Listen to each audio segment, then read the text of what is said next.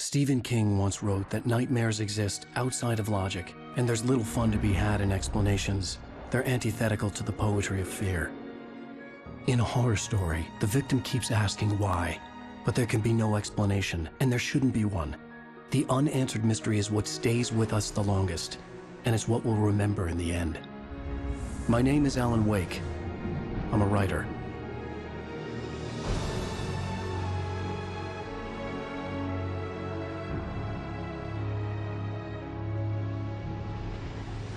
I've always had a vivid imagination, but this dream unsettled me. It was wild and dark and weird, even by my standards. So yes, it began with a dream. Following a typical nightmare pattern, I was late, desperately trying to reach my destination, a lighthouse. For some urgent reason, I couldn't remember. I'd been driving too fast down a coastal road to get there.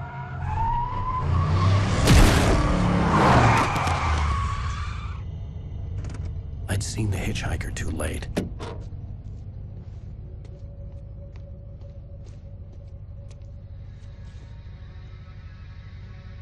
He was dead.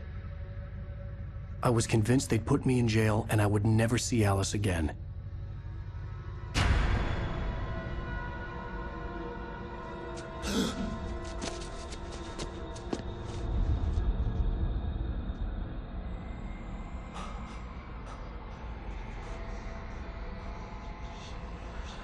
Suddenly, his body was gone. I was in shock from the crash. I could hardly stay on my feet.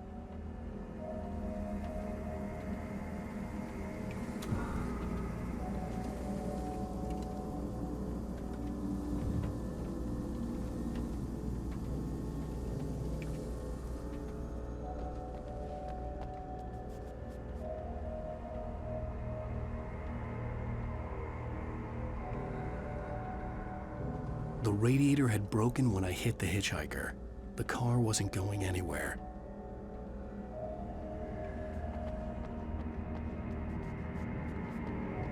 I had to go to the lighthouse. I knew there was something important waiting for me there.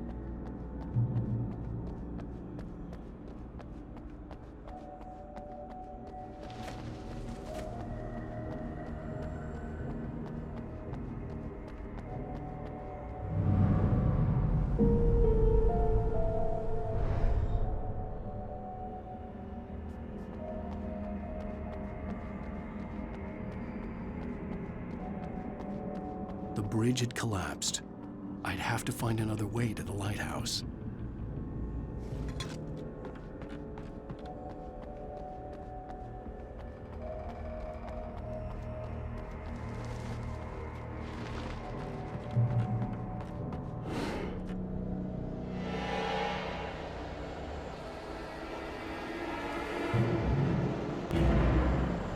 You don't even recognize me, do you, Ryder? You think you're God? You think you could just make up stuff? Play with people's lives and kill them when you think it adds to the drama? You're in this story now, and I'll make you suffer. You're a joke. There wouldn't be a single readable sentence in your books if it wasn't for your editor. You'll never publish another one of your shitty stories, 'cause I'm gonna kill you. It's not like your stories are any good. Not like they have any artistic merit. You're a lousy writer. Cheap thrills and pretentious shit. That's all you're good for. Just look at me. Look at your work.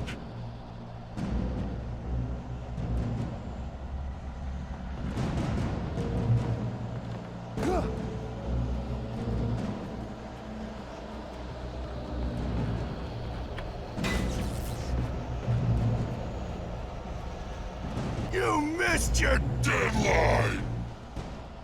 Damn.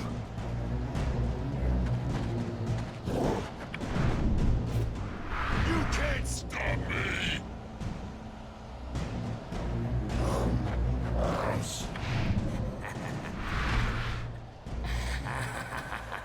I realized that the hitchhiker was a character from the story I'd been working on. How does it feel to die by the hands of your own creation?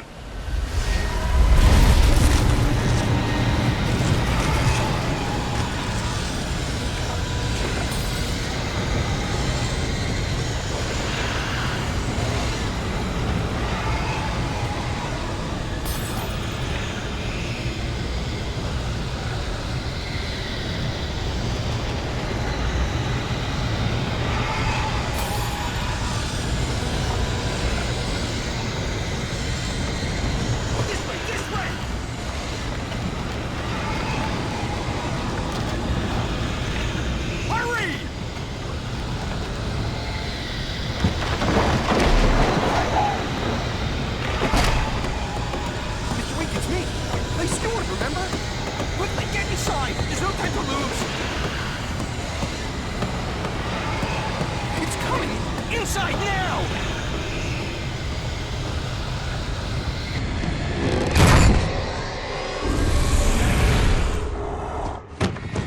Oh no! Stop! No! Damn it, die! No! No! No!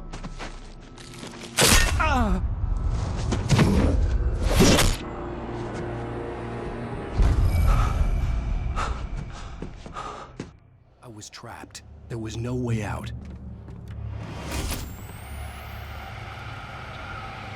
Die, die, die, die, die, die, die, die.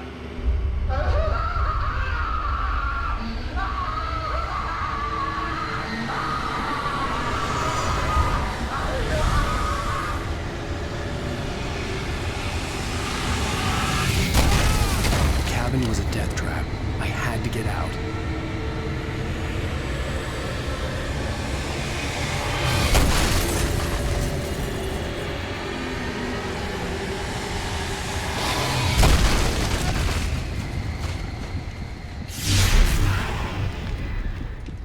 Follow the light.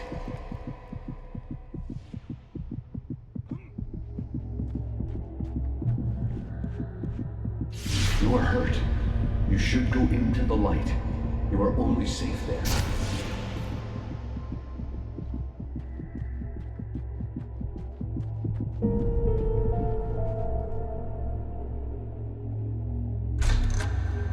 Well done. I have something important to tell you. It goes like this. For he did not know that beyond the lake he called home lies a deeper, darker ocean green, where waves are both wilder and more serene. To its ports I've been. To its ports I've been. Do you understand? No. Follow my light.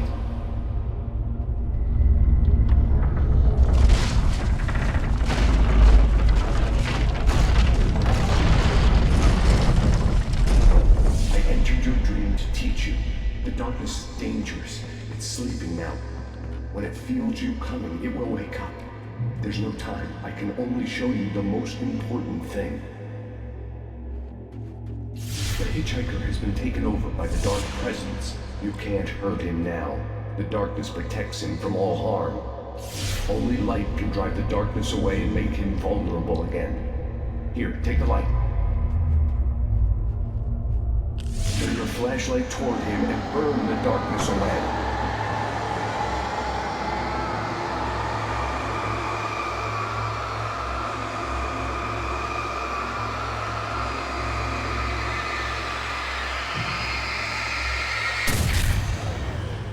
You did it.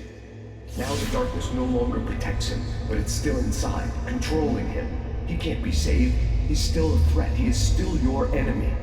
Here, take the gun. Now you'll die.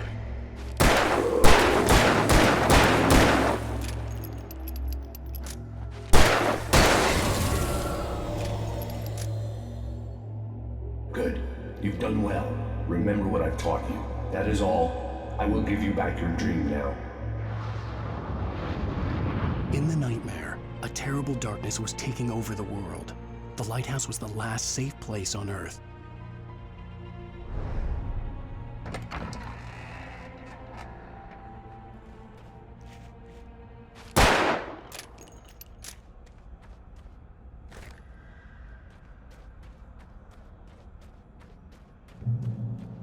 You made me this way, and now I'm gonna kill you.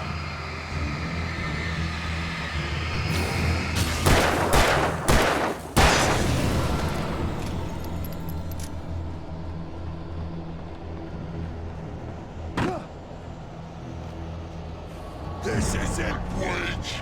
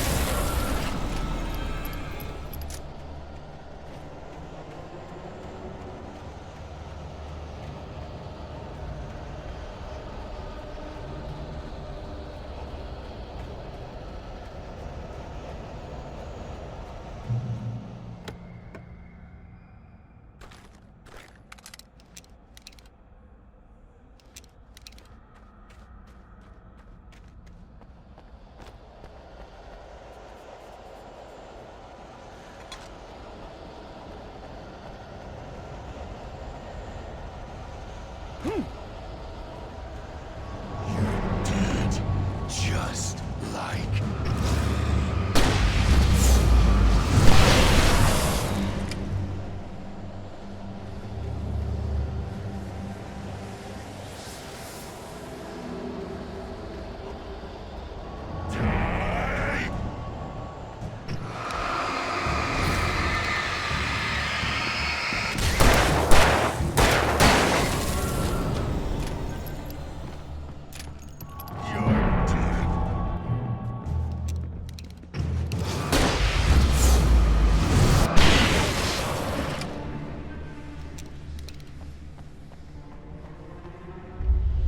I can keep this up forever!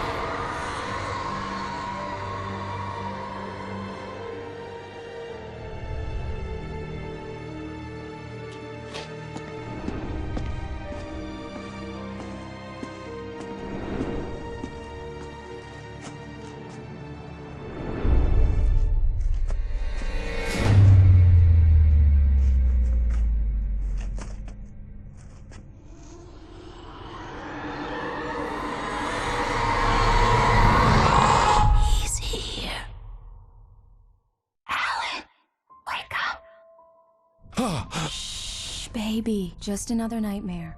Everything's fine. You dozed off. Right. Anything more than dozed off would be news for everyone. Cheer up, handsome. We're here.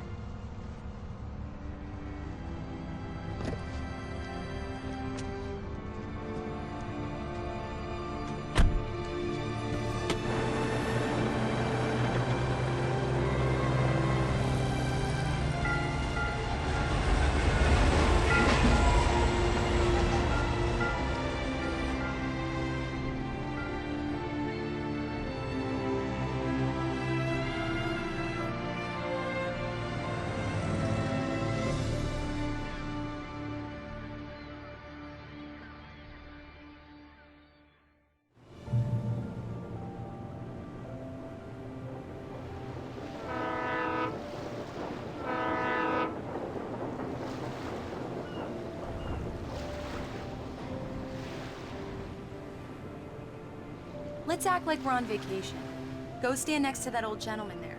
I want a shot of you with the town in the background. Sure. I'll even give you a title for the shot. A city boy, moments before he got eaten by a bear.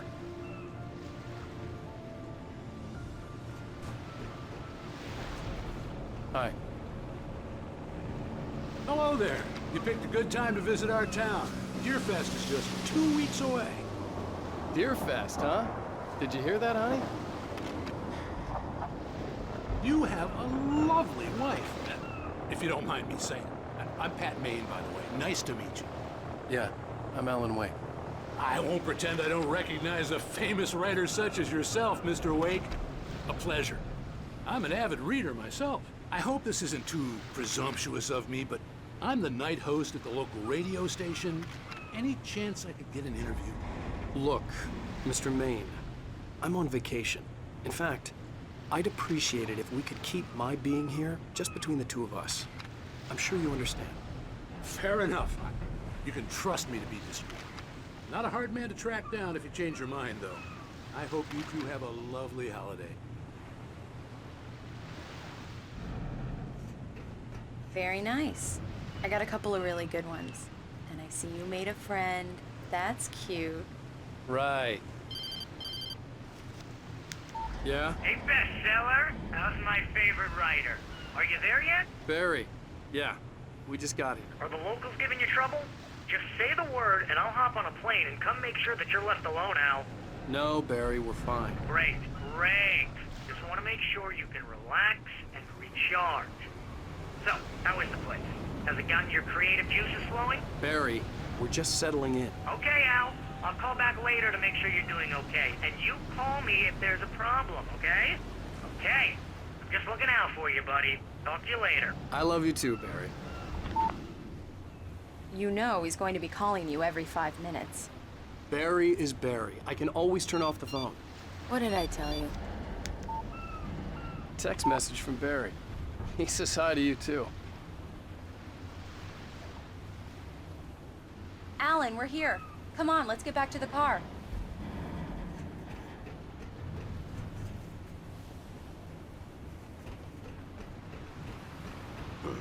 Damn yuppies.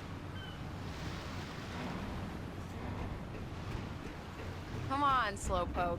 You get the full service here. I've made all the arrangements. I drive the car. I'll even carry the bags. All you have to do is drag your cute butt into the car and enjoy the ride. Yeah, sounds like you've got a lazy bastard for a husband. Yeah, but I got a thing for him. Come on, you lazy bastard. Let's go.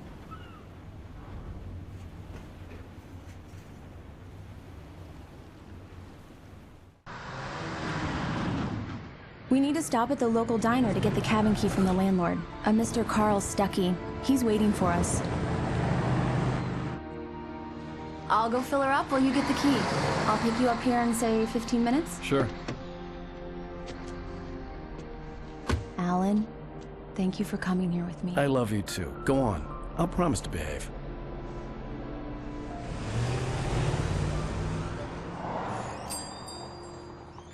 I'd forgotten there were still places like this. Towns where everybody knew everybody. Welcome to the Oh Dear Diner. Hi, I was wondering if you could help me. I'm looking for... Mr. Wake. Alan Wake. Oh, God! I am your biggest fan. I know people say that all the time, but I really am. I'm glad to hear that. Rose. Rose, I'm looking for Mr. Stuckey. Carl Stuckey? Carl? Oh, of course, Mr. Wake. He must have gone to visit the restroom. He'll be back in a moment. I can't believe it. I've got all your books. I got the cutout from the bookstore when they took it out of the window.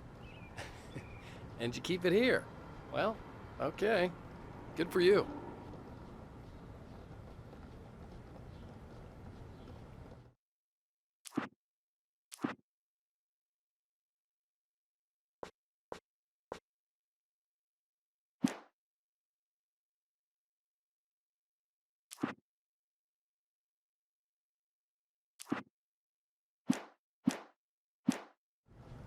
Try the coffee.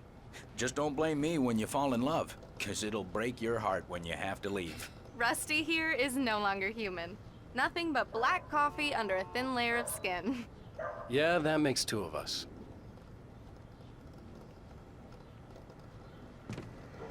Are you staying long, Mr. Wake? I can't believe it. I'm having a conversation with Alan Wake.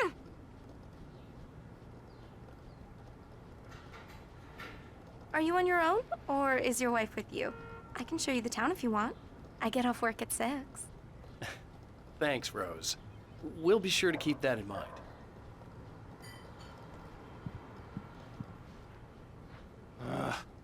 Right. So much for a quiet vacation.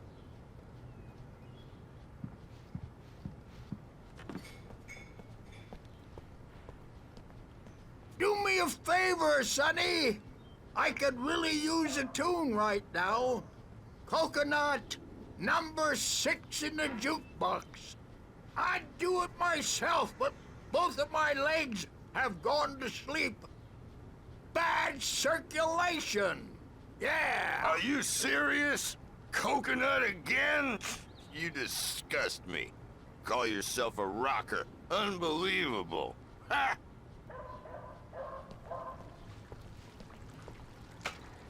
You put the lime in the coconut. Drink them both up. Just because we're brothers, don't think I won't murder you in It does your that. sleep. Get stuck. Yeah, you need to give it a good solid whack. Yes, that's my favorite tune. Coconut. Now that's what I'm talking about. Yes. This is it. I've died and gone to hell.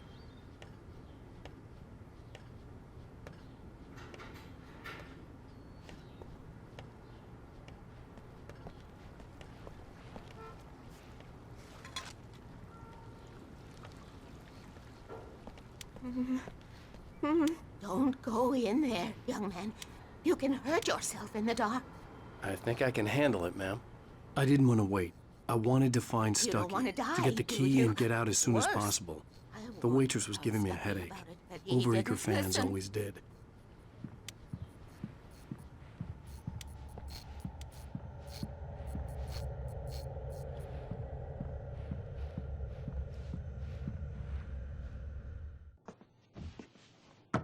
Hello? Mr. Stucky? Carl couldn't make it. Unfortunately, he was taken ill. But I have the key for you and instructions on how to get to the lake. Okay. I wish you a good stay in my cabin. I'll come by later to check how you've settled in. And to meet your wife.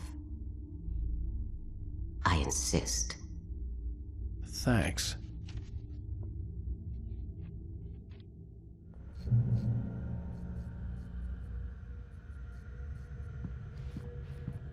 Cauldron Lake is a special place. Very inspiring.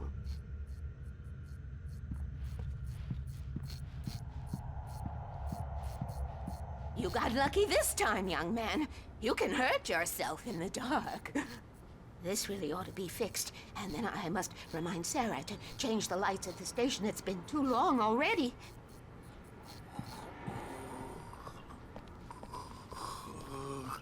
Even that sounds better than your singing. Are you alright? Splendid, splendid. Damn hernia. It swells up like a balloon if I lift anything heavier than a spoon. Yeah, splendid, splendid. It's been a long time, Tom. Good to see you. Hey, you wouldn't happen to have a bottle on you, would you, Tom? I wish. The Andersons, they're, local musicians. We're waiting for Dr. Hartman to come pick them up. They wandered off from his clinic at the Cauldron Lake Lodge.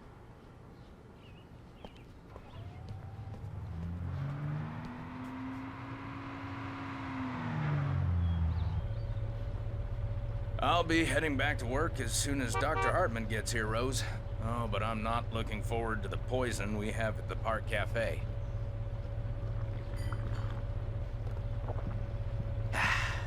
Bye, Mr. Wake.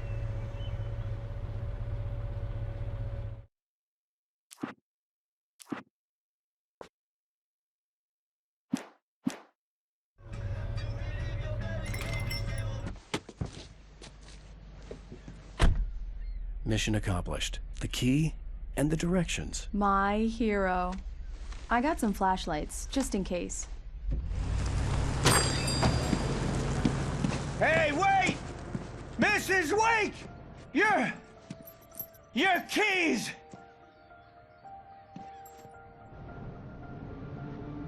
That diner was a real nut house.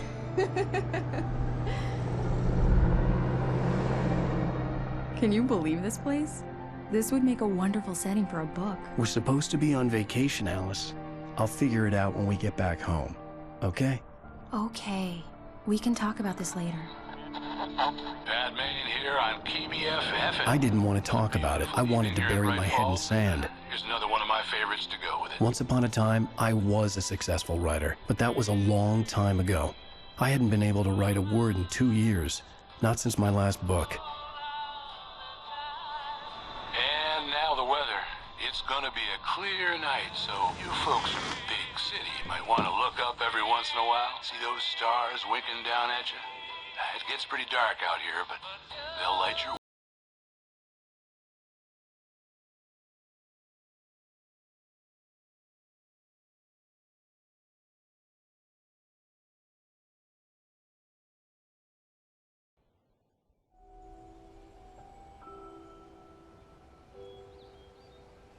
Wow. It's gorgeous, Alan. It's something, all right. Don't worry, honey. I'll get you inside safe and sound before it gets dark. And I've got the flashlight. I know. I'm okay. Alice had a phobia. The fear of darkness. I wanted to make sure we were inside with the lights on before sunset.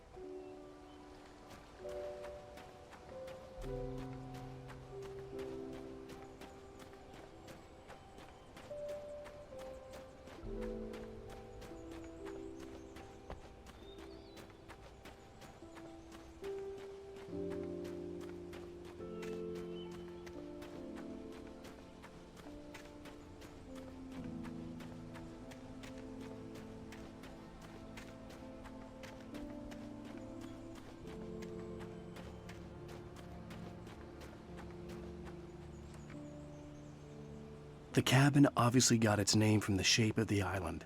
It looked like a giant bird leg. Alice had mentioned that the lake was a caldera. There was a dormant volcano under it.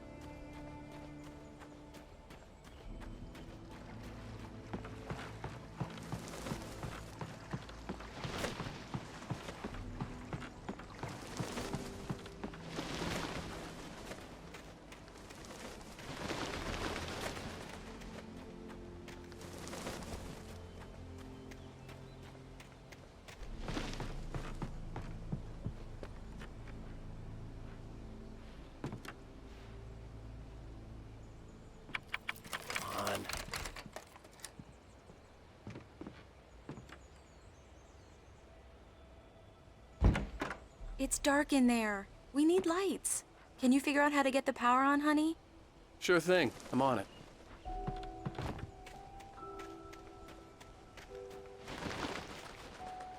The island had once been the site for a love story. Maybe it would be that again.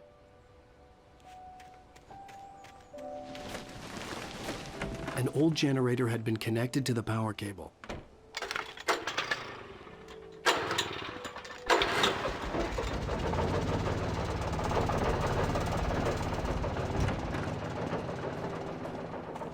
The lights are on! Good work, honey. I'll freshen up a bit and start settling in. Okay, I'll look around a bit. Sure thing! Have fun!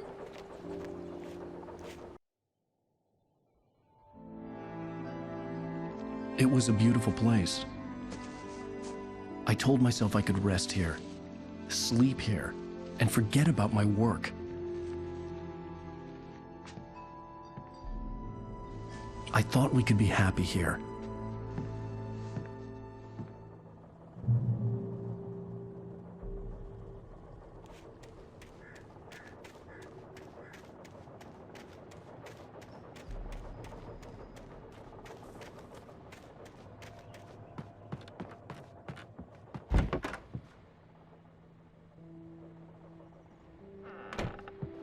Alice? Honey? A shoebox filled with books by Thomas Zane sat on the shelf. I'd never heard of him before.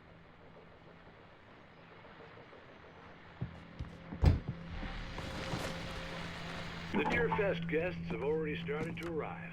Just ran into one on the ferry. A famous artist, no less, but we'll see if we can rope him into an interview later on. Now, let's go to the phones. Caller, you're on KBF-FM. Hi, Pat. It's Rose. Why, hello, Rose. What's on your mind? I know who that famous artist was. It was Alan Wake, wasn't it? He's my favorite writer. Well, Rose, I just saw him at the diner. Oh, I am so excited he's here. I'm sure he's glad to be here, too. Well, folks, I guess the secret's out. This is Pat Maine on KBF-FM. And now, some music. Great. So much for keeping a low profile. The old door had played a trick on me. Alice wouldn't have come out in the dark.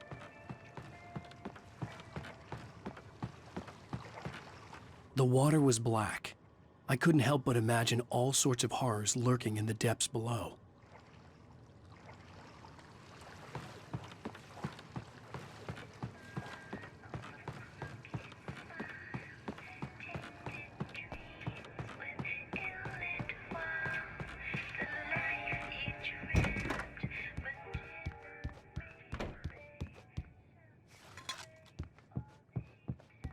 Alan, I'm upstairs. I have a surprise for you. Well, hello there. I'm not the surprise. It's in the study. Go take a look. Okay.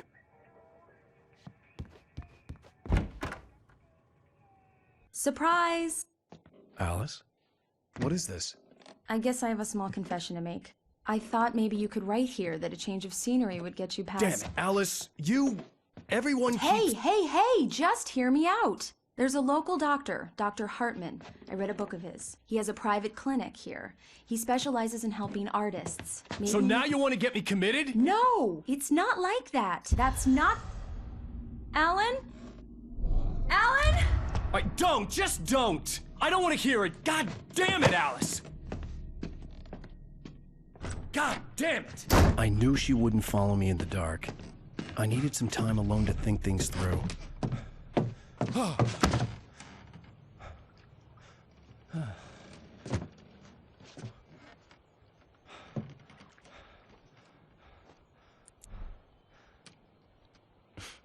Damn it.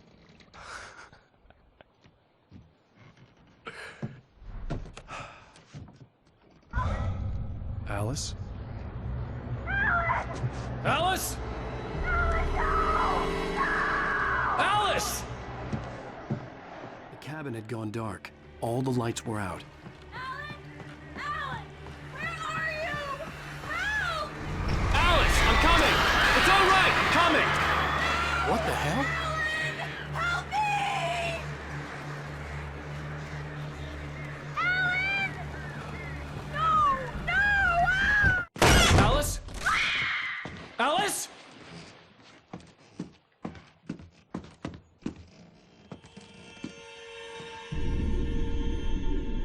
Oh no!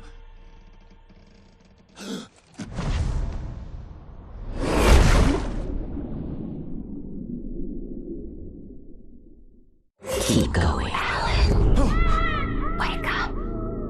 Alice?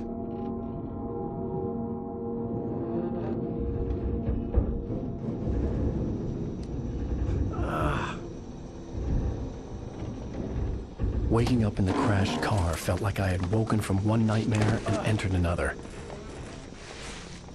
I couldn't remember how I got there. All I knew was that something terrible had happened to Alice. The phone was dead.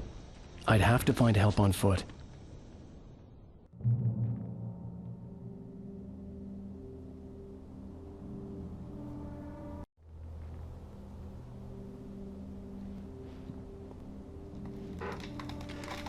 Among Alice's things was a book, The Creator's Dilemma, by a Dr. Emil Hartmann. Seeing the book brought back my fight with Alice. I didn't like it, and I didn't like the guy's smug face on the cover either.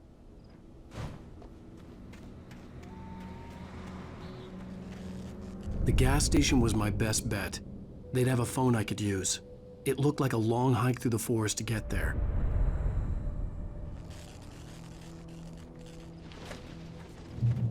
Damn.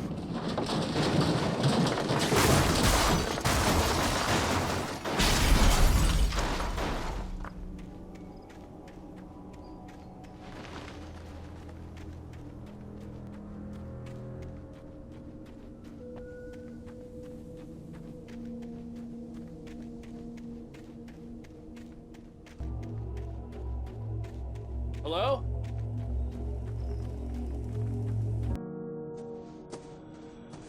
Hello? Is someone there?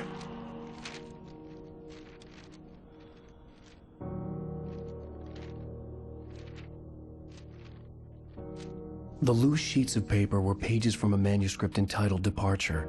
That was the name I planned to use for the next novel I had never gotten started. I was named the author. I hadn't written it. I couldn't remember writing it. In the scene on the page, the hero was attacked by an axe murderer in the woods at night.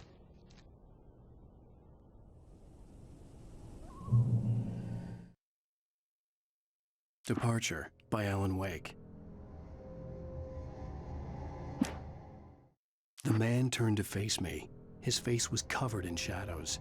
It was hard to make him out in the darkness of the forest that surrounded us, but the axe he lifted was plain to see. It glistened with the blood of his victim. He grinned madly. The shadows were alive, distorting his features. It was a scene from a nightmare, but I was awake.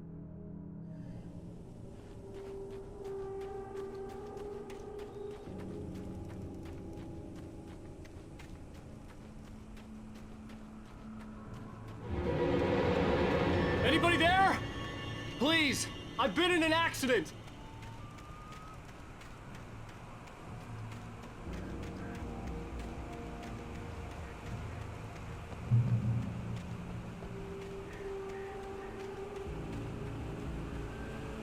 The lights up ahead were a good sign.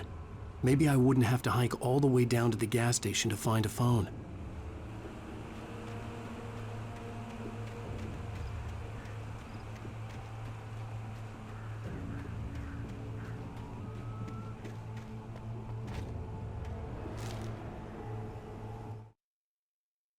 Barry took another sip of the heavenly coffee. He grinned at Rose. Surely this was love. Rose gushed on breathlessly. The new one will be a masterpiece, I know it. You must tell him not to listen to the trolls in the forums saying Departure will never get finished. He should take his time and make it perfect. I can wait.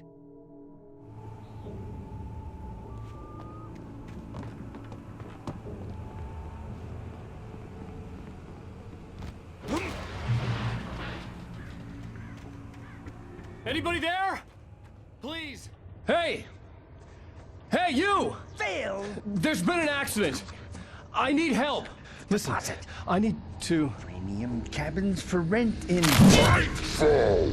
Oh, hell.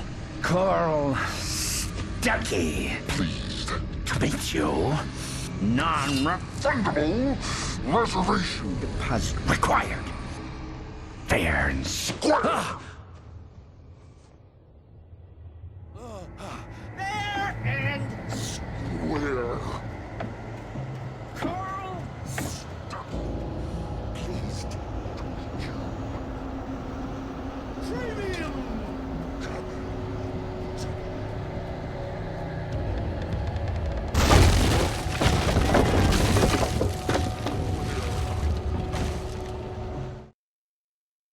The Taken stood before me. It was impossible to focus on it, as if it stood in a blind spot caused by a brain tumor and eye disease.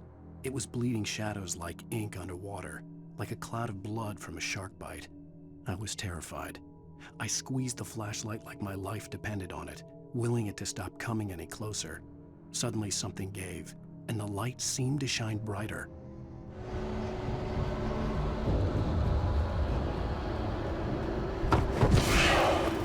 In Nightfall.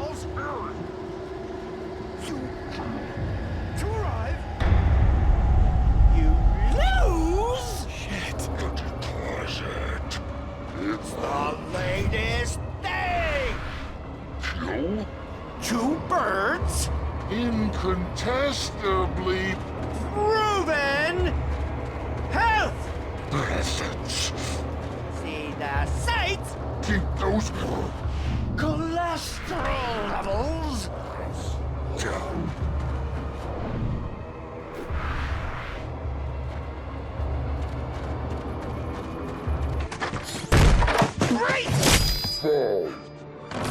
I had to figure a way out of this. Any second now, and Stucky would be knocking on the door with his axe like Nicholson in The Shining.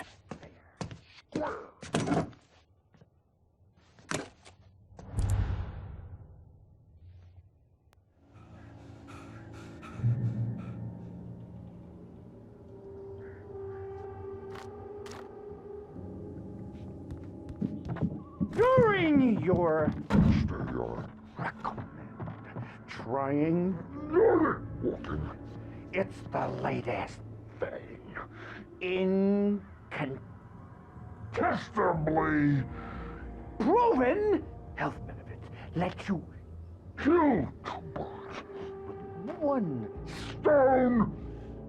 You can see the sights and keep those cholesterol levels down at the same time. Yes. Bright Falls Sheriff Station. How may I... Hello? Hello?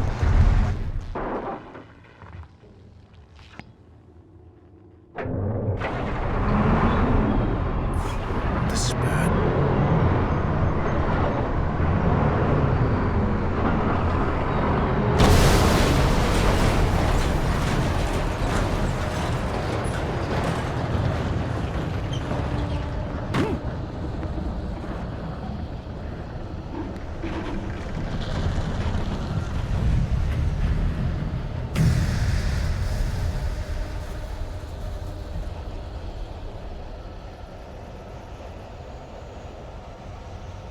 The bulldozer had gone over the cliff with the office. I hoped Stucky had suffered the same fate, but I wasn't planning on staying to find out.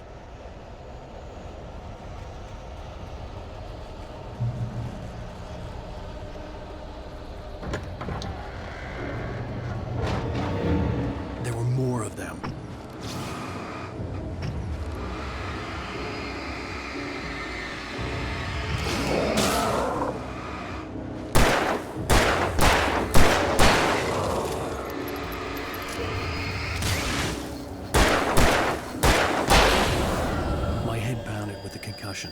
I'd never fired a gun outside a shooting range, and now I just killed someone.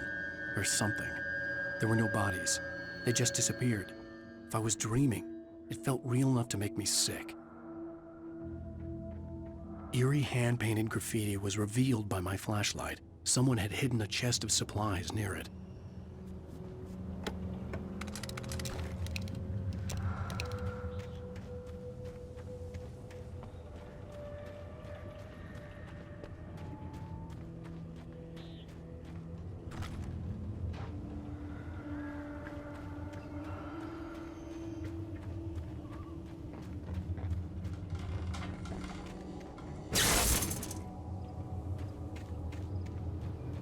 The dark forest was the last place I wanted to go, but I had no choice. I had to get to the gas station.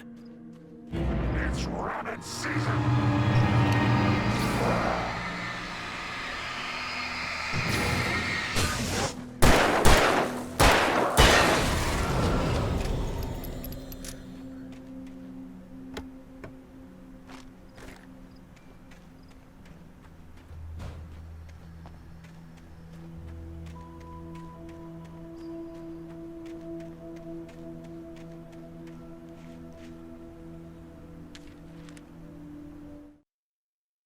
Rose knew she had been gushing, but right now, she didn't care. As far as she was concerned, her brief meeting with Alan Wake was literally the high point of her life. She watched as he got in the car with his wife. She was pretty, confident, at ease with Wake. Not like Rose. They were perfect for each other. She'd have given anything to be called their friend.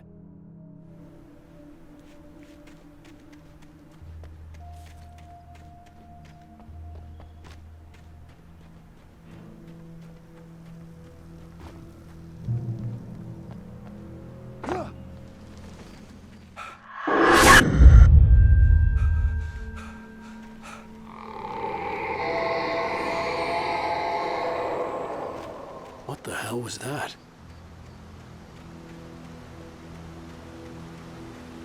When I saw the river below, something uncoiled itself inside my head.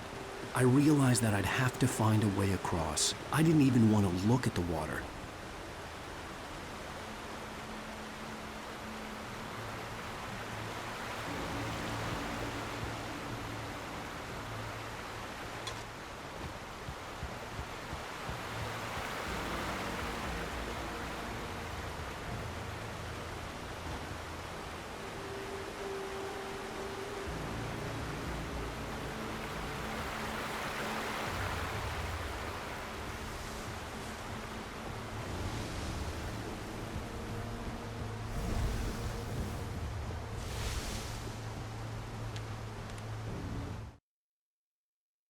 Barry Wheeler was bouncing off the walls. He jumped on a plane after his calls were ignored by both Al and Alice for several days. It could mean that they were both on a second honeymoon, but Barry didn't buy it. Al had been way too unstable for that, not sleeping, messed up. Barry had years of experience dealing with Alan Wake, and he couldn't ignore it. Something was wrong.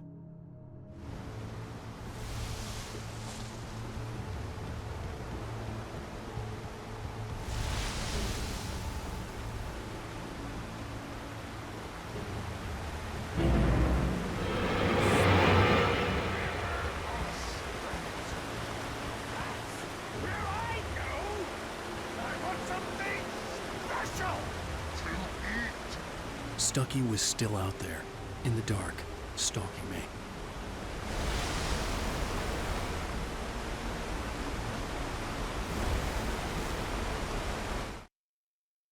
For a long time, the dark presence had been weak, sleeping. Nothing but a half-forgotten nightmare or a shadowy flicker in the corner of an eye in the forest at night. Not real enough to properly exist, and yet too evocative to fade away completely. Now it was waking up. The rider like a fly caught in a spider's web, each jerk and kick vibrating the strands that led deep into its lair. It was aware of him now, and it could use him. All he'd need was a little incentive.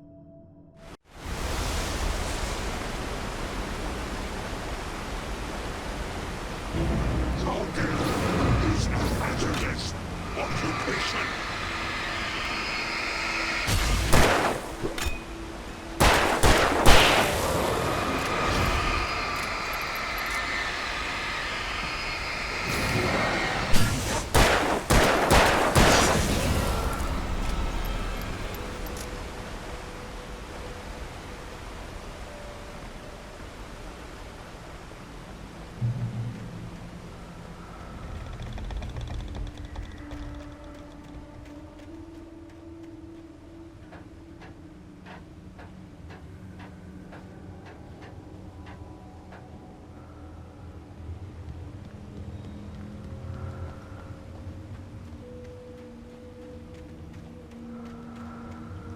Taken. They're taken.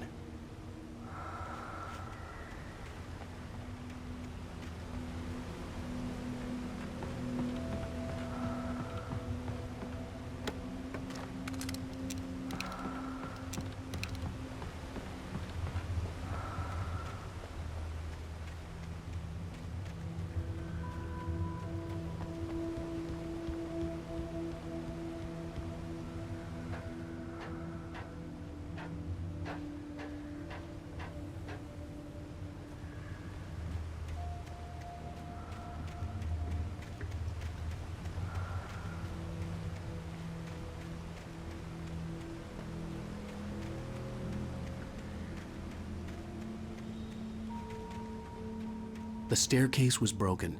I had to make my way up some other way.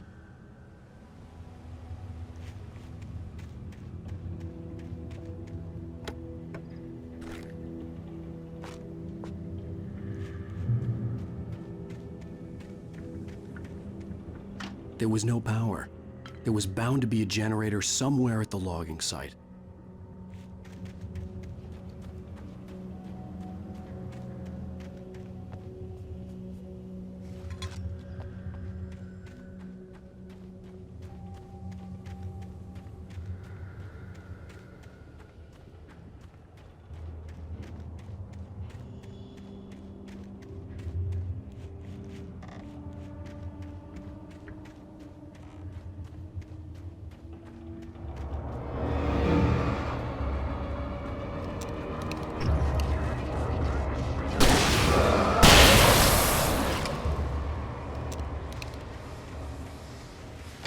With all this forestry equipment around, there had to be something I could use to reach the top.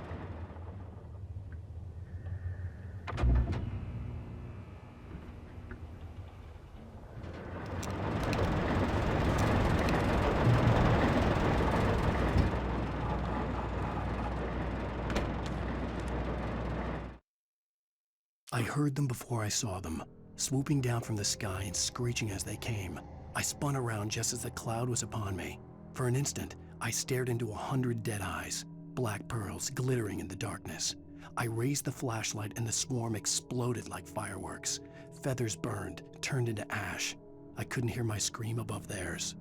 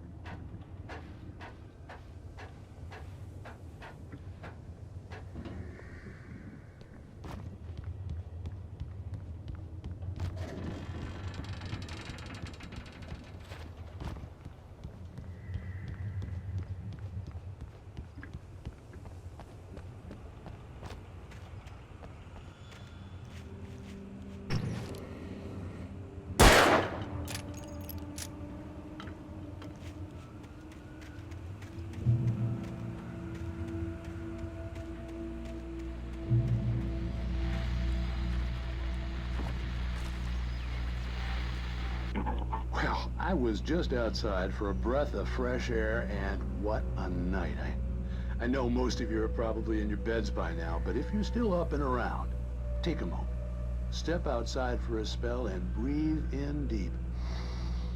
The weather is absolutely still. The sky is crystal clear. It's like the forest is quietly breathing along with you.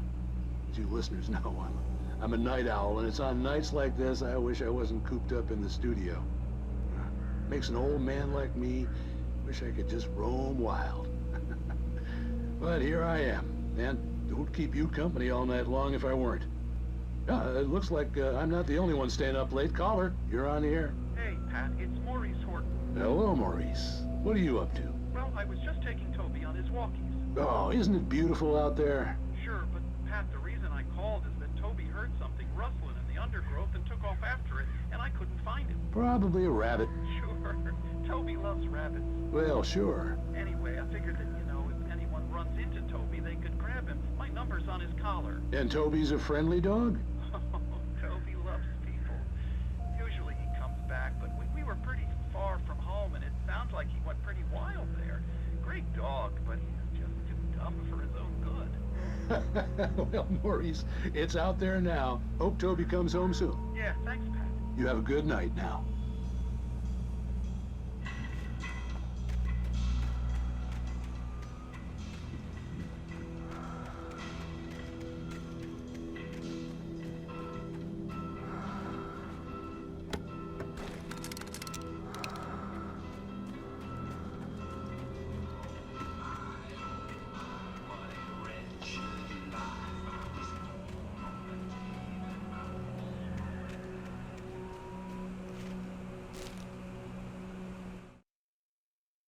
At first, I kept finding the pages as if by accident.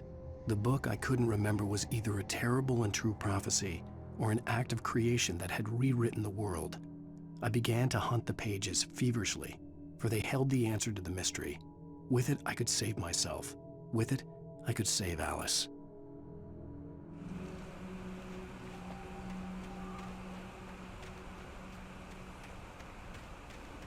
The gas station was closer now, its light welcoming in the darkness. Paul makes the best dogs in the state. Belly Burster is the best with no contest. Monster Dog is second best. The famous dog is...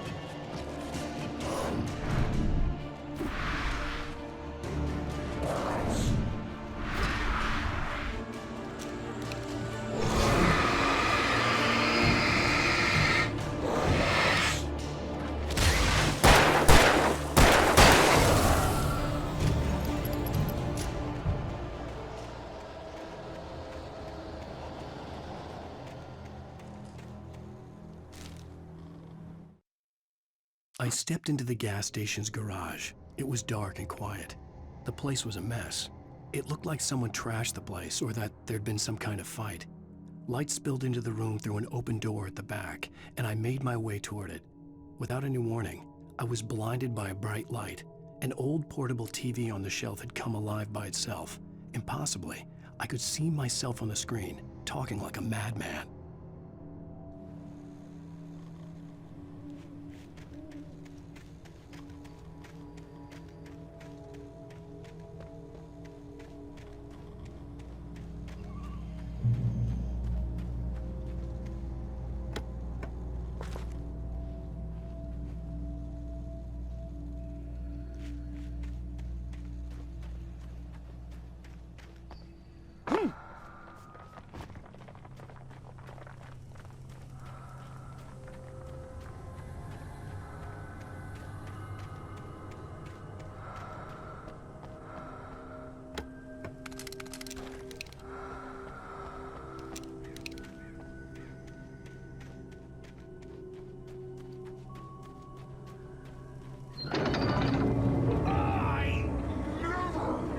Salad, though. A man like me needs a hefty meal to get through the day.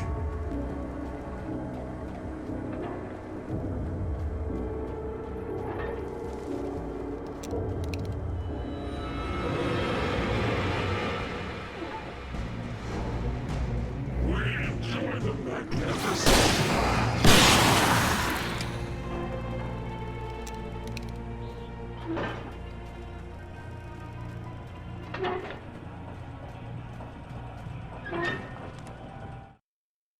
The cabin on Cauldron Lake?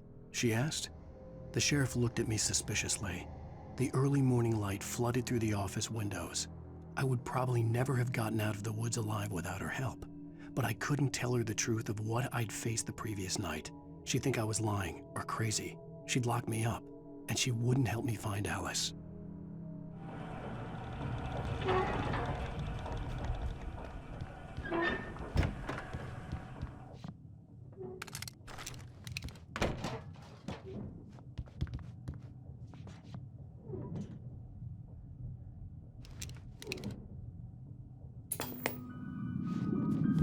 Science.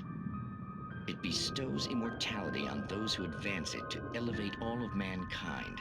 Newton, Einstein, Sagan, princes among men. But the price for such a legacy is steep indeed. In Night Springs. Tonight's episode, a quantum suicide. If our lives are already written, it would take a courageous man to change the script. Having called a press conference, Dr. Barclay Colvin is about to demonstrate that very courage. Ladies and gentlemen of the press, I am Dr. Barclay Colvin, and I'm glad so many of you could join me here at the Moorcock Institute. Tonight, I'm going to give a practical demonstration of the many worlds interpretation. As you can see, this is a loaded 9mm pistol. It shall be part of a thought experiment. And now, a real experiment, known as a quantum suicide. Did he say suicide? Is that a real gun? He's kidding, right? Please, stay calm. There is no risk. Observe what occurs when I place the weapon against my own forehead. Now, you might think this round is merely a dud. Not so. Observe the flower pot. And yet, I myself cannot be harmed with this gun. With each pull of the trigger, two new realities branch off. One in which the weapon didn't fire, and one where it did. With my machine here, I have ensured that this reality is always the former. I have bestowed upon myself quantum immortality. Under no circumstances can this gun kill me. So wait. What you're saying is that every time you pull the trigger, in another reality, you die? Yes, of course, but that's completely trivial. There's an infinite number of things that could happen at any moment. moment, and they always do happen somewhere. The point is, this one thing did not happen here. You're insane, Colvin. Insane? Insane? Hey, was this thing supposed to be plugged in? I stumbled on it. You fools! Gaze upon quantum immortality.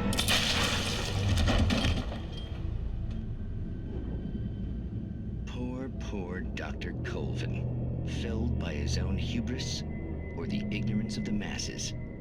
Perhaps he should have left the crate unopened, the decaying atom unobserved. Curiosity often kills the cat. Night Springs.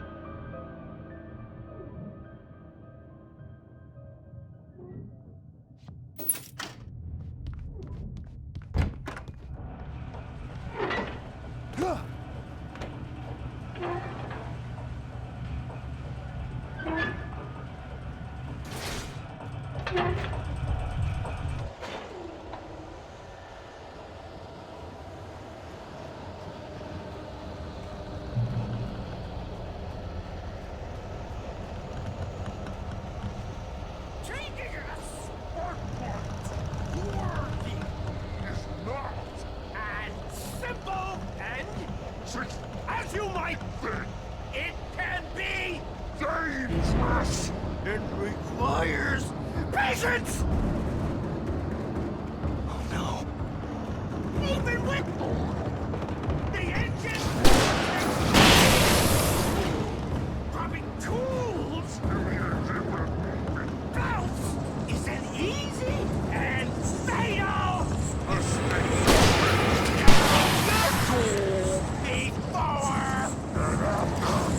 Misplaced tools, forgotten needs, engine has destroyed that red car!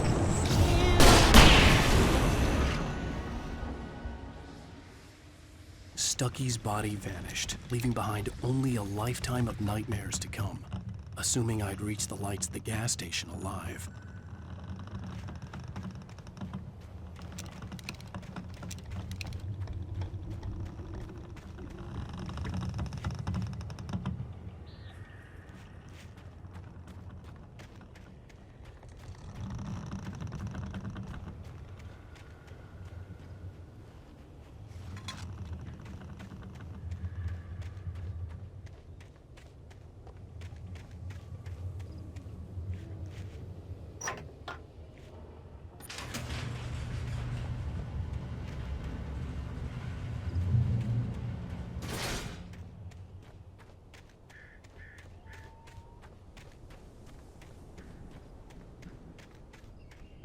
I recognized the parade float I had seen in Bright Falls when I first arrived with Alice.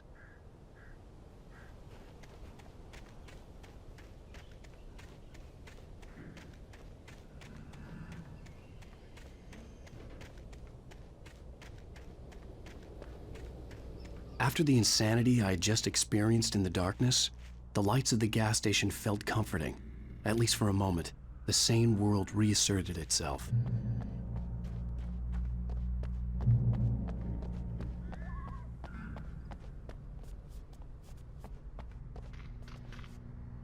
The Deer Fest had been 2 weeks away when we arrived. If the day count on the banner was right, I was missing a whole week between the night we got here and now.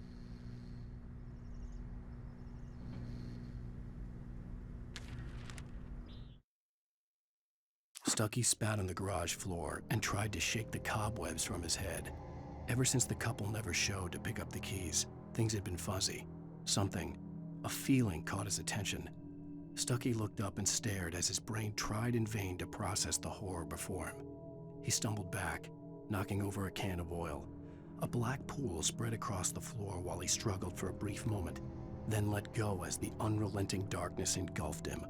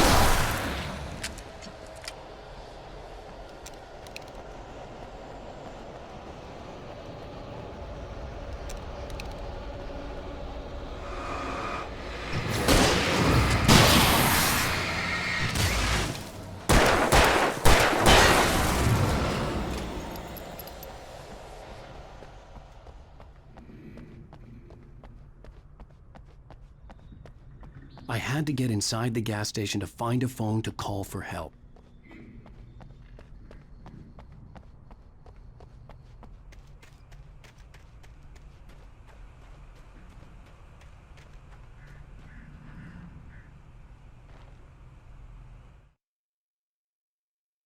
Toby knew the smell.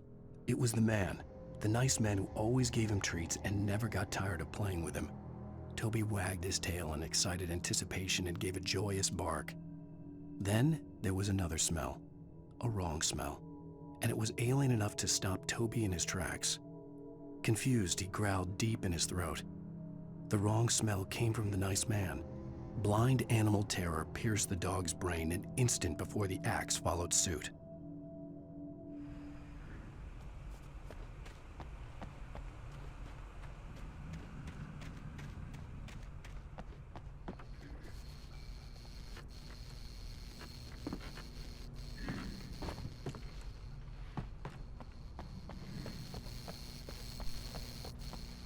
The garage was a mess. It looked like someone had trashed the place, or that there'd been some kind of fight. I'll write. I'll keep writing.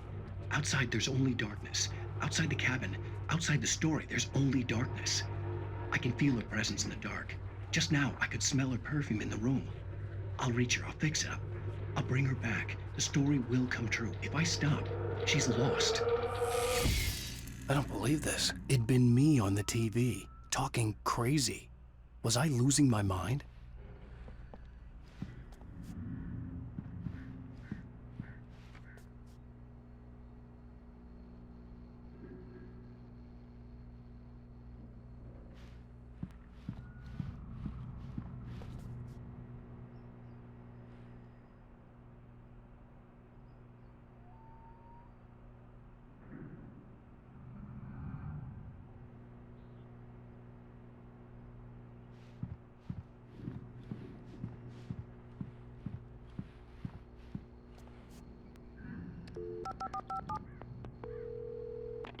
Bright Falls Sheriff Station.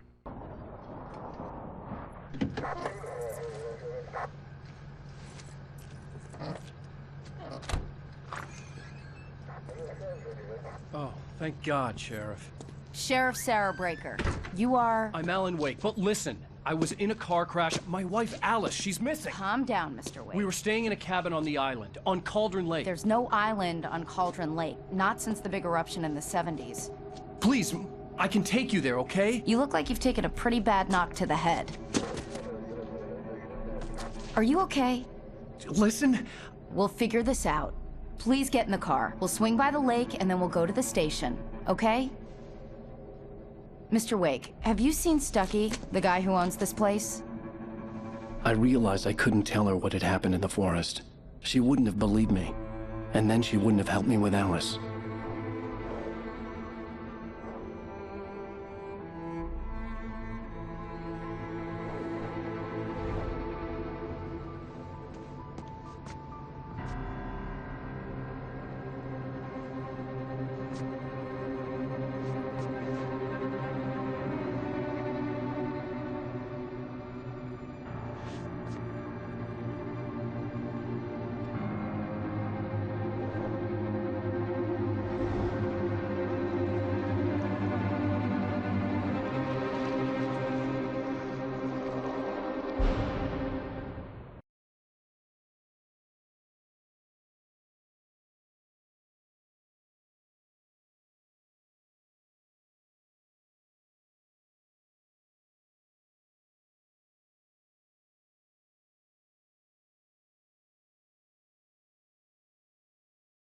Previously on Alan Wake. I came to Bright Falls with my wife, Alice. Thank you for coming here with me. I thought maybe you could write here. I don't want to hear it! God damn it, Alice! Now, she's missing. Alice? Alice? I woke up behind the wheel of a crashed car. I'm missing a week. I was attacked by shadowy men straight from a nightmare. The sheriff took me to the lake Alice and I had stayed at. But the cabin had disappeared.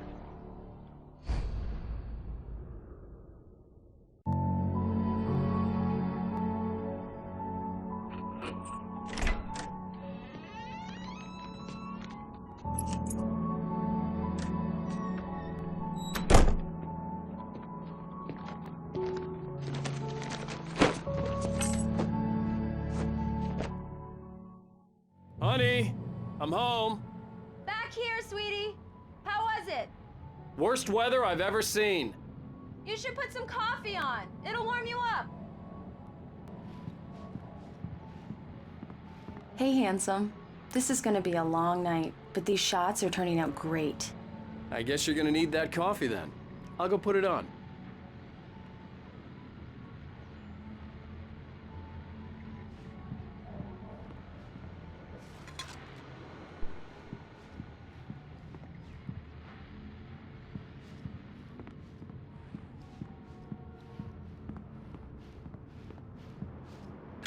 Coffee's on. Great, thanks. I'll need it if I'm gonna finish this by tomorrow. Oh, hey, I just finished those cover mock-ups. They're on your desk. Tell me what you think. No kidding. I didn't think you'd get them done this quickly. On occasion, I can perform all sorts of miracles, my dear. Oh, really? Well, you seemed to think so last night.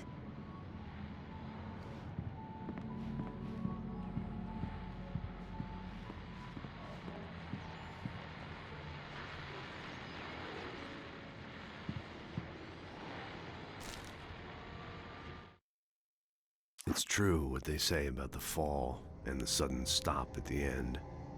I'd lain here in the snow while the lurid chain of scenes that had led me here kept playing in my head. A rerun of my own private snuff movie. A memory of my corpse. Alone at my own wake. Thinking in metaphors again. The femme fatale was gone. Only a sour taste remained of the kiss that killed me. This was a late goodbye. 13 years after I'd gotten my revenge, it had finally caught up with me.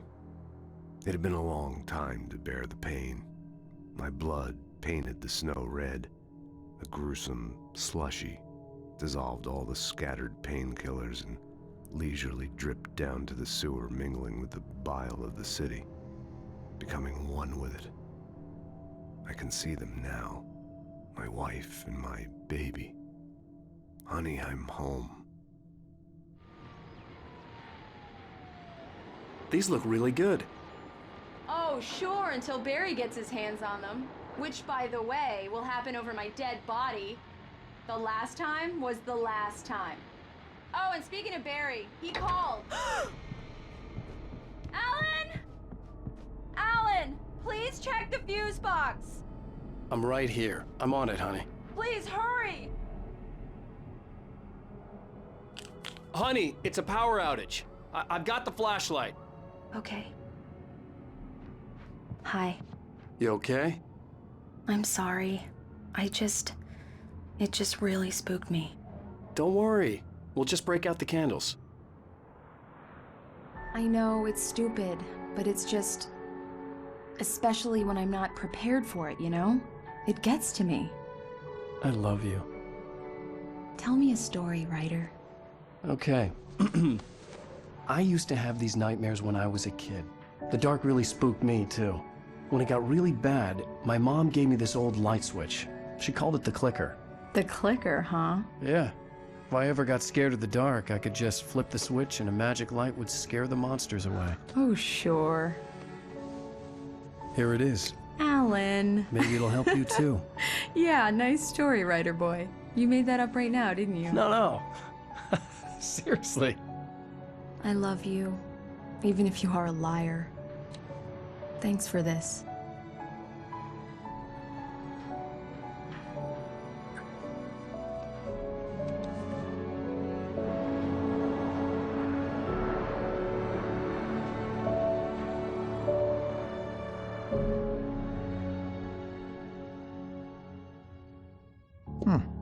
How do you feel, Mr. Wake? Any nausea, disorientation, anything like that?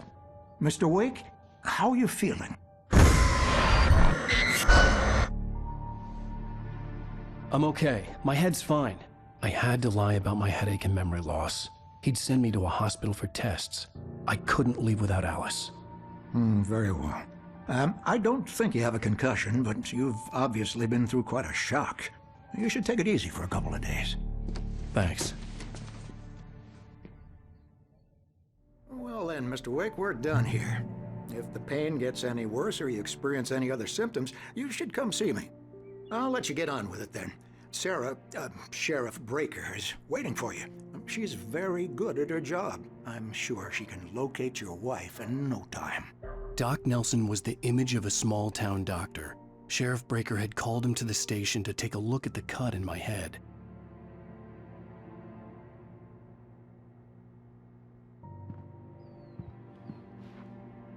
I'm sorry you had to cut your morning fishing short for this, Doc.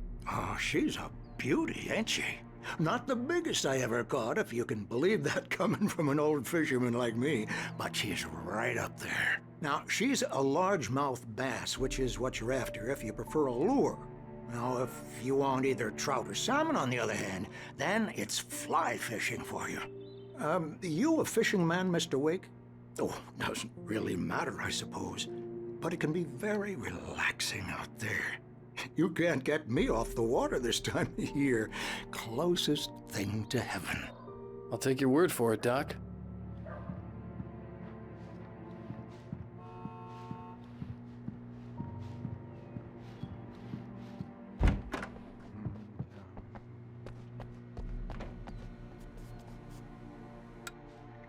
Thank you for testing the lights, Miss Weaver. Everything seems to be fine. I don't have the luxury of being complacent, Deputy Grant. The bulbs will need changing soon. You can't change them in the dark. I'll be sure to take care of it, Miss Weaver. Have a nice day now.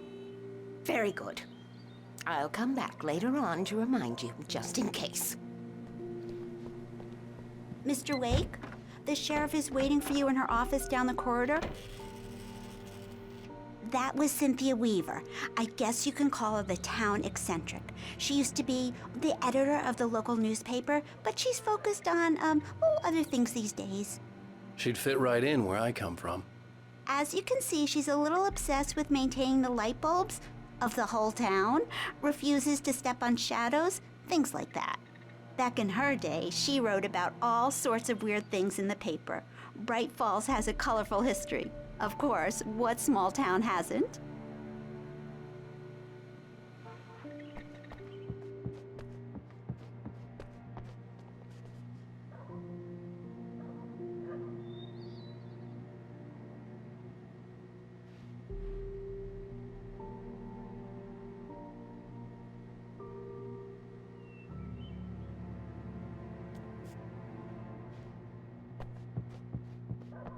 The sheriff wants to see you in her office, Mr. Wake.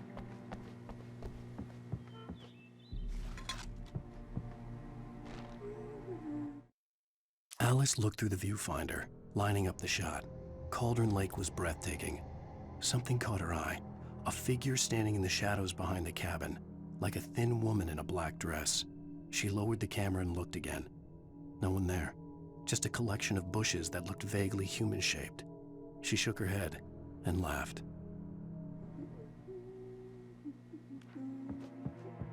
Yeah, it's Mulligan here.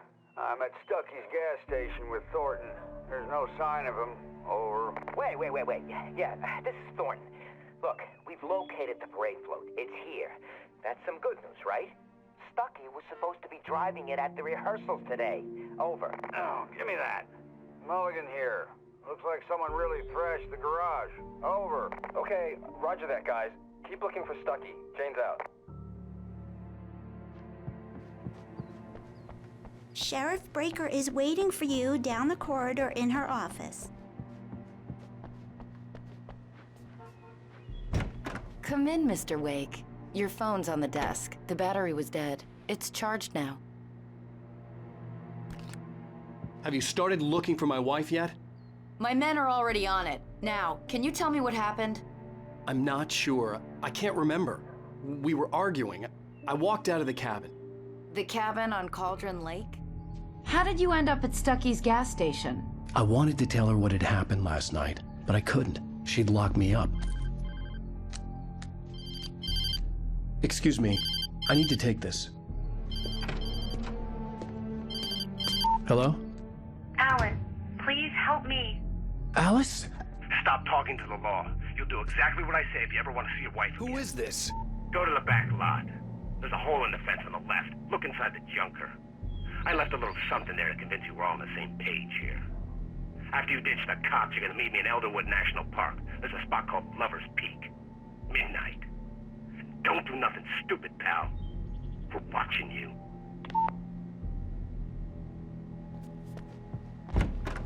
I need some fresh air. Can I go out? In the back, maybe? Of course, Mr. Wake. I understand. You can get there through the cells. Deputy Grant can show you the way. I'm sorry. All of this, it's just a lot to take in. Take your time, Mr. Wake. I understand. Can I ask you what the call was about, Mr. Wake? It's personal. Well, we are looking for your wife, and I'm going to need your cooperation if I'm going to help you. I need a moment, after I get some fresh air. Okay. You can find me here. We'll talk when you feel up to it.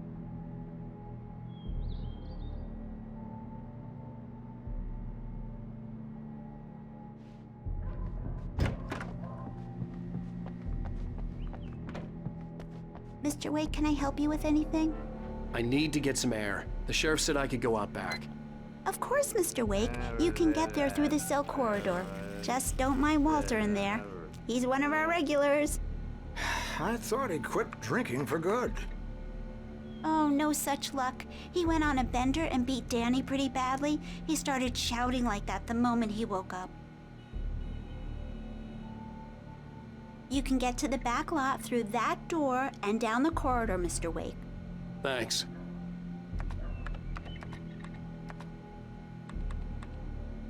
The parking lot is through that door and down the corridor. Pay no attention to Walter Snyder on your way. Okay. Hey, mister! Hey, can you turn the lights on? The deputies, they don't understand. They won't listen to me. I need it to be bright in here. Thank you, man, thank you. Hey, you're all right. You're a good guy. Don't let anybody tell you different. You know, I shouldn't even be in here. The cops, they got it all wrong. See, sure, I beat him up, but I wasn't drunk. I mean, I wasn't drunk at the time. I only got drunk afterward. Okay, listen, you gotta listen carefully now. Here's the kicker. That wasn't Danny. No, sir. It only looked like him. You wanna know who it really was? I'll tell you who it really was. It was a goddamn space alien!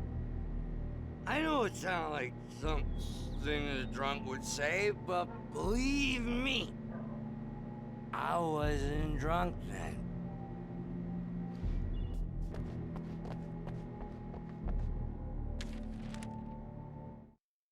In spite of its human mask, to describe the dark presence as intelligent would have implied human qualities on something decidedly inhuman.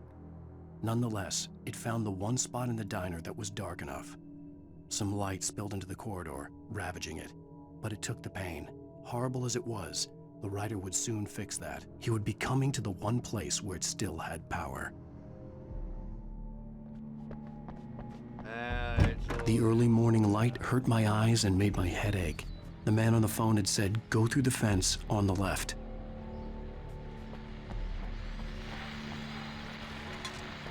Well, folks, it's been another long night, and it's about time for me to sign off for a while. God knows I need my beauty sleep. Just one more item before I go. It's been a busy night for the Sheriff's Department. We've had a few broken windows, even a report of shots fired on Main Street.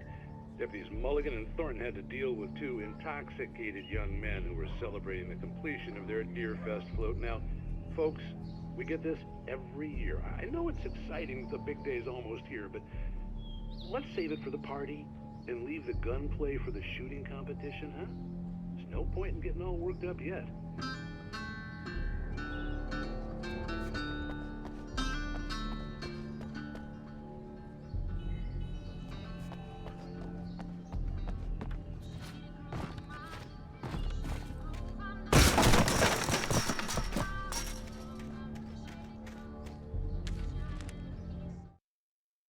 kidnapper fired his gun one last time, and the shadow vanished into the darkness it had come from. See? Nothing to it, Wake. The thought of Alice in his hands was revolting.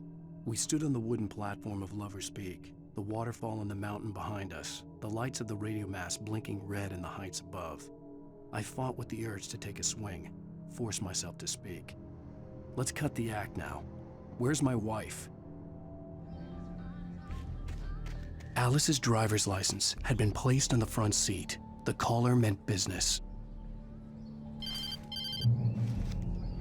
Barry? Ow! Ow! Thank God! Where the hell have you been? I've been trying to reach you for a week, you and Alice.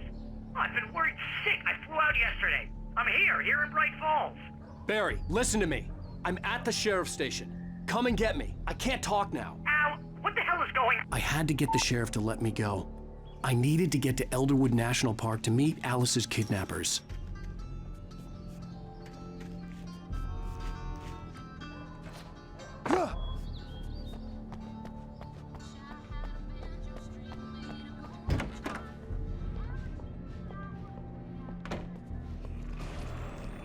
A writer is a light that reveals the world of his story from darkness, shapes it from nothingness. The way a sculptor carves a statue from a block of granite. If I stop, the world I'm making dies. Darkness will reclaim it. It's a long, hard journey into the dark. Alice's life is at stake, but I can't think about that, or I'll lose it. The dread lingers at the edge of perception. I'll push on. Anything is possible here. I'll write the story. I'll save her. Marvelous, Sarah. I just wanted to settle all the damage the Anderson brothers might have inadvertently caused on their recent and regrettable little outing. They are not accountable for their actions, of course. I can assure you that my staff has been reprimanded. Tor and Odin never caused any trouble to anyone when they were still living at their farm. Indeed. All we can do is to slow down the progress of their dementia. Are you feeling any better, Mr. Wake? I'd like to leave. Am I free to go? Well, we still need to talk about... Am I under arrest? No, of course not.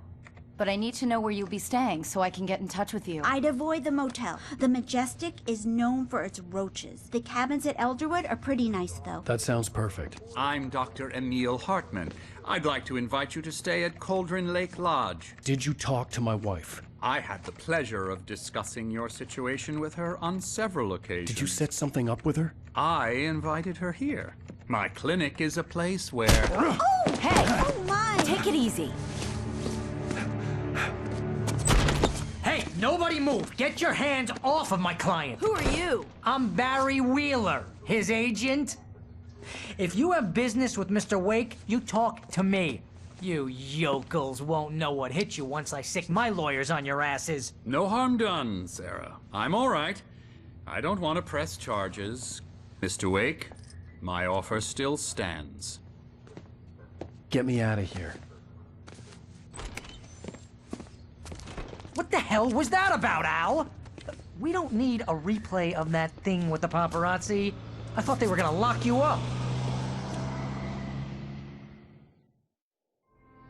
I had to talk to someone. I told Barry everything. He thought I was certifiable, but when he heard about the manuscript, I had him. The fact that I'd written something, even if I couldn't remember it, was enough for him. He smelled money. And he believed that Alice had been kidnapped. Anything beyond that was another story. I had a midnight appointment with the kidnapper in a place called Lover's Peak, somewhere in Elderwood National Park. The plan was to rent a cabin. I don't like it, Al. I don't like any of it. It's not good. In fact, it's the absolute opposite of good. Mr. Wake! Barry, you found him! Hi, Rose. Oh, wow. I was just thinking about you, too. Great. I was just bringing Rusty some coffee. He's on the balcony, looking after Max. Poor thing. I really need to go. Great to see you again, Mr. Wake. Later! Who's Max?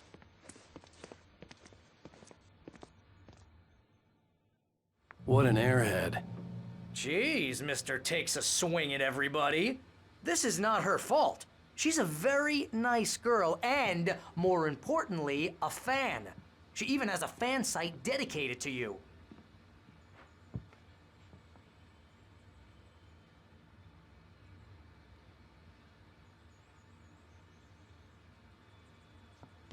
Seriously, Al, what you were saying in the car? Just listen to yourself. What, you shot a guy and his body just disappeared? When was the last time you slept? What, are you high? Have you been drinking? No! Look, Barry, I'm missing a week, and someone's got Alice. Do you and everything's understand what it sounds like when you say stuff like that? Don't get me wrong, it's a good story, could be a bestseller. But when you start confusing fiction with reality, you're buying yourself a ticket to the funny farm. All right, wait here.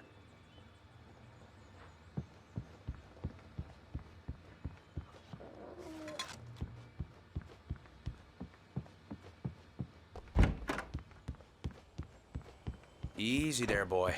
I'm almost done. Hey, Rusty, right? You rent cabins. Oh, Mr. Wake. I'd shake your hand, but mine are kind of full here. Actually, I'm sorry about this. Would you mind grabbing the registration form from the desk? It's just across from Bucktooth Charlie. Okay, sure. What happened? Crazy poachers.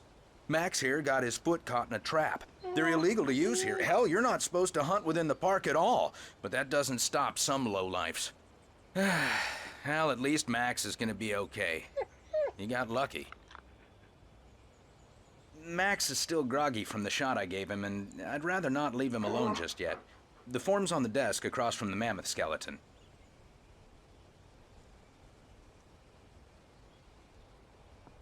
Okay, boy. We're almost done here. Seriously, Al, you can't just go and meet a kidnapper. Those situations always end up in disaster. You gotta talk to the cops.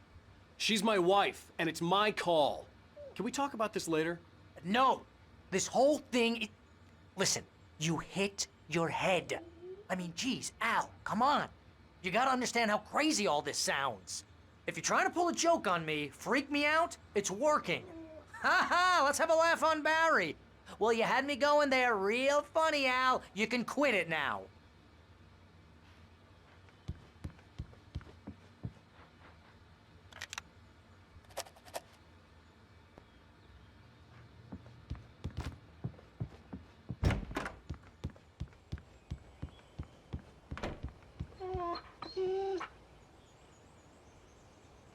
I think this is the form you wanted. And here are the keys. Okay, you're all set, Mr. Wake. Glad to have you staying here. Thanks. Can you tell me how to get to Lover's Peak? Oh, sure. It's at the end of the nature trail. Just follow the paths, you'll get to it eventually. It's an easy walk. Nice spot, too. If you have any trouble finding it, just keep your eyes on the radio mast. It's right below that. Oh, and hey, if you take a walk in the woods, watch your steps so you don't end up like Max. I guess I'm a little worried. We got a bunch of campers out there we haven't heard from. It's not like these people are on a schedule, but with the traps, well, you know. I just don't want any trouble. Right, thanks.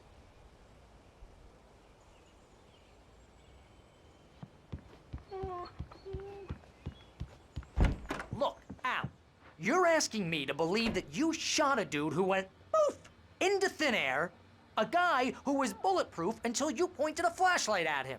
You hear that from people who end up spending time in padded rooms, strapped to their beds, wearing white shirts with too long tangled up sleeves, and eating a healthy diet of pills.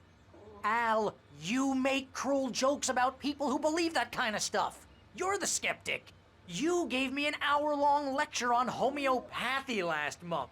What was it? If there's no proof, it's pure bullshit. Period. Guess the laugh's on me then. Al, come on! I mean, okay. Okay, maybe something weird happened to you, okay? Well, thanks for the heartfelt vote of confidence. All I'm saying is you gotta throw me a bone here, bestseller. What would you think if it was me? There's no way you should be going out at midnight with a gun. No one asked you to come here, Barry. Either work with me on this or go straight back to New York. Your choice.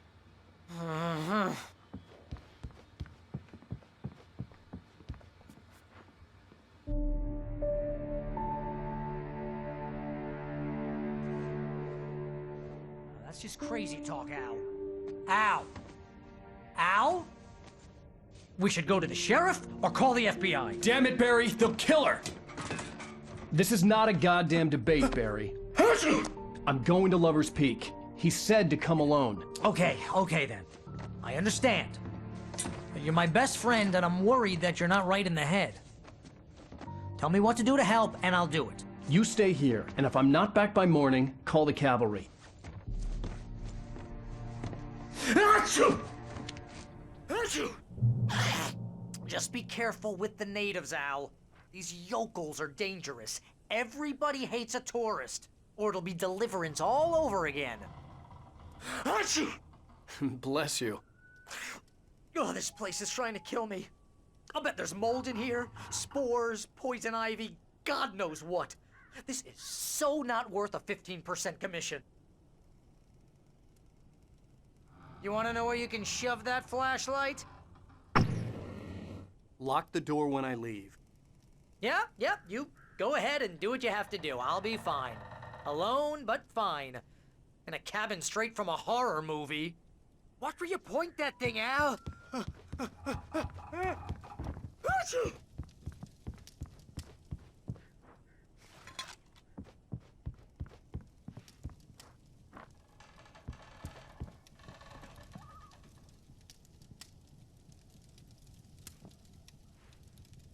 Real funny, Al. Real funny. Ha ha! Thank you.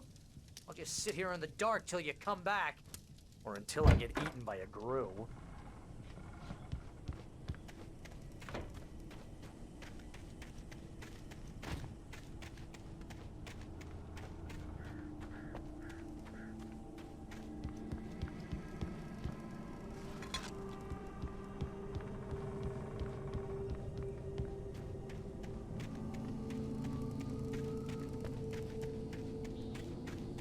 I'll wait here, Al. I'll hold down the fort. I'll be with you in spirit every step of the way, Al. Locking the door now.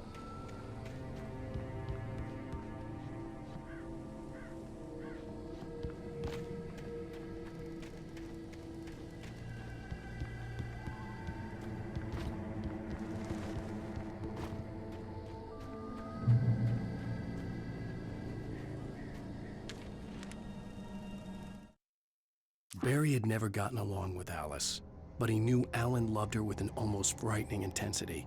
And now something had happened to Alice. And here was Al armed with a gun and saying things people got put in padded cells for. It was as if his friend had experienced a massive psychotic episode and was now totally disconnected from reality. It scared the shit out of Barry.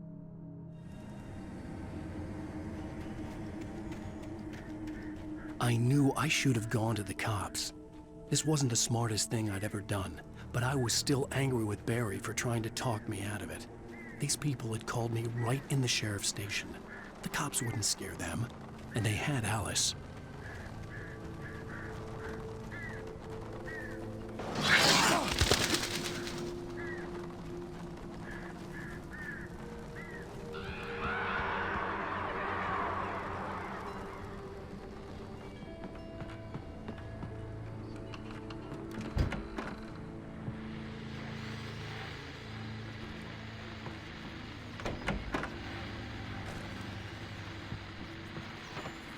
Welcome back to the show, folks. As promised, our very own Dr. Nelson has just parked his rear end in the studio. Doc, what's your Deerfest plan like?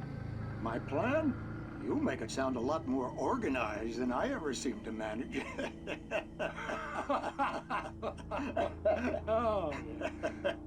No plan, really. Just taking the atmosphere. I'm getting a little too rickety to do much more than that, you know. Oh, tell me about it. No sack race for us older gentlemen, huh? Yes, exactly, Pat. But I'm going to check out the parade, of course. And I'll be one of the pie contest judges, too. Well, that takes a different kind of constitution. Oh, yeah. It's my kind of exercise. Now, Doc, seriously, you're in pretty good shape, though. You're the outdoors type. I know for a fact you're an avid fisherman. That's right. Matter of fact, just caught a heck of a largemouth bass early this morning. But you're not taking part in the fishing contest? No, not this year. See, Pat, I'm just not that competitive anymore. Now I just like to take my time and enjoy the peace of it. It's no fun if I need to worry about what I'm catching, you know? Well, considering your track record, the participants are probably pretty happy you feel that way. Well, Pat, that's kind of you to say.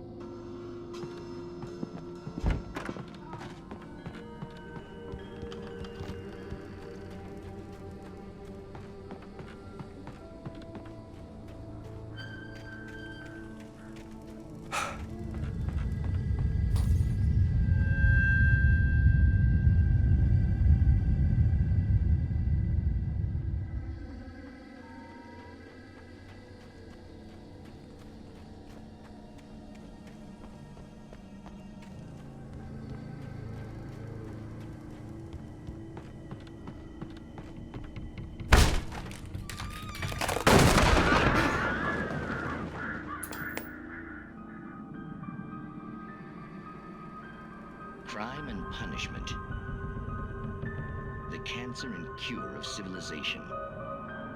But some crimes are impossible to punish, especially in Night Springs. Tonight's episode, The Man in the Mirror.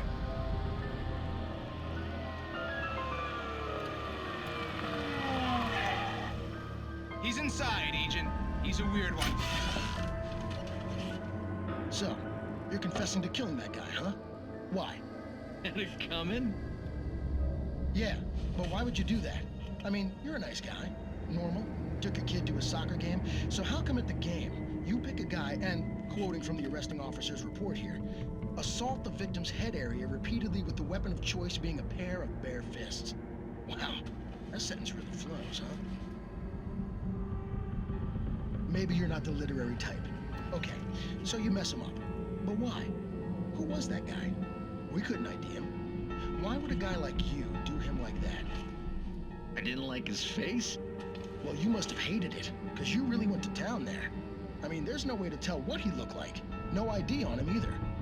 That must be difficult. But then we ran the fingerprints. Got a match. Your prints. Identical. Huh, how about that? Your son said you were wearing a white shirt when you took him to the game.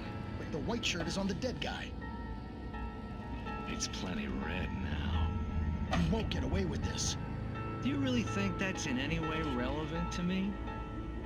I had plenty of time to talk to my boy before the cops arrived, you know? He won't stop screaming, am I right? You think he's ever gonna be okay? I left my mark. Believe me. You bastard. What? You gonna shoot me? What's the point? I'm going to prison. You got me. I don't understand any of this. And you never will. Don't worry. Maybe you'll see me again, Agent. Maybe in the mirror.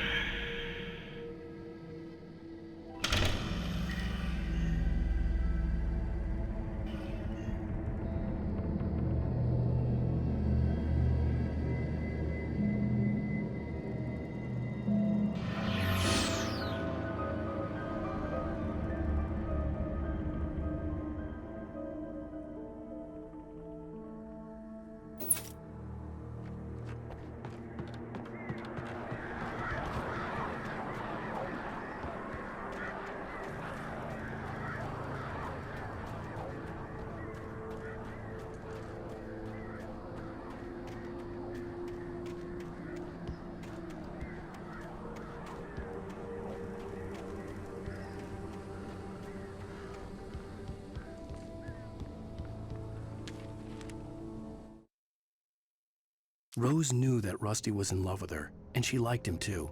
She liked him a lot. He taught her to dance, and life had certainly taught her the value of a man who was gentle. He treated her well, made her smile, made her feel good. But Rusty wasn't the prince of her dreams, and that tended to underline the unbearable truth. She was no closer to that Hollywood magic than he was.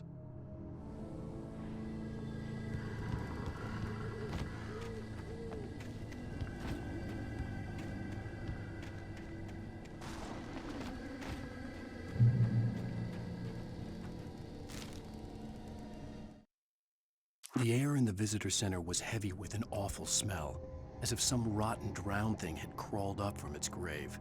Rusty kept coughing blood. My eyes were drawn to the twisted shape of his broken leg. The attack had been vicious. Max whined in his cage. Rusty's eyes were wild with fear and terror. He gasped. "Mr. Wake, it happened just the way it was on that page."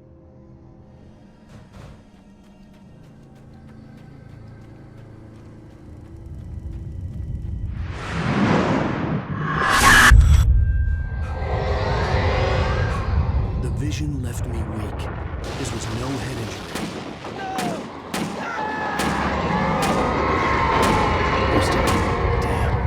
Rusty, hang on! Oh, God. I'm coming! Please, help me! Anybody? Help me! Help! Help me! Can you hear me? Anyone? Please, help!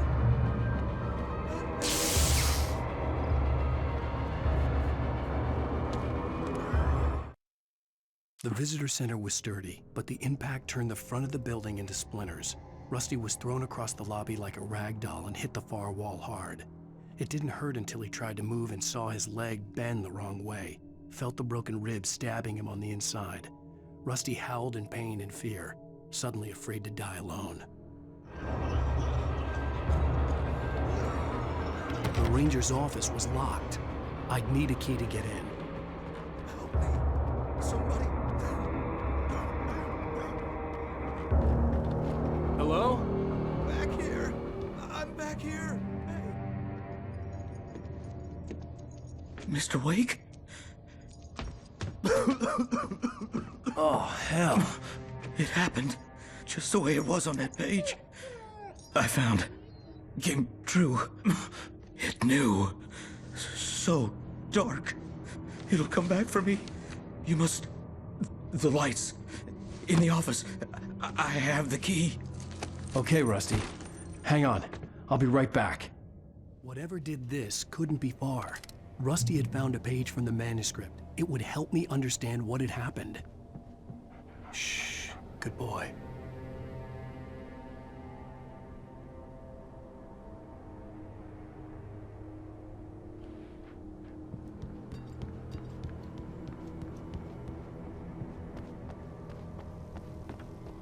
The only way to make sure that Rusty was safe was to get the power running and the lights back on.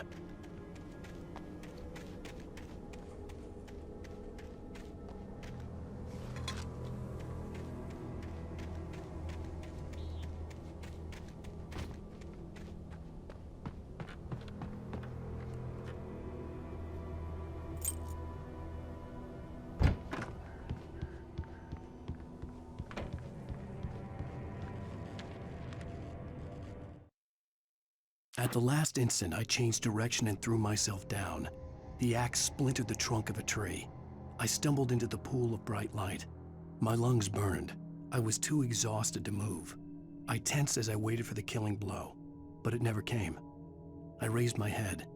Nothing moved in the darkness beyond. For the moment, bathed in the cold light, I was safe.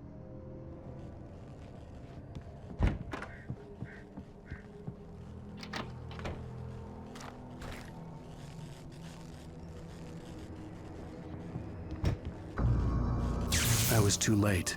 Someone had destroyed the circuit breaker. There was no way to get the lights back on.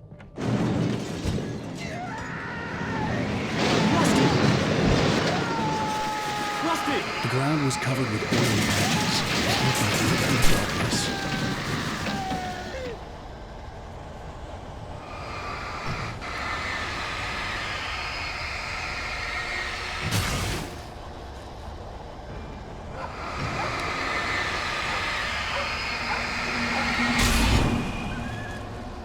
Hunters need hunting licenses.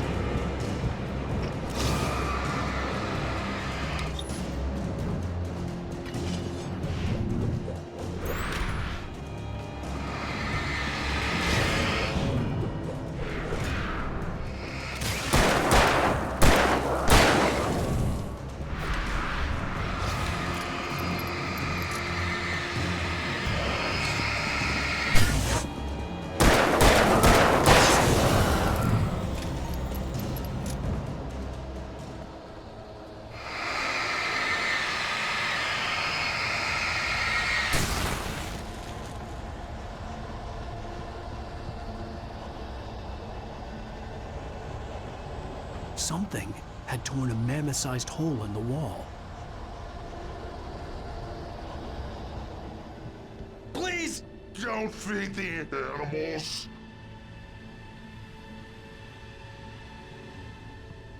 Fishing! It's only permitted For those visitors. who purchase a park Fishing. license. Obey! Rangers' instructions. At all times. Rusty, no! Never. No approach closer than 100 yards. To bears and wolves, never approach any other wildlife closer than 25 yards. Pets must be leashed. At all times. Never leave your pet And unattended.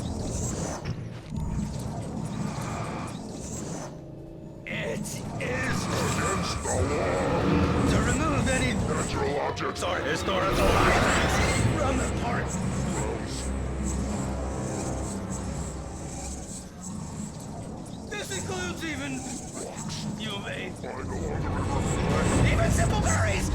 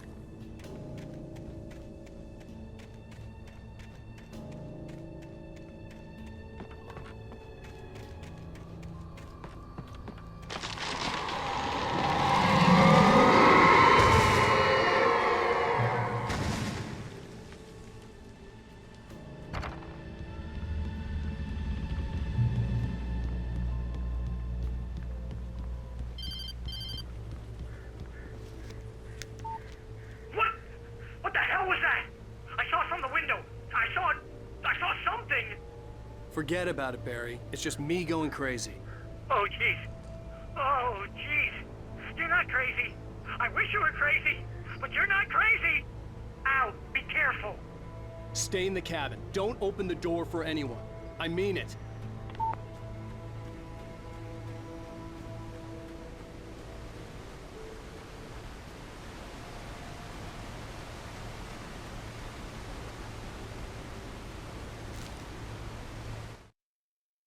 In that last instant of consciousness, Rusty thought about Rose. He was older than she was. Rose was barely out of her teens, but she made him feel young and forget what a train wreck his long-dead marriage had been. He still wore the ring. He'd been waiting for her to tell him to take it off. Now she never would.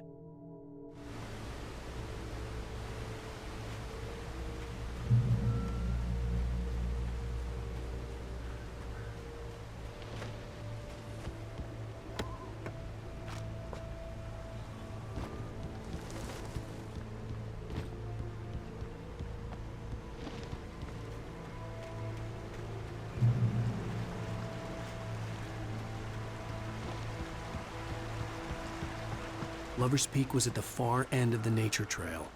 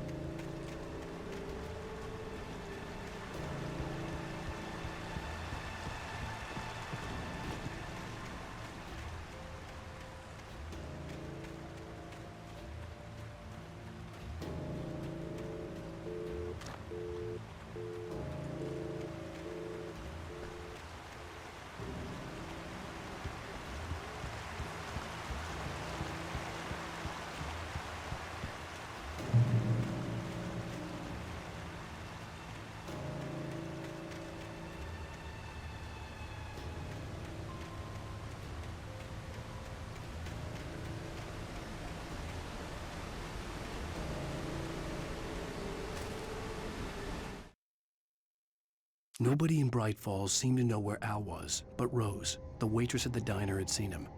From what Barry could tell, Al pretty much fell off the face of the earth when he left the diner. Rose was just the kind of fan that Al hated, but she really tried to help. She was smart too, knew a lot about what was going on in the town, knew a lot about Al, even knew who Barry was. Barry liked her. That was no big surprise. When it came to women, Barry and Al rarely saw eye to eye.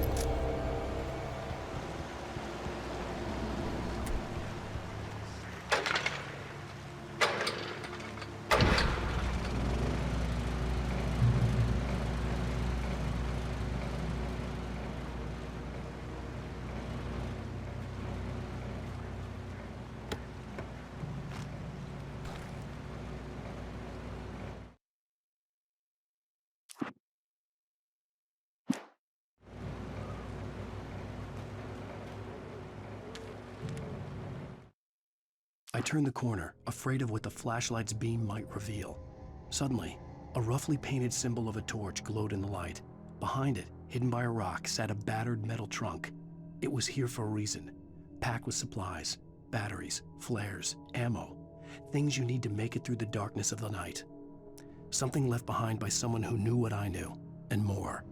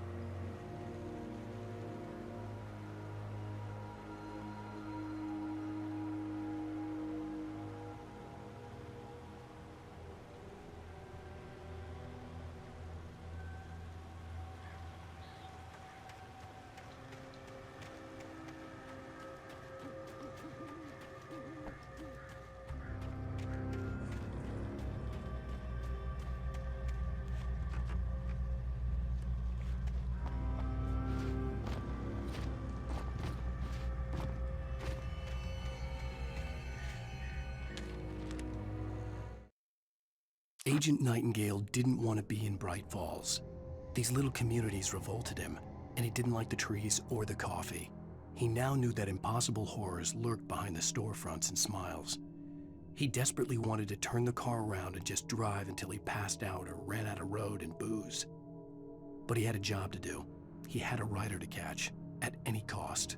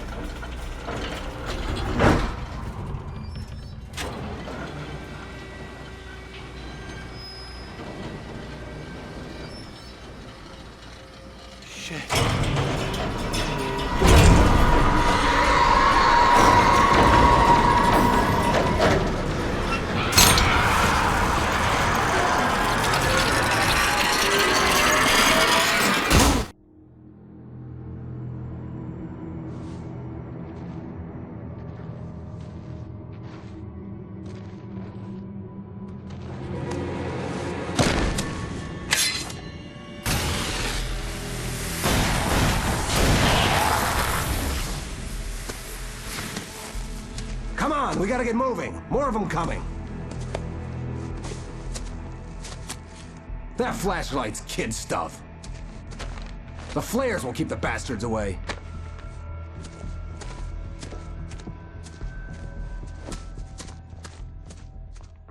You can see them too? Hell, of course I see them. Come on, we gotta move. Why? Because that's the way the story goes. Yeah, but... Let's move! I lost my gun back there. Oh, I've got a gun. Just keep that light steady on him. It took a moment, but then I recognized him. He'd been on the ferry when I first arrived here with Alice. He knew my name. We were headed in the direction of Lover's Peak. There was no way this was a coincidence. He was the kidnapper. Come on, Wake! You better keep up. You set him up, and I'll knock him down, Wake.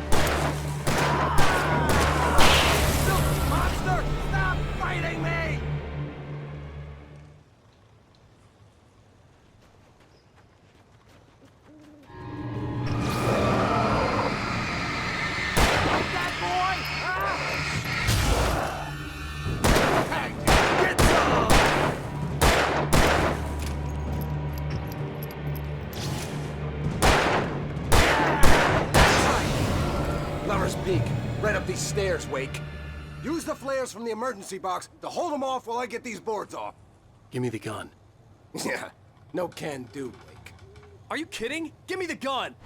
No time for back talk. Hold them off, damn it!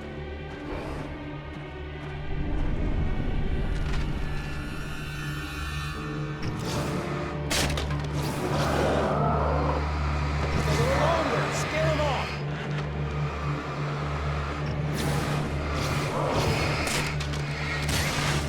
Get some light on those bastards. That'll keep them off us.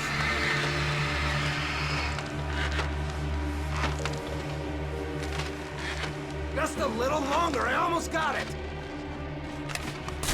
Okay, it's open. Move it or lose it.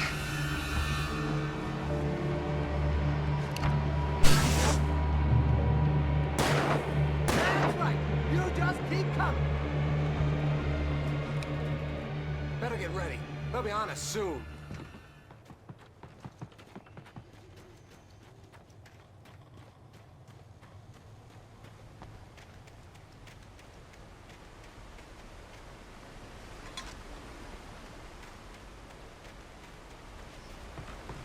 This is it, Wake. The last stand. There's more flares here. Get ready. We fight them as long as they keep coming. Give me the goddamn gun! They're coming! That's not how this goes. Get with the program, Wake.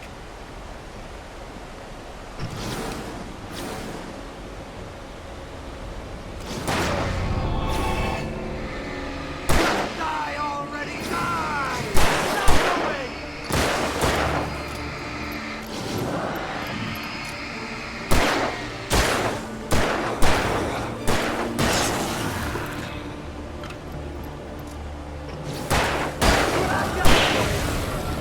Boy!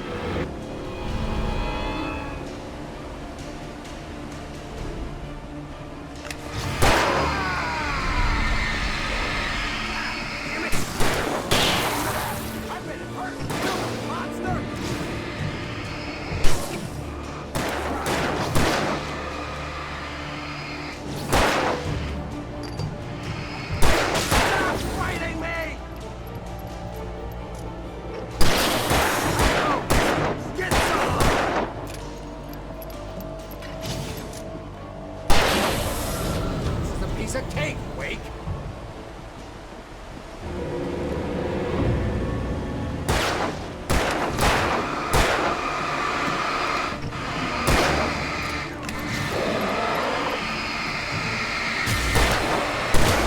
Bring it! Scream, goddammit! Yeah! That's right!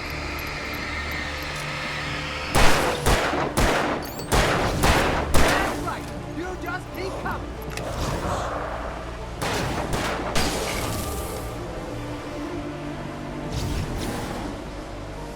Die already! Ah! What I got for you!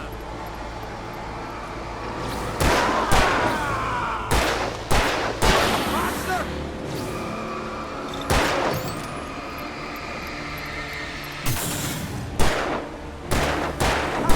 Huh? Nailed you!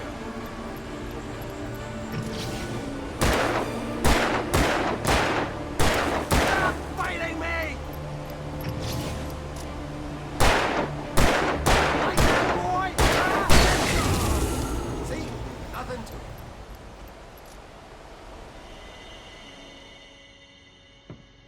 Let's cut the act now.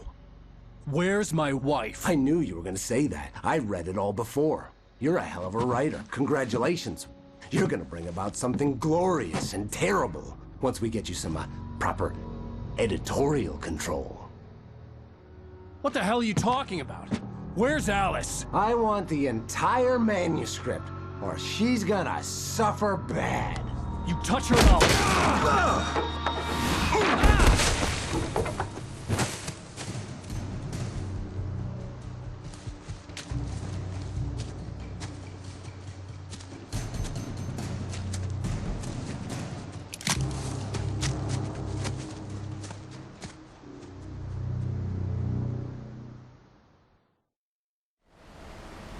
You're gonna give me the manuscript or you'll be sorry!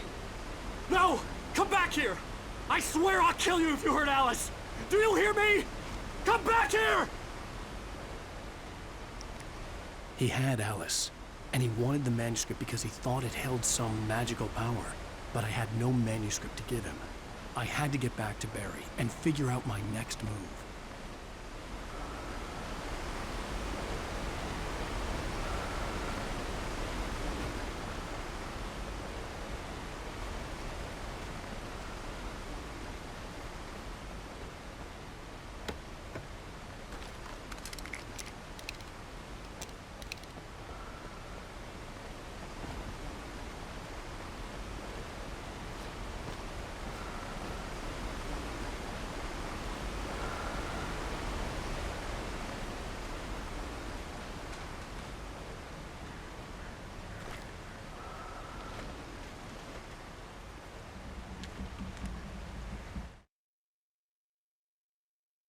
On more than one occasion, Alice had tried to explain to me how it felt to be afraid of the dark.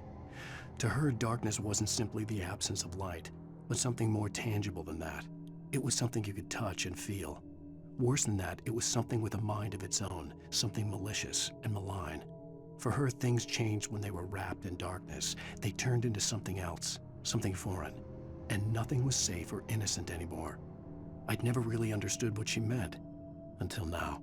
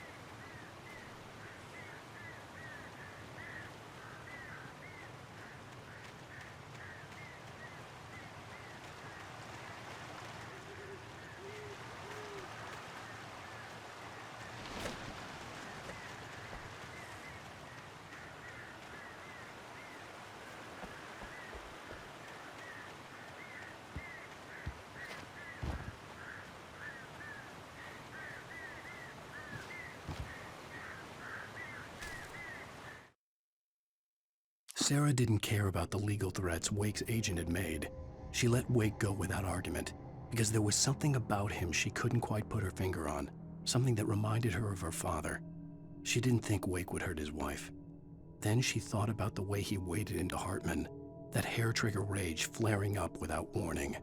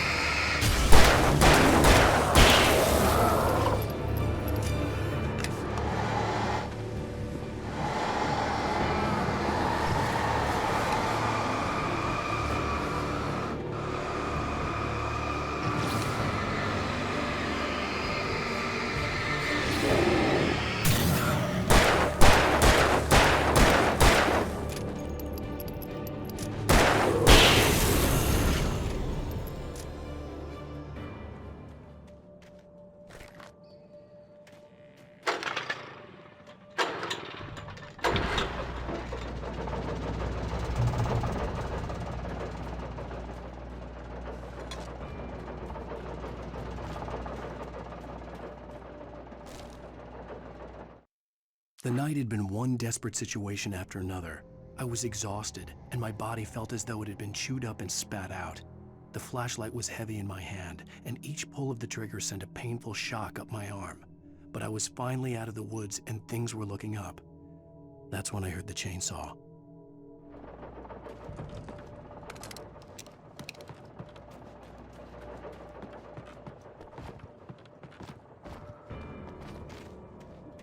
I had heard the plane fall. It made no sense. It was clear that it had just fallen here, but it was very old and obviously hadn't flown in decades. Looking at it sent a shiver down my spine.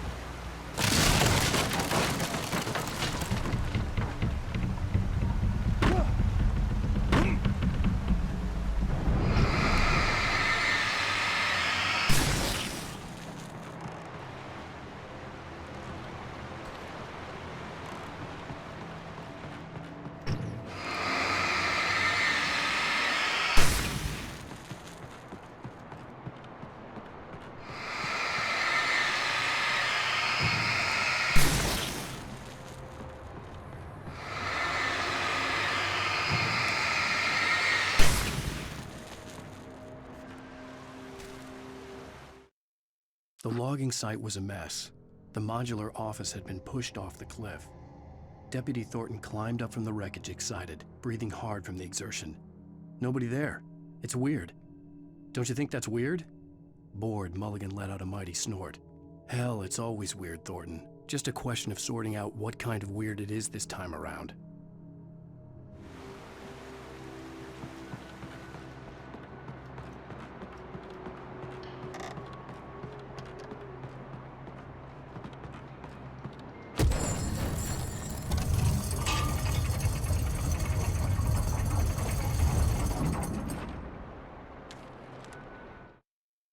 When Barry saw the darkness attack the visitor center, it made him a believer. The men Al said he'd shot, they hadn't been just locals on crank. Somehow the world had changed, like the channel had been switched without warning. You think you're watching a sitcom, and you're really watching a horror show. When the birds started attacking the cabin, Barry wasn't surprised, just terrified.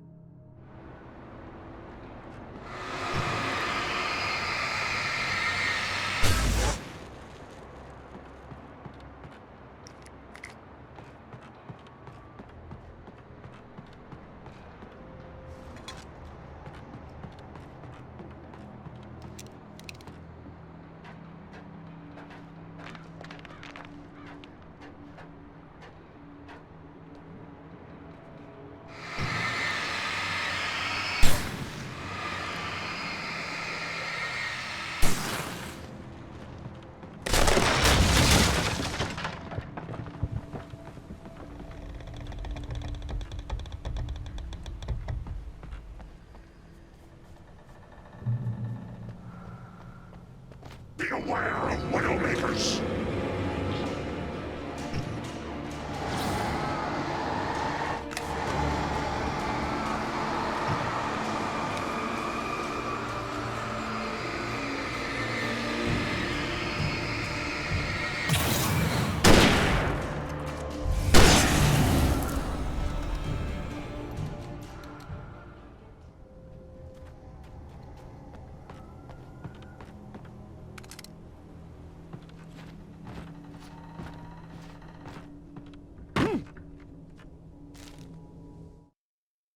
Shadows stirred and the wind picked up as I ran through the forest. I felt the dark presence turning its gaze toward me. Then the moonlight was blotted out by dark shadows that raced violently across the ground, moving too swiftly to be natural. Darkness gathered between the trees and melted again to reveal the Taken. No natural path had brought them here.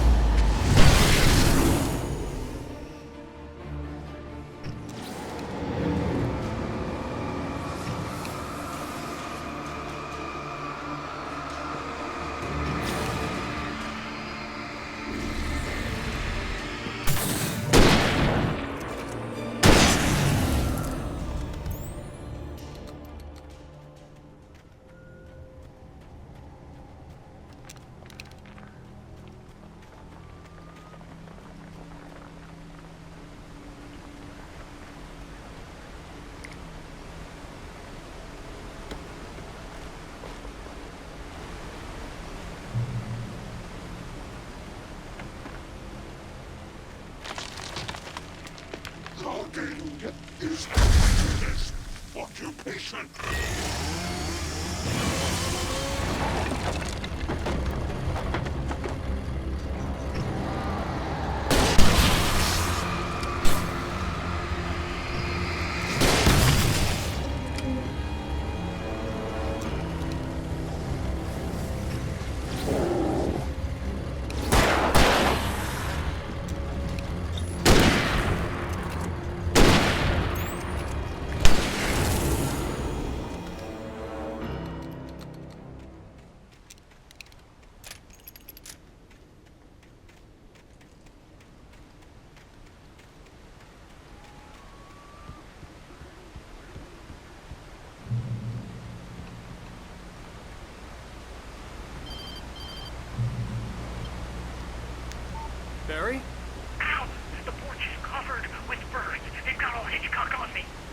Stay out of sight.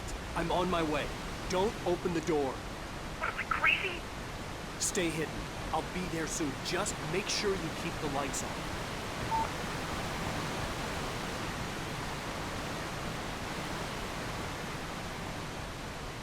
I still had to reach Barry at the cabin, but at least I was out of the woods.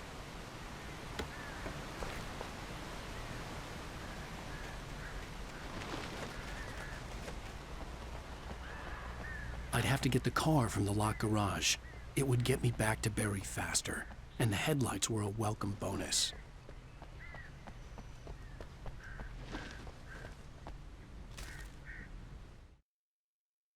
The FBI agent's command froze me in place. I considered surrender. It was all falling apart anyway. I could give in, let someone else deal with it, but it felt all wrong. Call it instinct, his posture, the way he held the gun. He was no friend. Shots ringing in my ears, I leaped for the hole in the fence and stumbled into the darkness beyond.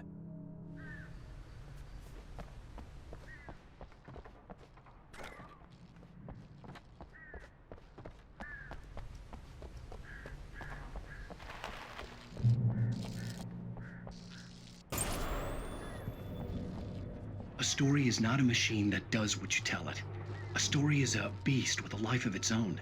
You can create it, shape it, but as the story grows, it starts wanting things of its own. Change one thing and you set off a chain reaction of events that spreads through the whole thing. The characters have to be true to themselves. The events need to follow a logic that fits the story. A single flaw and the magic is gone. The story dies. Alice dies. You can learn about nature and yourself.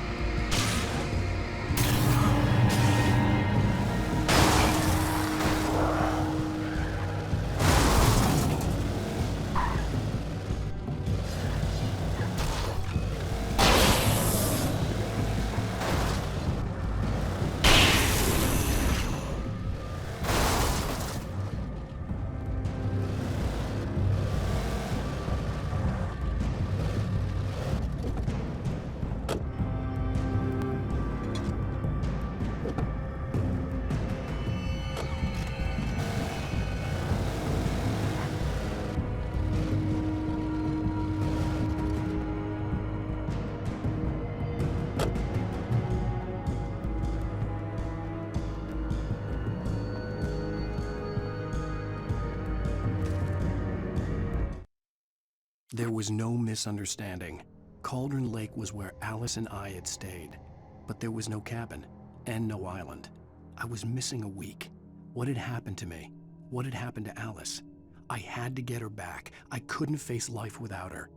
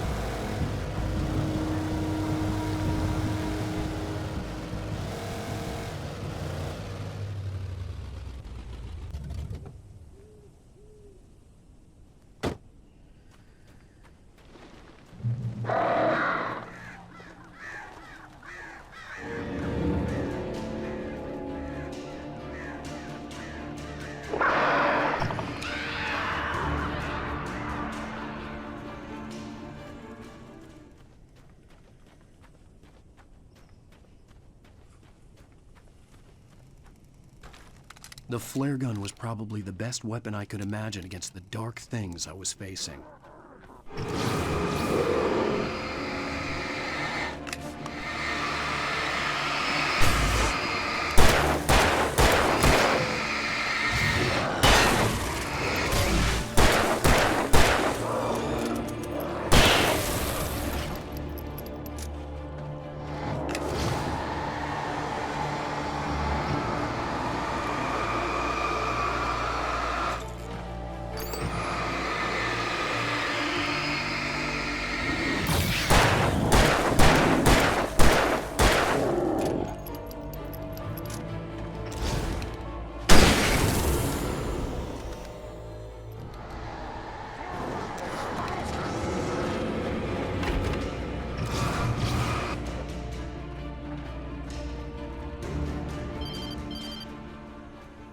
It was the kidnapper.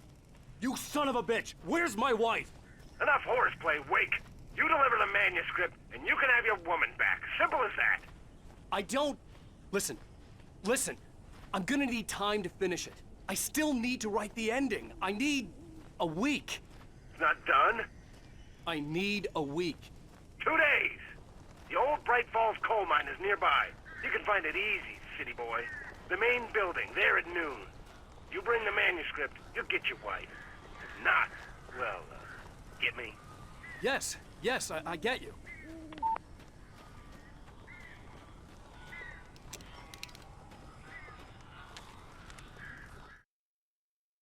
The dark presence had touched the girl to lure the writer into a trap. Now it was night, and he lay helpless, drugged, lit only by the flickering of the TV screen filled with static. Shadows coalesced in the room as the dark presence leaned close to the writer, ready to touch him again. Back to work, boy.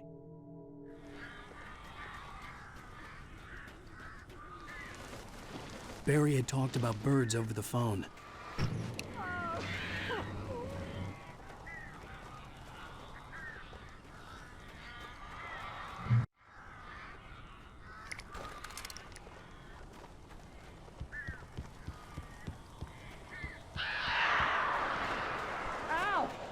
I am so glad you're here.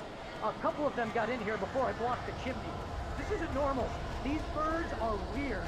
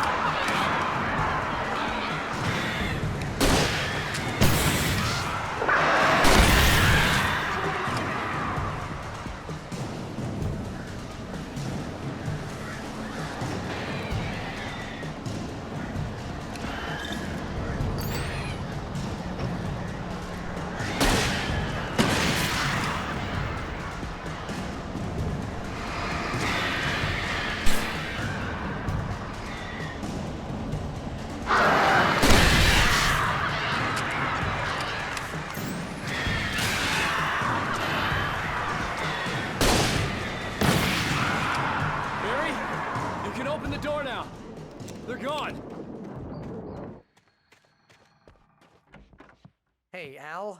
I'm sorry for thinking you were having a psychotic episode, man. I sent Barry to the town to ask around about a man fitting the kidnapper's description. He'd go through the archives of the local paper. Perhaps he could learn something. Anything about the island and the cabin that had disappeared. The man wanted a manuscript.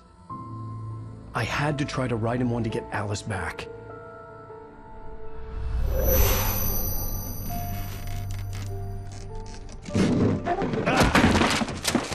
For me, the supernatural had always been nothing but a metaphor for the human psyche, a tool to use in writing fiction. Now, it was happening for real, and I couldn't put a single word on paper.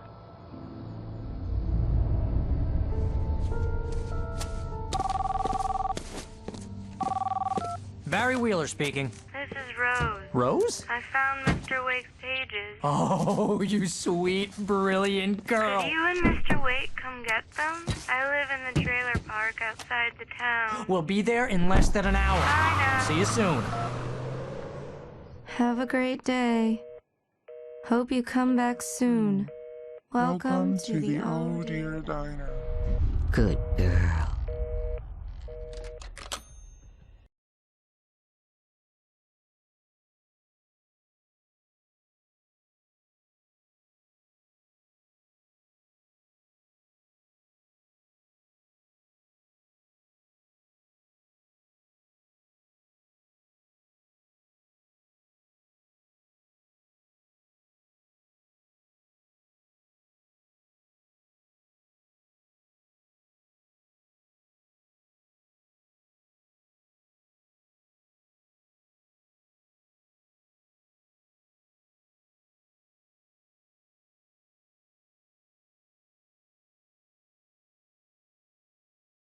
Previously on Alan Wake, Alice has been kidnapped. Alan, please help me. Alice? You'll do exactly what I say if you ever want to see your wife again. I can't tell anyone except my agent Barry. Damn it, Barry, they'll kill her. You're my best friend, and I'm worried that you're not right in the head. The ransom is a manuscript I supposedly wrote that's coming true before my eyes. It happened just the way it was on that page. So dark. I have found only a few scattered pages. I want the entire manuscript. The deadline is in 2 days. I found Mr. Wake's pages. Good girl. How the hell did she get her hands on the manuscript anyway? I don't know. She's resourceful. I told you you were too hard on her. Listen, I found out all sorts of interesting stuff while I was digging around. Yeah. Mr. Wake, it's Sheriff Breaker. We have an FBI agent here, Agent Nightingale. FBI? He's anxious to see you. You'd better come to the station. Okay, I'll be right over, Sheriff. Let's make this quick, huh? Help you folks? Name's Randolph. I'm the manager. We're looking for Rose. Works as a waitress down at the diner. Rose, sure. Nice girl. Who wants to know? I'm Alan Wake. The writer, huh? I heard on the radio you were visiting. Well, I'll show you her trailer. That Rose, she's a nice girl. Always pays her rent on time. As I was saying, Al, I found all sorts of weird stuff from the local newspaper's archives. This place is crazy. Disappearances, mysterious deaths, urban legends come true, and get this, most of this stuff takes place around Cauldron Lake. Well, you ain't wrong, mister. The Indians thought the lake was a doorway to the underworld. I'm the God-fearing type myself. I don't hold with that sort of thing. Yeah, okay. Anyway, there was an island there owned by a guy called Thomas Zane. Now, some of the articles I found about him make him out to be a famous writer, but I ran a bunch of searches, couldn't find a single thing he wrote. Zane was heavily into diving, so much so that the place came to be called Diver's Isle. But the volcano under the lake erupted in 1970, and Zane went down with the island.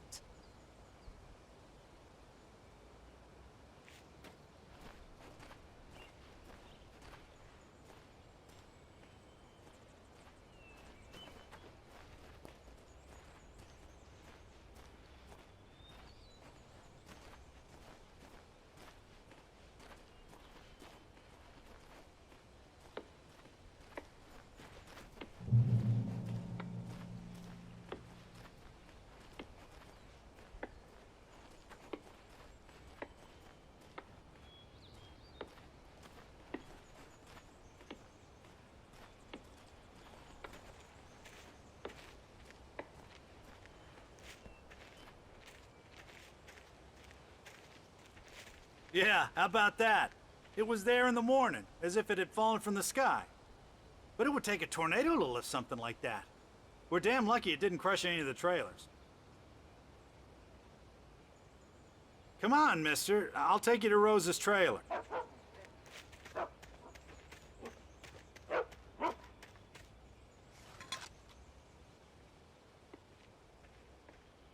Just follow me. It's not far.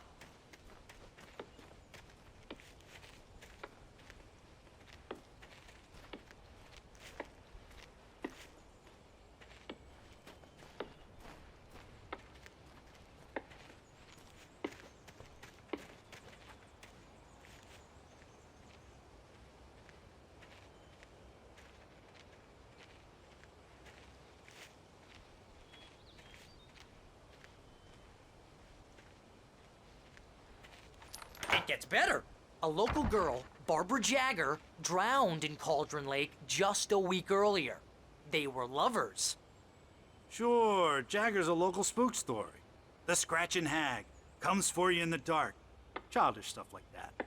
Anyway, Al, I'm just getting to the best part. All of the articles about this stuff were written by Cynthia Weaver. I asked around, and she's that crazy bag lady you met. What, the lamp lady?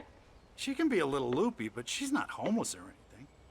Yeah, anyway, she knew both Jagger and Zane before they both died, and she had some kind of a breakdown.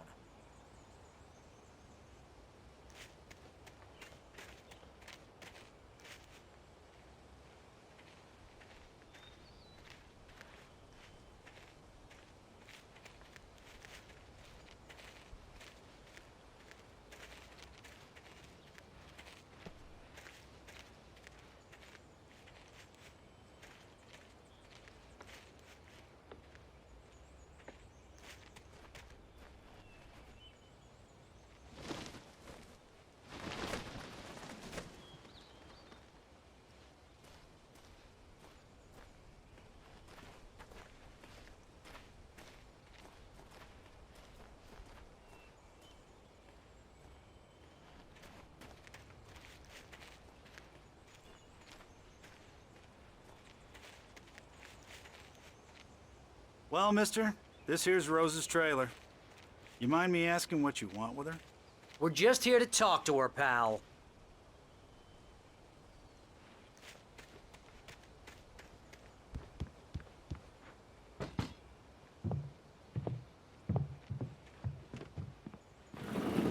Welcome to... Oh dear, Mr. Wake. I'm so glad you're here. Rose, you have my manuscript? Oh. Oh, yes. Yes. Please, come in. Hey, this is really good. Rose, Yes, my manuscript. I really need it. I understand. I know what you need. A muse to inspire you. Oh, for Barry?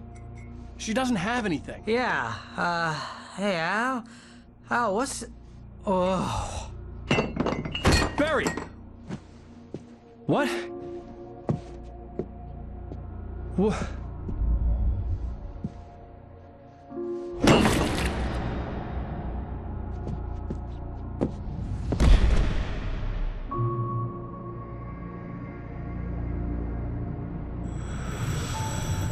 It's coming for you, hiding in my barber's skin.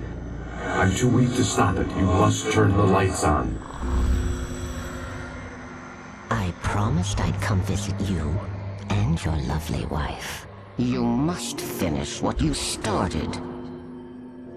I insist. You must turn the lights on.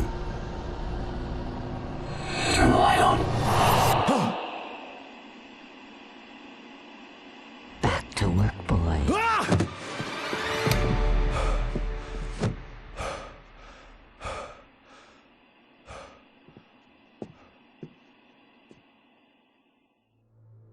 I felt nauseous, hungover. Only anger kept me going. I can't tell reality from dream anymore, but it seems I have an imaginary editor to help me. She's an old woman in a funeral dress. I call her Barbara Jagger. She's very strict. I'm writing faster and faster. My manuscript is being heavily revised. The edits are getting very aggressive, and each day there's less of me and more of her. I hate it, but I know she's right. She promises me I can save Alice this way. She knows more of this than I do. About the complex incantation I'm attempting. About this place. She's worked with another writer under similar circumstances, Thomas Zane. The genre of the story seems to be shifting. It's turning into a horror story. I'm getting close. I can feel it.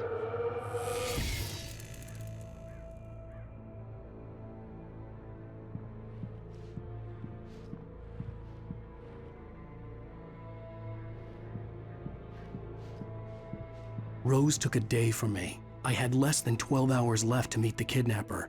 All I could do was get Barry into the car, work something out once I got on the road.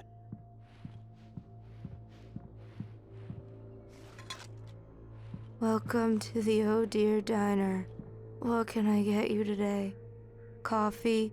I couldn't work up much hate for Rose. Something had used her to get to me and left its mark.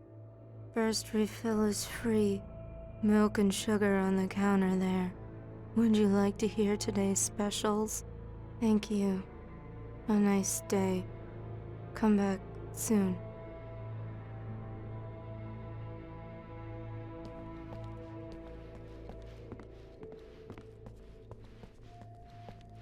Barry was out of it. He was way too heavy to carry. You're right. I deserve more money. I'm so handsome.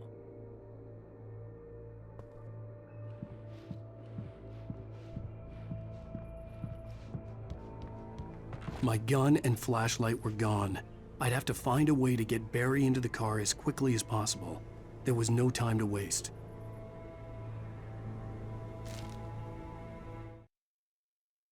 Mr. Randolph liked Rose. That little smile she had. How she was still sweet when life had tried so hard to make her bitter. It wasn't any of his business what she did in her trailer. But those strangers, the writer and his smart-ass sidekick, looked like trouble. And they'd been in there for hours, way past her normal bedtime. He reached for the phone and called the sheriff's station.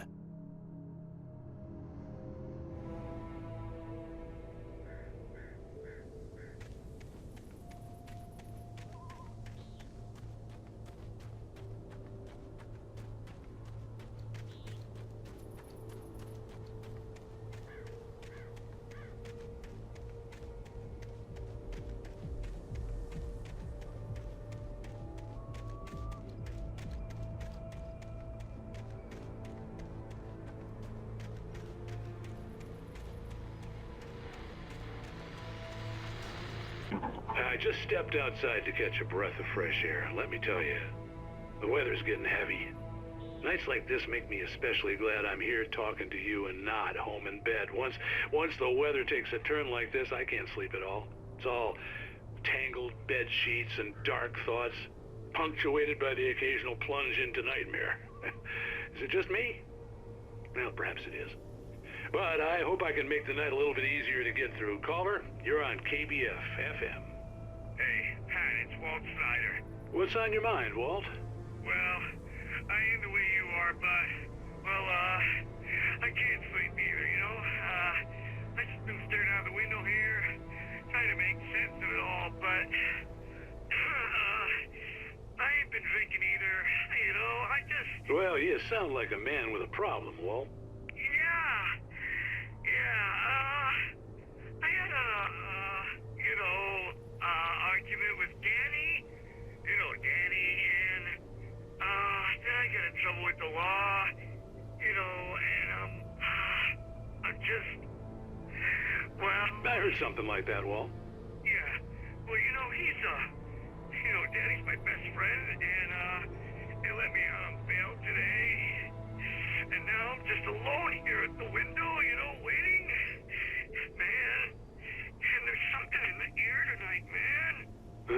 I was just outside looking up at the sky above our broadcast tower thinking the same thing. What are you waiting for, Walt? I don't know. Something's gonna happen.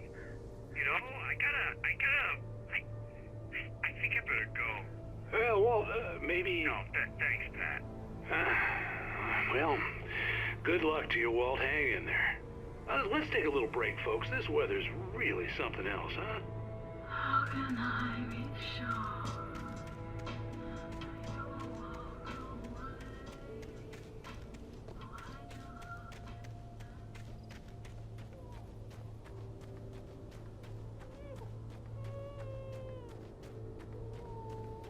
Oh, you're gonna get it now. God knows what you've done to that poor girl. This is Agent Nightingale, FBI! Get him up, Hemingway! You're under arrest! You move a muscle, I'll unload right in your goddamn face! Stay right where you are, Spillane!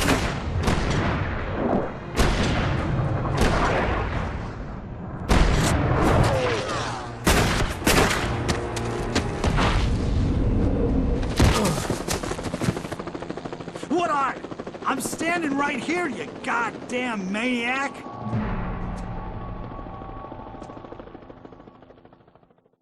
I hated to leave Barry behind, but there was no way I'd miss my appointment with the kidnapper. Give it up, Mr. Wake. Come on. Take it easy on us.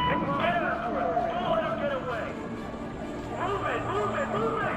I'll have your shot if you let him get away.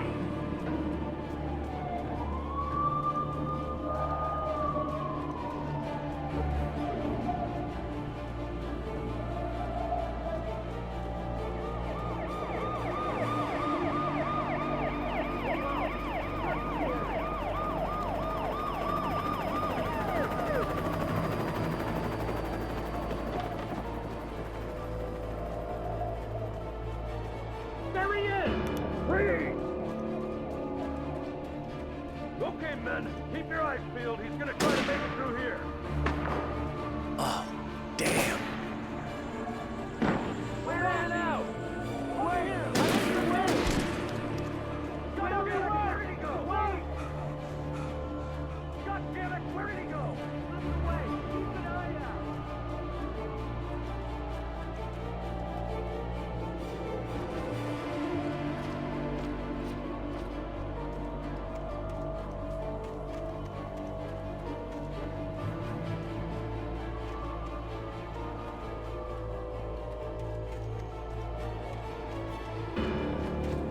He's gone! Come on, guys! We need to head him off!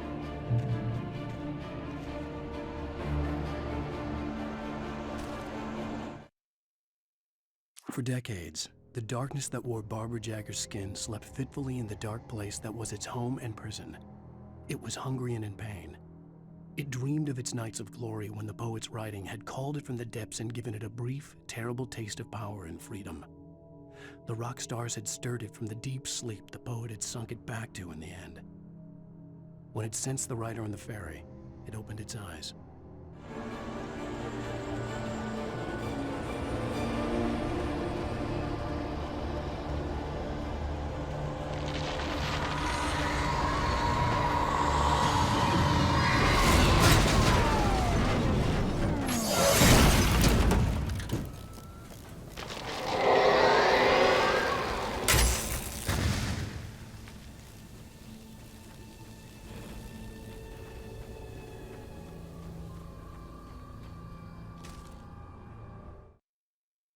Rose didn't know how the strange old lady got in her trailer, and she looked wrong somehow.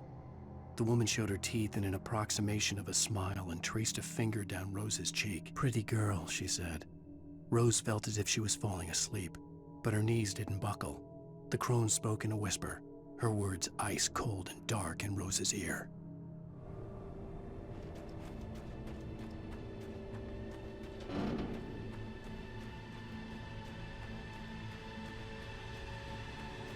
Come in, Agent Nightingale. This is Sheriff Breaker. Over. Nightingale, over. What on earth is going on? My deputies tell me you fired at Wake and he didn't have a gun. You almost hit a civilian instead. Over. Sheriff, Wake's running. I'm giving chase. I don't have time for this. Well, make the time. You can't just go shooting at people in my town. Over. I'm a federal agent pursuing a fugitive. You want to discuss my methods, Sheriff? Make an appointment. Over. You stay right where you are, Agent Nightingale. I'm on my way. Out. The suspect was last sighted running along the gorge that leads westward from the trailer park. All units are advised that the suspect may be armed. Approach with caution. James out.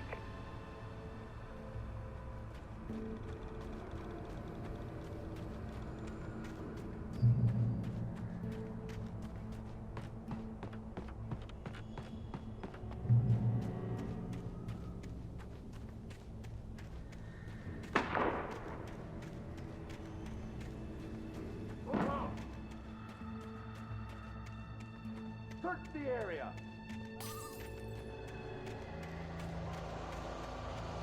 Stay sharp! This way! Over here!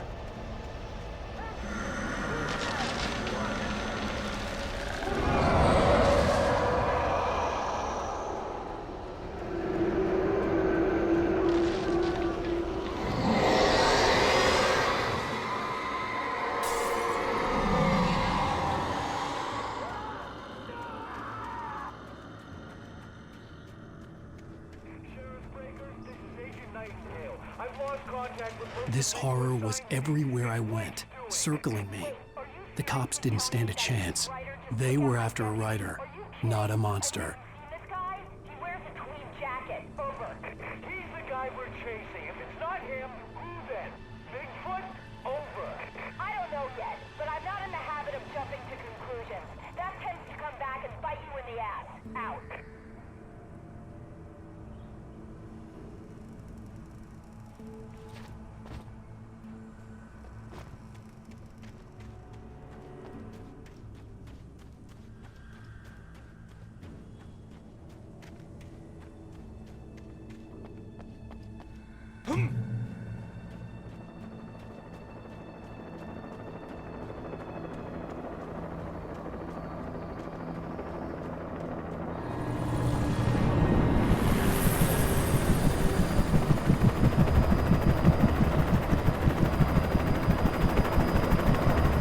You on the ground. Hold it right there. There's nowhere to run. Freeze!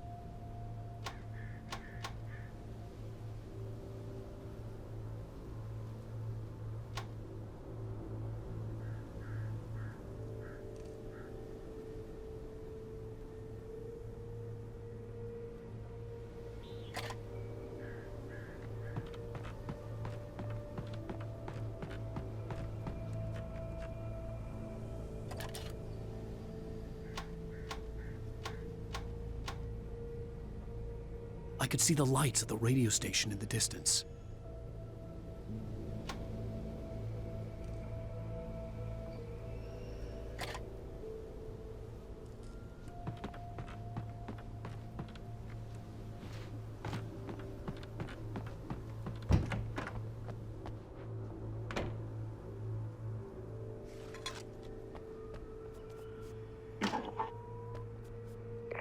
This is James. Mulligan, Thornton, come in. Over. Thornton here. James, we got both Wheeler and Rose in custody. They didn't put up a fight or anything. Why, they were... Hey, what are you doing? Come on! Sit down and give me that. James, Mulligan here. Over. Go ahead, Mulligan. Over. We got Wheeler and Rose here. Wheeler's drunk or hopped up on something. Speaking of which, that Fed had a pretty distinctive whiff of Otis Scotch about him, if you know what I mean. Over. I don't have anything on that, Deputy Mulligan. Over. Well, whatever. Anyway, Rose is just being plain weird here. You better get Doc in to take a look at both. Over. Gotcha. You better get them here quickly. The Fed's gonna want to interview Wheeler. Over. Oh yeah, I bet he does. Looks like they have a lot in common. Mulligan out.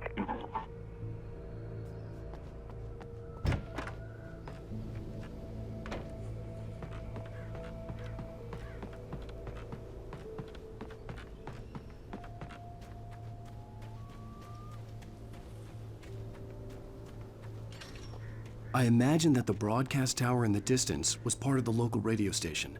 Maine seemed like a decent guy. Perhaps he could give me directions to the coal mine.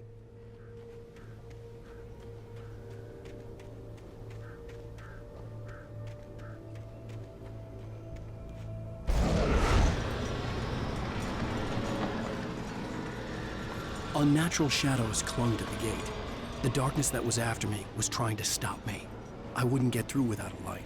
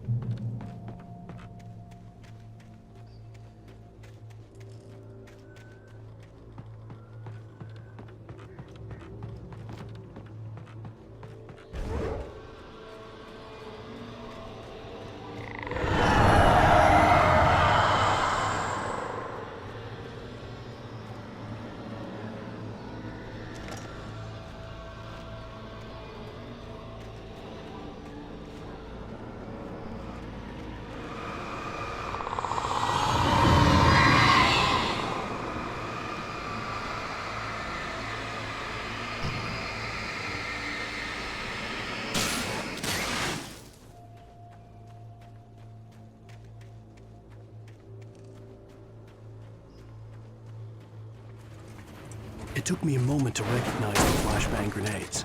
They were an ideal weapon for my situation. Team 1, come in. Over. Team 1, this is Sheriff Breaker. Report. Over. Team 2, come in. I need a report. Over. Come on, guys. Talk to me. Come in, please. Over.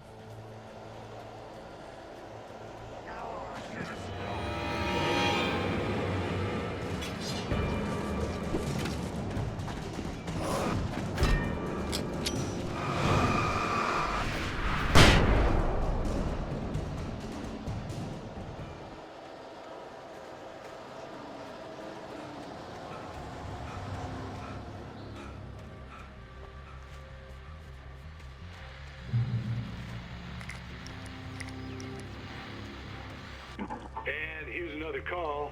You're on KBF-FM with Pat Maine. It's Milt Peabody, Pat. What's on your mind, Milt?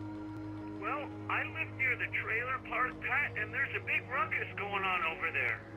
Well, that's just up the road from me, too. What's going on, do you know? I don't know, but there's a bunch of police cars there, lots of sirens, a helicopter buzzing around, and I think I heard some gunshots. Gunshots? Yes, sir. sir, like from a pistol. So can you find out what's going on? Because it's just next door and they're popping off guns there. They're still shooting? No, it was maybe 10-15 minutes ago. It sounds serious, Pat. I'm telling you, it don't sound like no party. I'm certainly going to give the station a call, Milt. Okay. You'll hear it here as soon as I hear from them. Okay, thanks.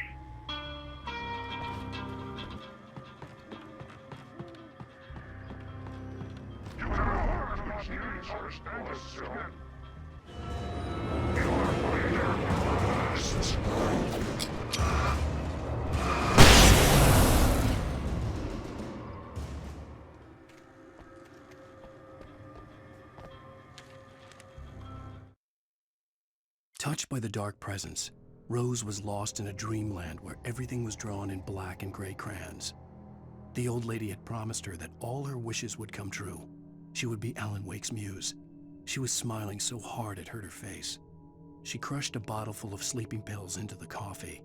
Deep down inside, she was screaming in terror.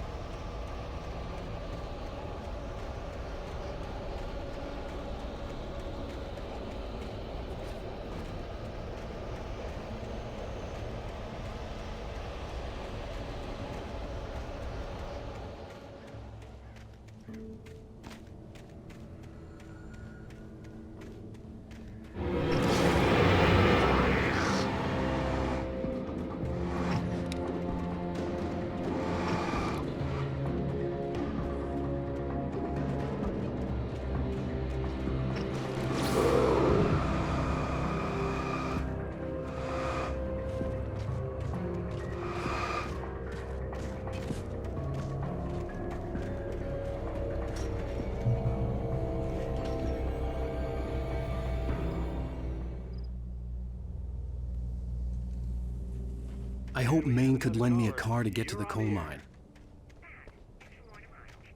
Hello, Lorna. What do you have for us?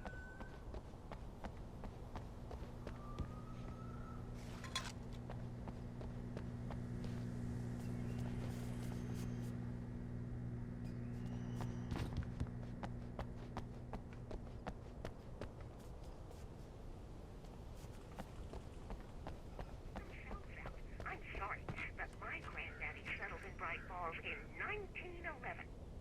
Well, thank you very much for that compassionate viewpoint, Lorna.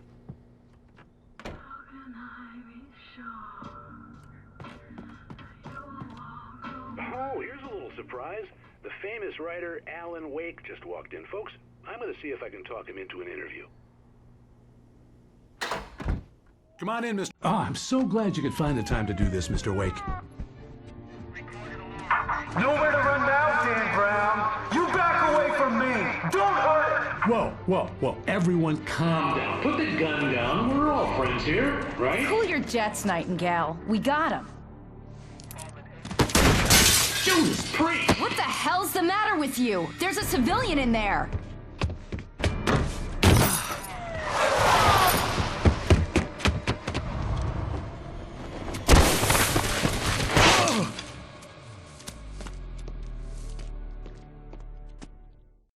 I'll get you yet, even if it kills me. You hear me? You hear me, H.P. Lovecraft? I had fallen off so many cliffs it was ridiculous. That's what you get for naming a book The Sudden Stop. It was probably good I hadn't had the chance to tell Maine where I was going.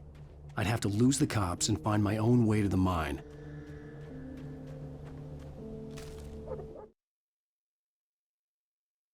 Nightingale stared through the broken studio window into the dark woods.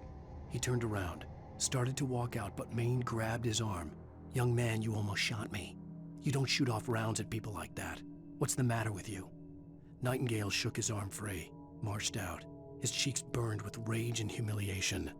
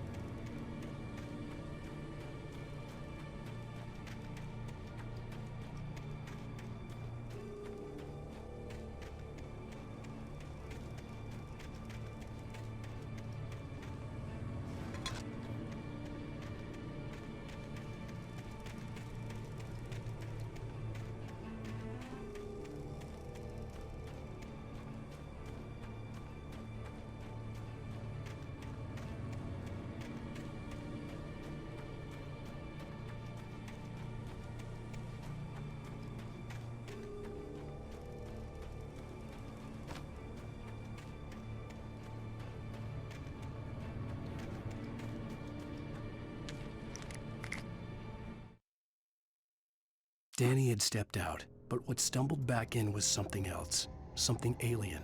A monster. Walter tried to kill it, first with his fists, then a chair. It wouldn't die. Instead, it kept coming, unaffected by the beating it had taken. After Walter managed to kick it down the cellar stairs, fear took over. He ran, got behind the wheel, gunned the engine. The booze wouldn't make him forget, but he knew he had to try.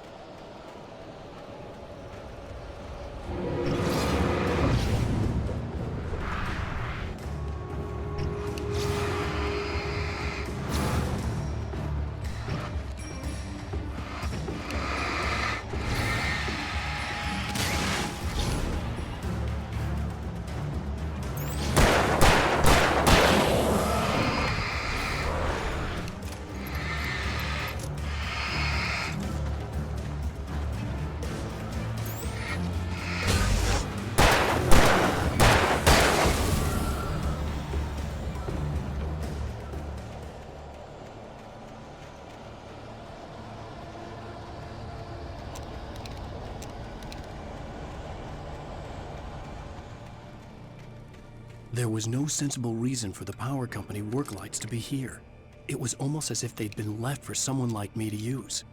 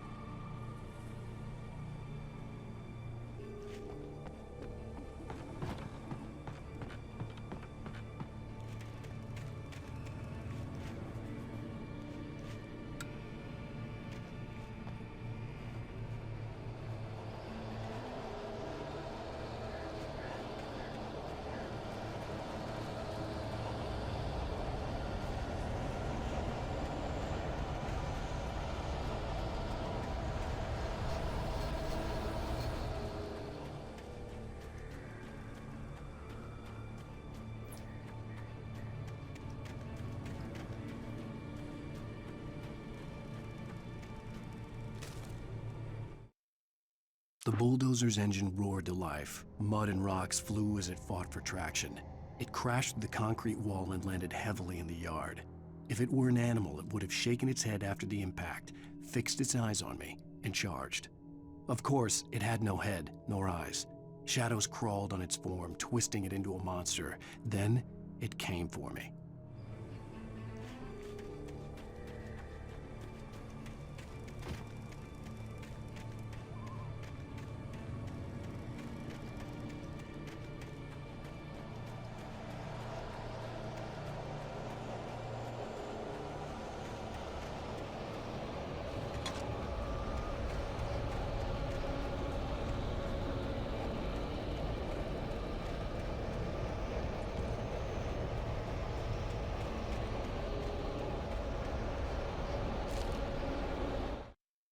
Sarah trusted her gut, and her gut said Agent Nightingale was an asshole. He felt wrong, and it wasn't just the smell of stale booze. It was in the way he flashed his badge, pulled rank, the look in his eyes when he wanted answers. Where was Alan Wake? What was this about an accident? Where was his wife? And most importantly, why did she let Wake go? He wouldn't answer her questions. Federal business was all he'd say.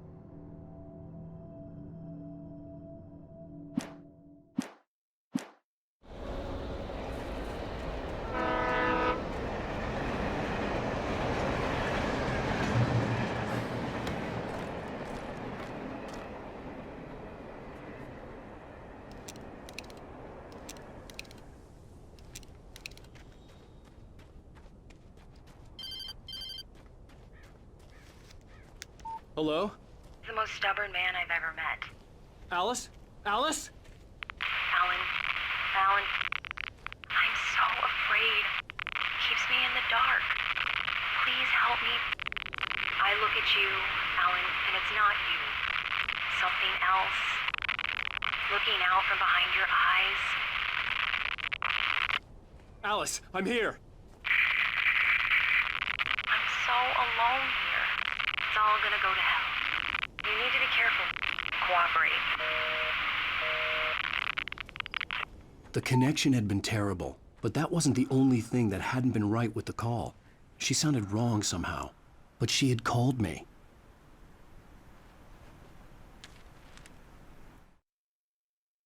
The pipe wrenched itself loose from the bridge's steel framework. Wrapped in darkness, it floated in midair, twitching. For a moment, I didn't understand what I was looking at. The heavy object lurched at me with impossible force. I threw myself out of the way, but just barely. When I turned my flashlight on it, it shook in a dark rage before it flew at me again.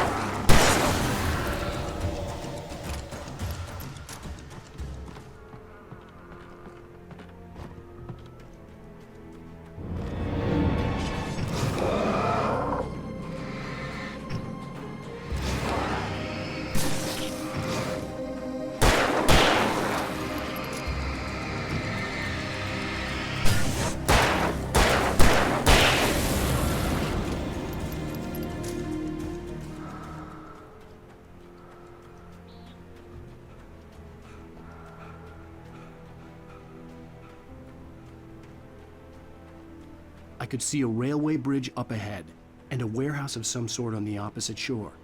I hoped I could find a car from there.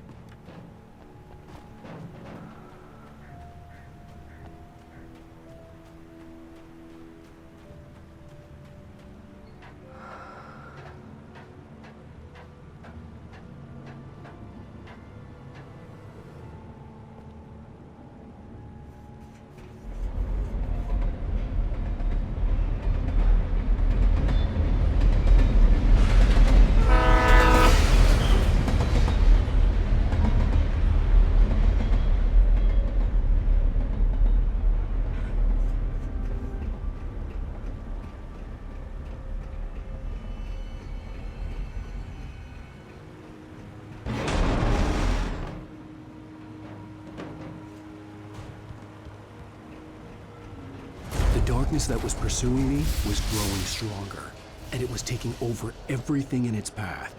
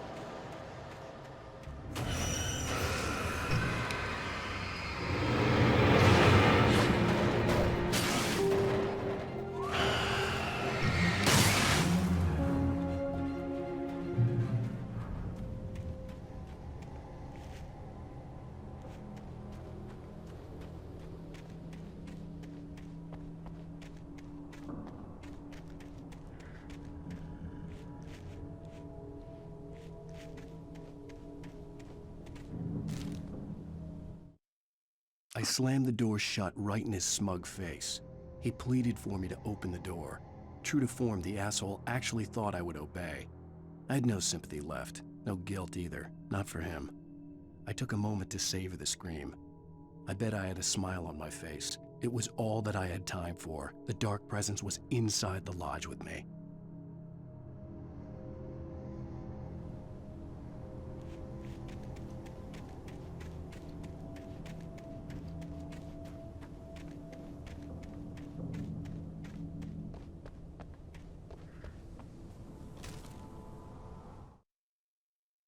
Even after all this time, hearing the Night Springs theme caused a surge of conflicting emotions in me. It had been my first real writing gig. Barry had known a guy who knew a guy, and suddenly I'd been a semi-regular writer on the show. I'd always been ashamed of the job. Felt it was trash. I'd wanted to be an artist, a novelist. I'd been naive back then. It had taken a long time to learn to be proud of the work.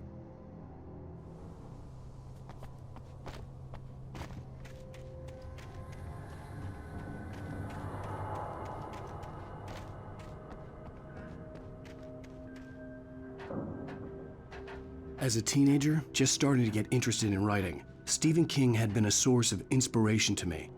I thought about all the inanimate objects that had come to life in his books. No one is safe in a good horror story, certainly not the protagonist. That's what makes them fun. This was anything but. The darkness could possess anything, and it was getting closer.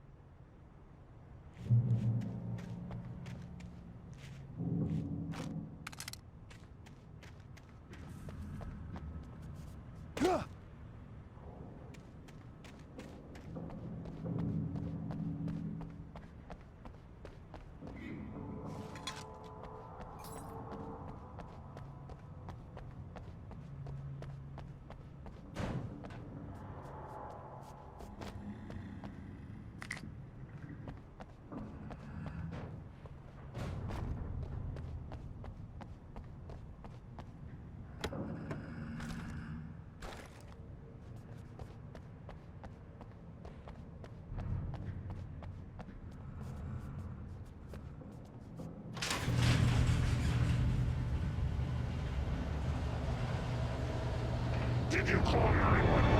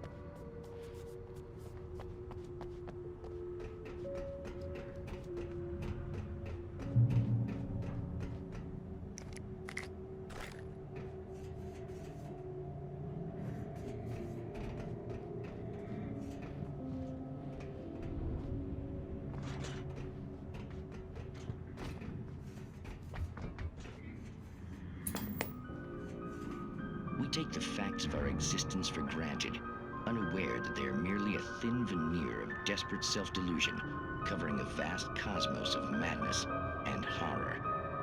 All too often, the stars are right. In Night Springs. Tonight's episode, a family occasion. Journalist Alvin Derleth's trip to study the local customs of an insular community in Night Springs has been less than successful. Until tonight. Well, I'm glad you changed your minds about this. Ancient customs, local mythology. My editor loves this kind of stuff. Well, Mr. Derleth, we don't want to feel like we're on exhibition.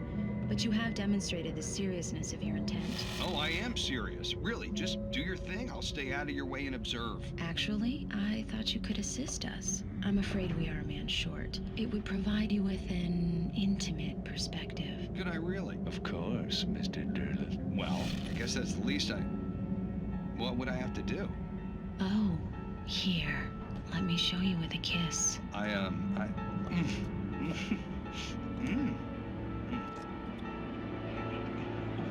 What did you...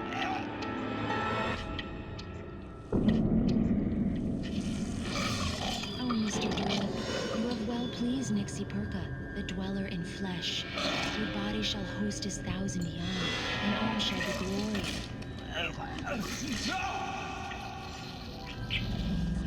Shh, darling, be calm.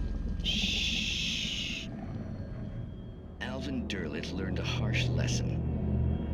If you go looking for mythology, it may come looking for you. And such quests always bear fruit. In Night Springs.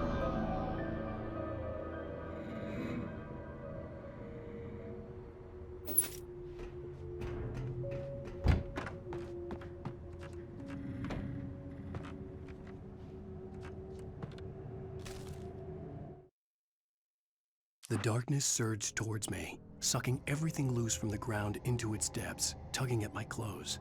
I saw the flare the kidnapper had dropped and threw myself towards it just as I felt my feet leave the ground. The darkness embraced me with the force of a tornado. Somehow I managed to light the flare. The darkness roared and cast me away. I fell toward the dark waters of the lake far below.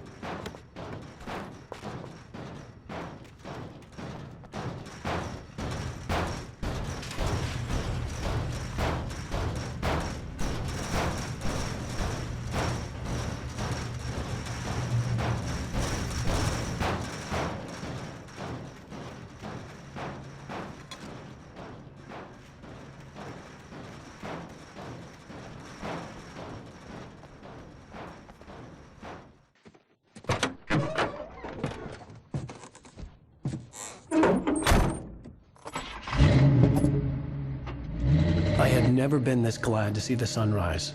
I had a couple of hours to get to the coal mine.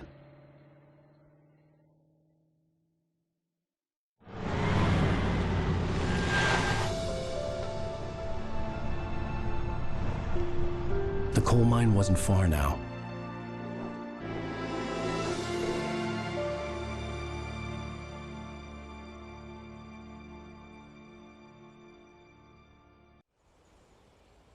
Today, I would meet the kidnapper, and he would give me Alice. I wouldn't give him any other choice. A drowning man will clutch at a straw, little by little, without realizing it. I'd come to believe that the story in the manuscript was coming true. The current of its narrative had taken me deeper and deeper into dark waters. Alice had been taken from me. Barry was probably in jail. I was a fugitive from the FBI. The whole world taken over by the dark presence was trying to destroy me. It all felt real, but it matched a textbook case of insanity.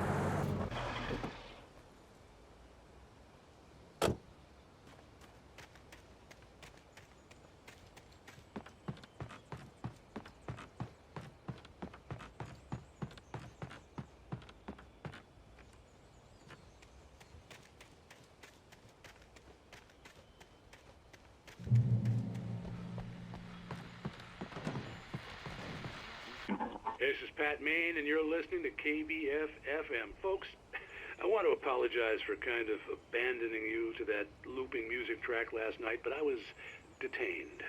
You see, I encountered a big-shot G-man with an itchy trigger finger who could use a lesson in manners and a boot in the ass, not necessarily in that order either. Now, folks, I know I'm not being very informative here, and I apologize for that. I really should just keep quiet, but I'm just so peeved right now, because some people just shouldn't be carrying badges. And I'm just glad that our Sheriff Breaker was there to straighten things out. And if someone I met last night is listening, let me just say, I'm sorry if my mouth got you in trouble. I'm pretty sure you're not the bad guy here. Godspeed, son. I hope you know what you're doing. Now, on a lighter note, I'll be talking to Dr. Nelson all morning. But first, a little music.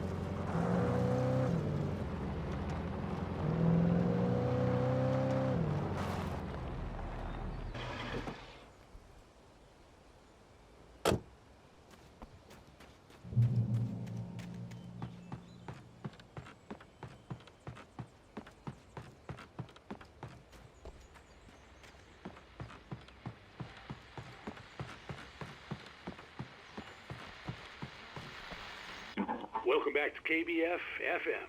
Hope you enjoyed that tune. Now, Doc, you were talking about life and finding that special someone, that soulmate. Well, you were talking about that. I was saying I don't buy it. Well, see, to me that's strange because I always pegged you as a hopeless romantic. You got me there, Pat. But I think love's where you look for it. And you need to do a lot of looking, sure. But the idea that there's that one special person out there for you, and if you miss that chance, it's gone forever and you're forever incomplete. I mean, isn't that depressing?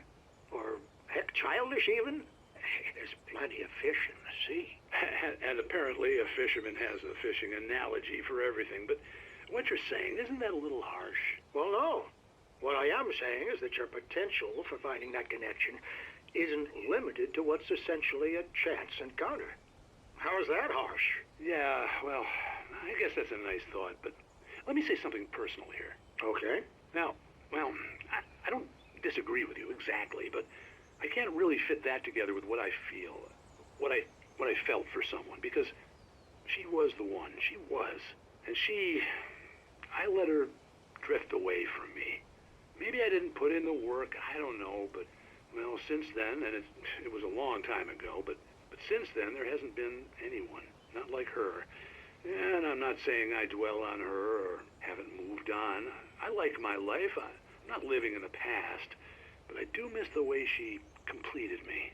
You can't argue with the heart, Pat. I'm sorry, folks. I had kind of a scary experience last night, and let's just say it's shaken a few things loose.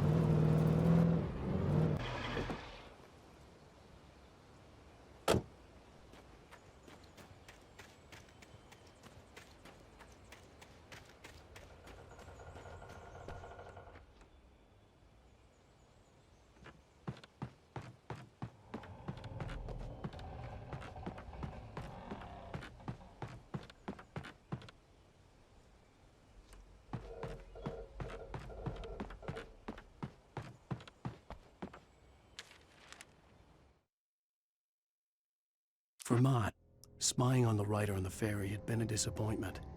His boss had made Wake out to be something special, but Mott hadn't been impressed. He'd gotten a good long look at the wife, though, and he liked what he saw. Mott had fantasized about goading Wake into a fight, but it hadn't happened.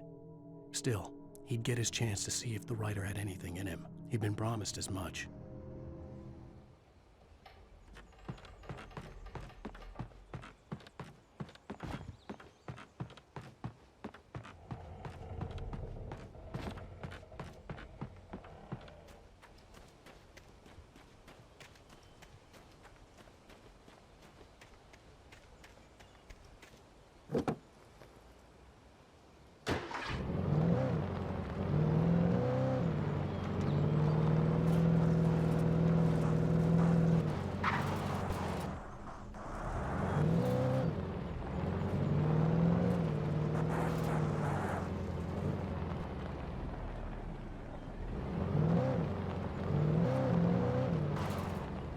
I was early. I was supposed to meet the kidnapper at noon in the main building. The coal mine was quiet. It was a museum now.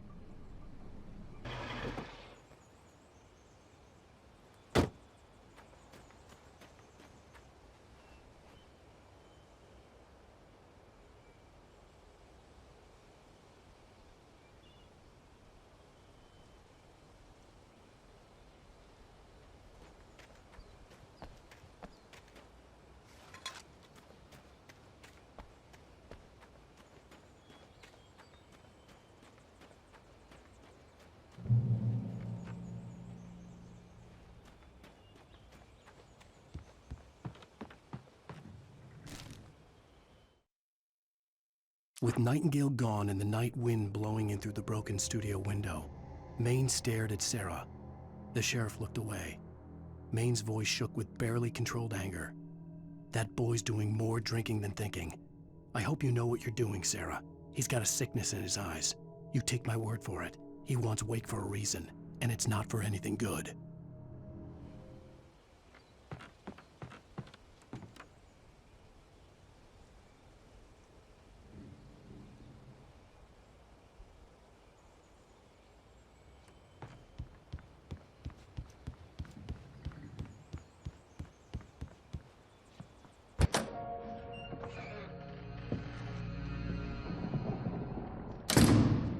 I didn't want to go outside. Cops had to be looking for me. The noon sun turned the place into a sauna. The day dragged on. Different scenarios ran through my mind. Ways of how I'd torture the kidnapper to get Alice back. Or the different horrible things he could have done to her. I imagined her dead. I had no way of knowing she was still alive. It was killing me. I was running on blind hope. It was all a waste of time. The bastard never showed up.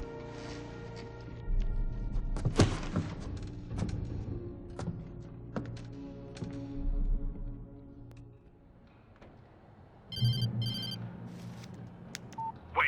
Where the hell are you? Change of plans. You know where Mirror Peak is? It's a big mountain north of where you are. You follow the path from the mine, you can't miss it. There's a lookout point there. I'll be waiting. I'm through being jerked around by You you. want to see your wife alive? Because if you do, you better watch what you say to me. Do we understand each other? I want to talk to Alice. Yeah, and I want the manuscript. Don't keep me waiting, Wake. Hello? Hello? Ah! I'm gonna kill him. I had to get to Mirror Peak.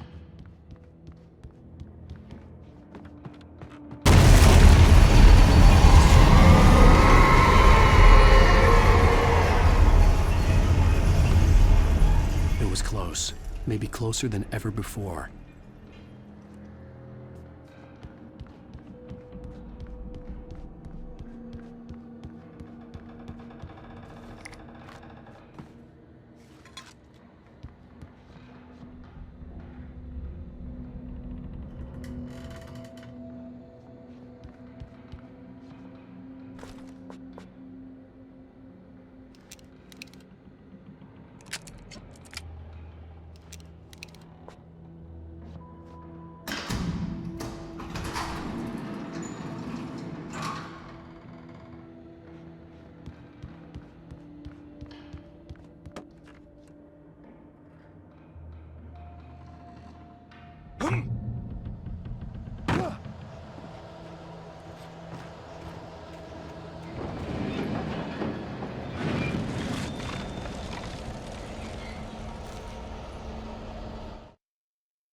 When Thomas Zane fell for Barbara Jagger, it happened fast.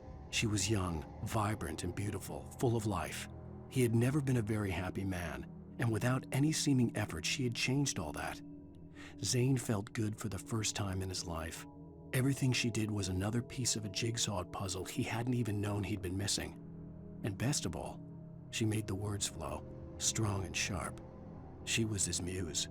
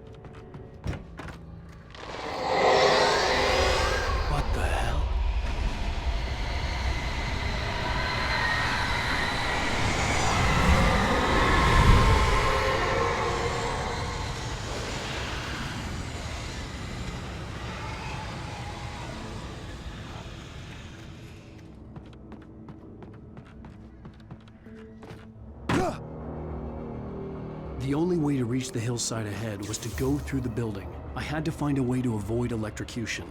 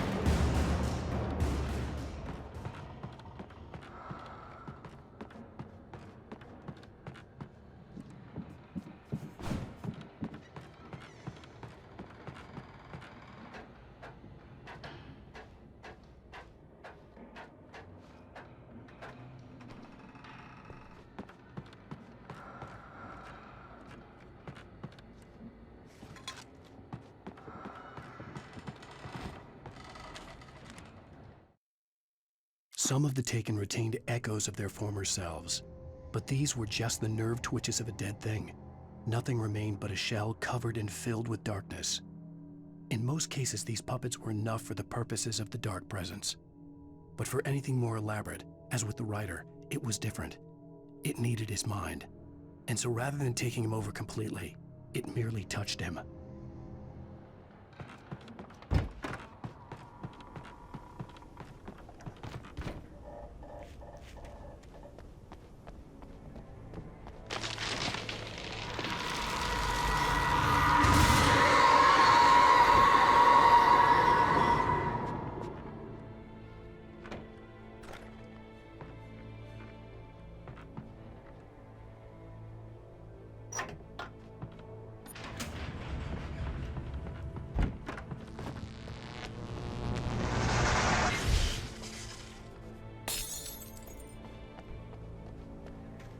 There was no way the flashbang grenades were standard power company equipment.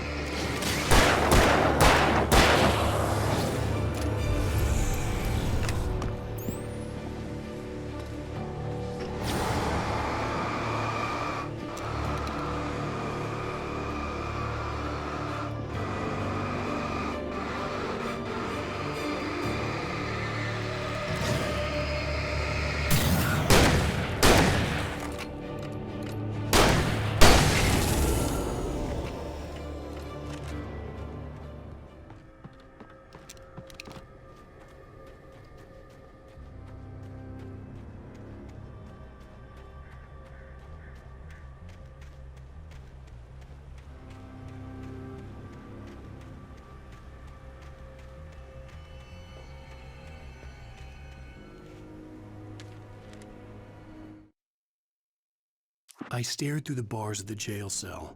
Barry stood behind me, swaying on his feet, looking as ill as I felt. Agent Nightingale stood on the other side of the bars with Sheriff Breaker. Nightingale had a stack of manuscript pages in his hand. He seemed unhinged as he gloated.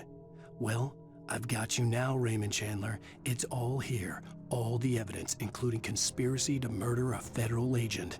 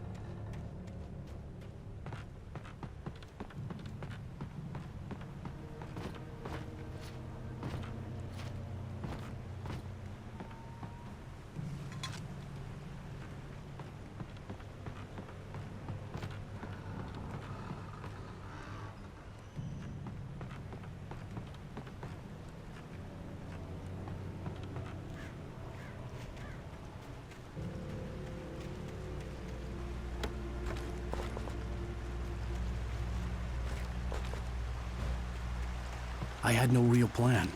I was going to give the kidnapper all the manuscript pages I had for Alice. If that wasn't enough, I'd hold him at gunpoint and make him talk.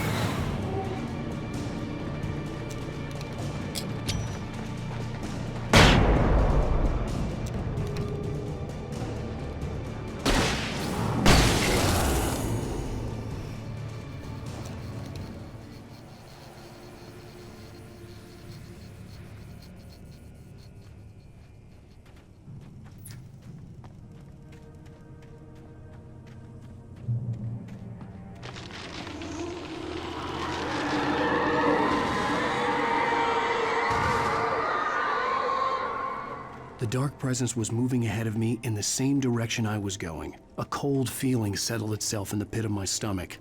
Was it going for Alice?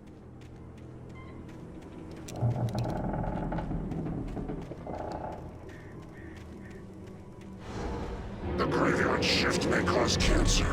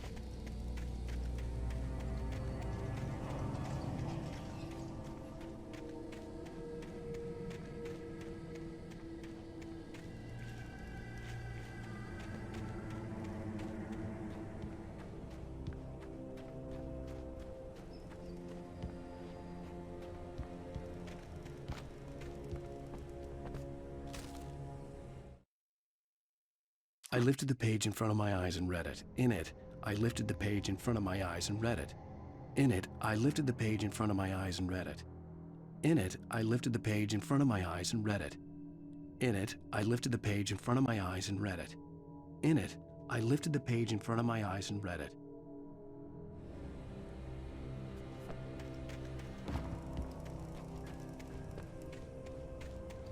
The place was dead, a ghost town. Had been for decades, maybe a century.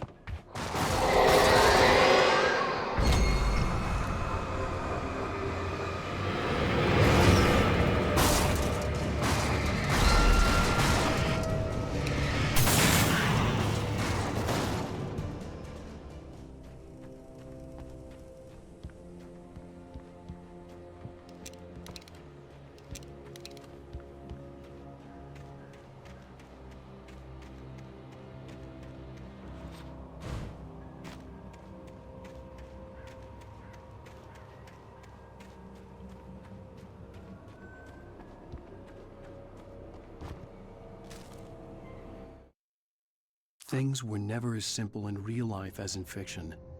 I had lost count of the times I had wished there'd be a clear reason for my writer's block. Something to fight, something to lash out on. There wasn't. I was filled with doubt. I was nothing like the hero in my books. Alex Casey had gone through his life with single-minded determination, never wavering from his goal. Even now, I was angry at myself, angry at Alice, angry at Barry. I was fumbling and I had no plan.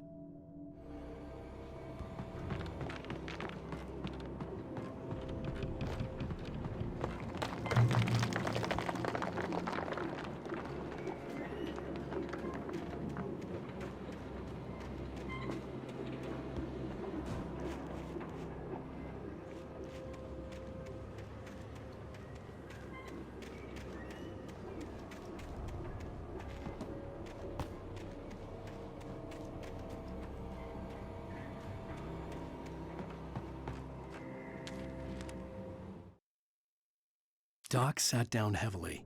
He examined Barry and Rose. Barry was already recovering. Rose was another story.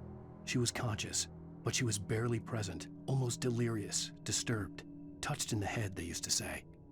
It wasn't the first time Doc had seen someone in such a state, but it had been over 30 years. Doc poured himself a stiff drink. He hadn't forgotten a thing.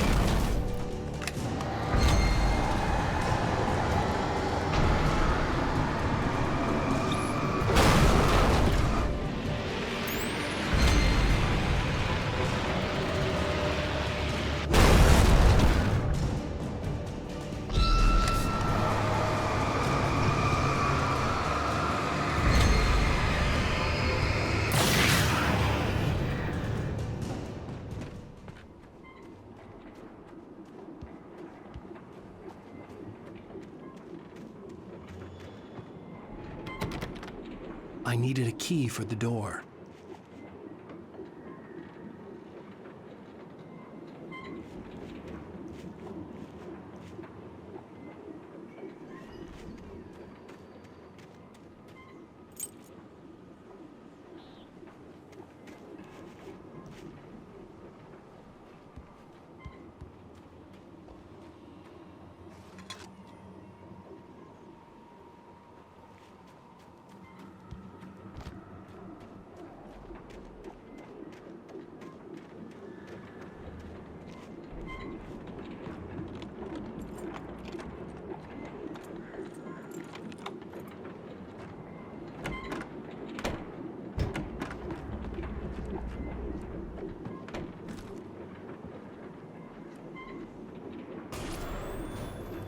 Anything outside of writing is a struggle. I feel ill. I managed to make my way downstairs. There's a shoebox filled with books and papers by Thomas Zane. It's very hard to focus, but I managed to read some of it. He's a poet, and a good one. He writes of muses and creators summoning fabulous things from a magic lake, using his powers to shape the world of a realm of gods and dreams and demons, dark things that wait for a chance to slip through, wearing the flesh of men as disguise. Zane writes about himself, his girlfriend being taken over by a dark presence, about growing scared of the lake. Zane believes it's a mirror to the gaping void of darkness above, where some Lovecraftian presence lurks. I crawl back upstairs. I'll borrow these things for my story. They ring true. They fit.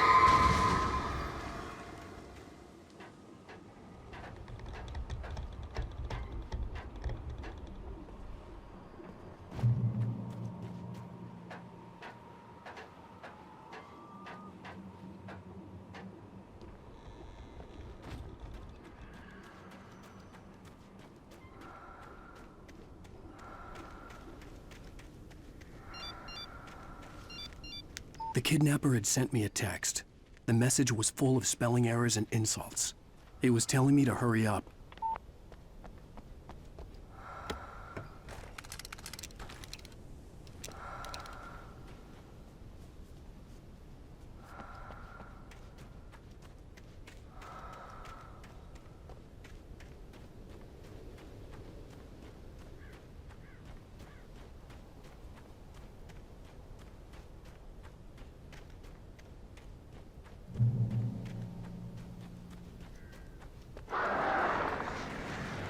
Birds.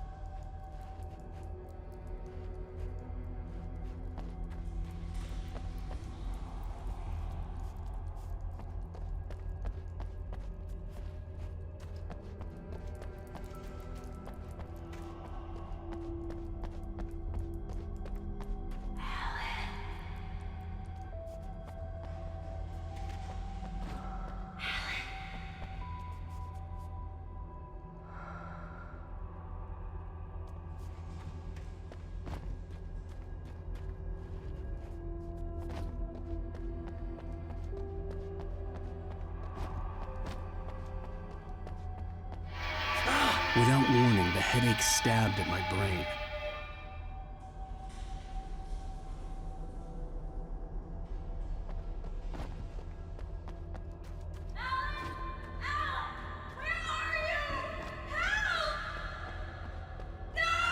Alice? Alice?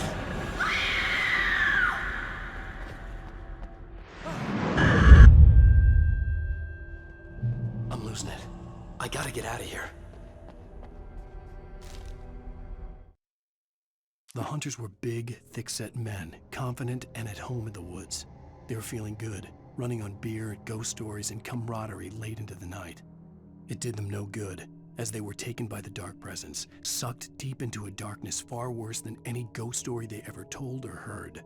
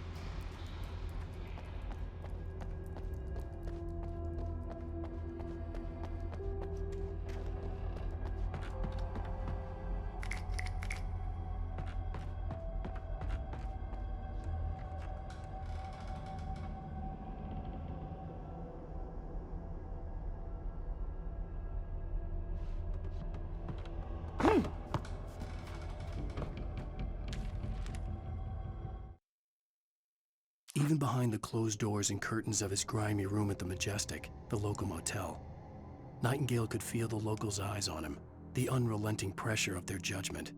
He forced it out of his mind. For all he knew, they could all be under Wake's spell already. You do what you have to do to get the job done. He took comfort from the bottle in his hand. Please, he thought, just let me get through this.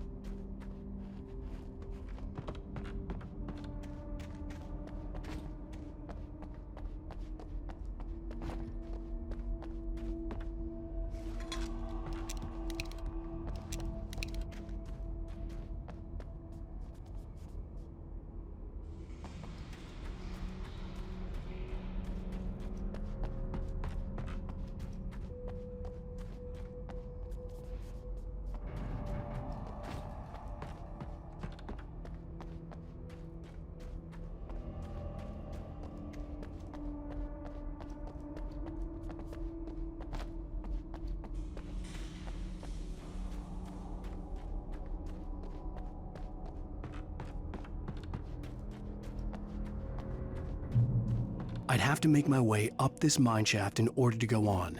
Maybe the machinery could help me with that.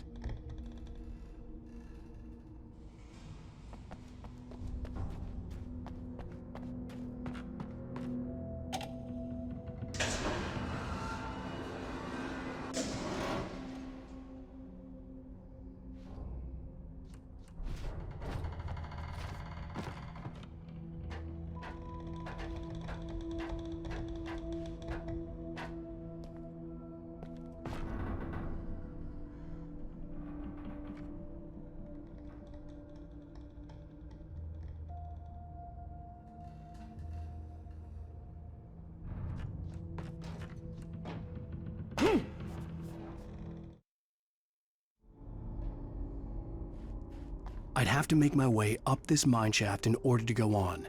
Maybe the machinery could help me with that.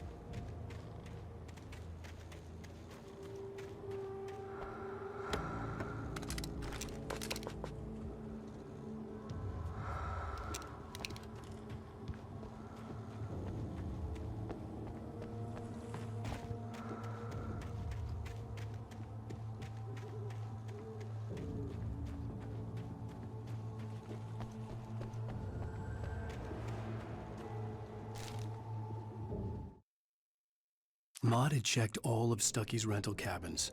There had been no sign of the Wakes. It was dark when he'd found their car parked at the end of the road by Cauldron Lake. It made no sense. They must have taken a wrong turn, but there was no sign of them, and the car had been there for hours already. Frustrated, Mott stood on the rotten ruin of the footbridge that had once led to Diver's Isle before it sank beneath the waves years ago. The boss wouldn't be happy.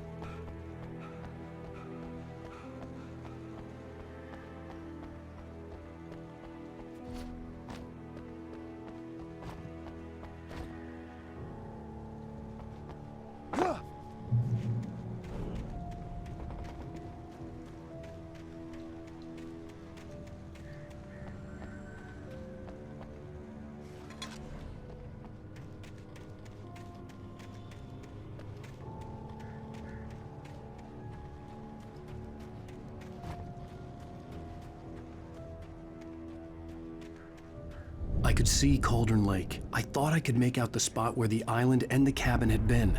There was a light near it. It had to be a boat.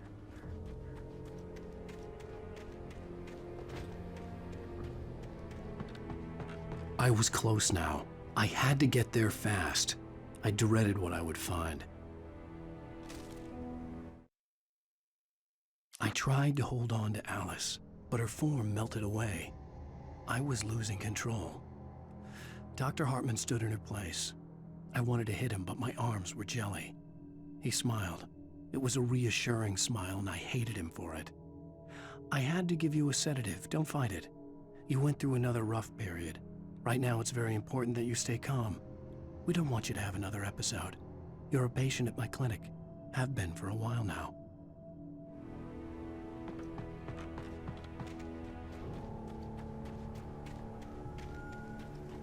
Wait!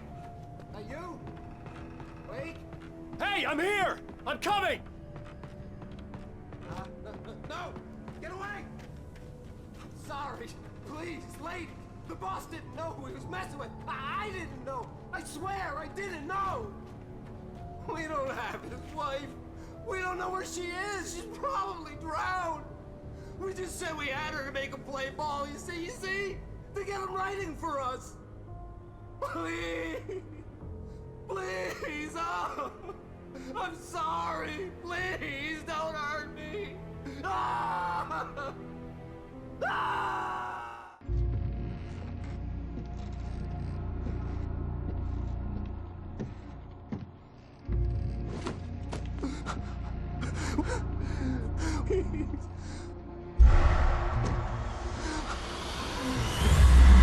No!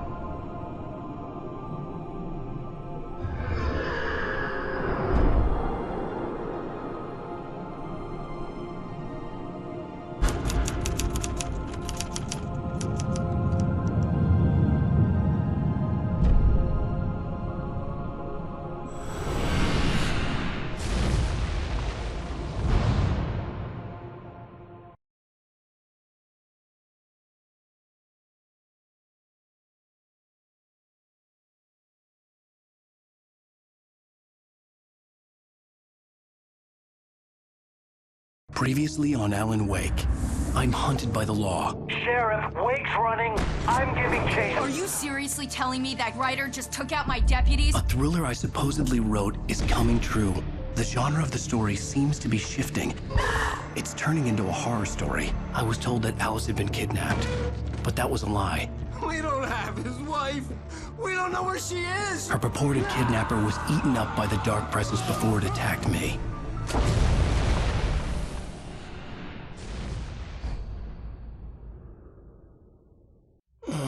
Alan, shh, baby.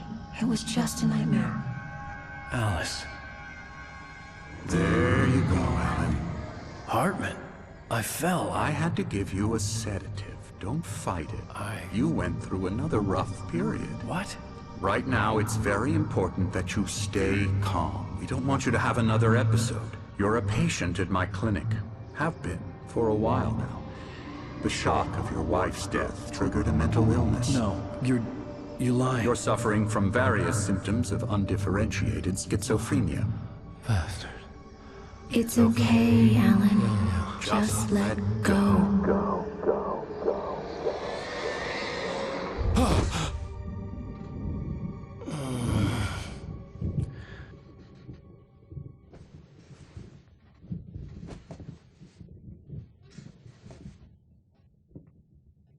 I felt groggy. Whatever Hartman had bumped in me was making me numb. I felt like this was happening to someone else. Someone I was watching on television. I couldn't think. Couldn't focus. There were only empty sheets of paper here. No manuscript pages.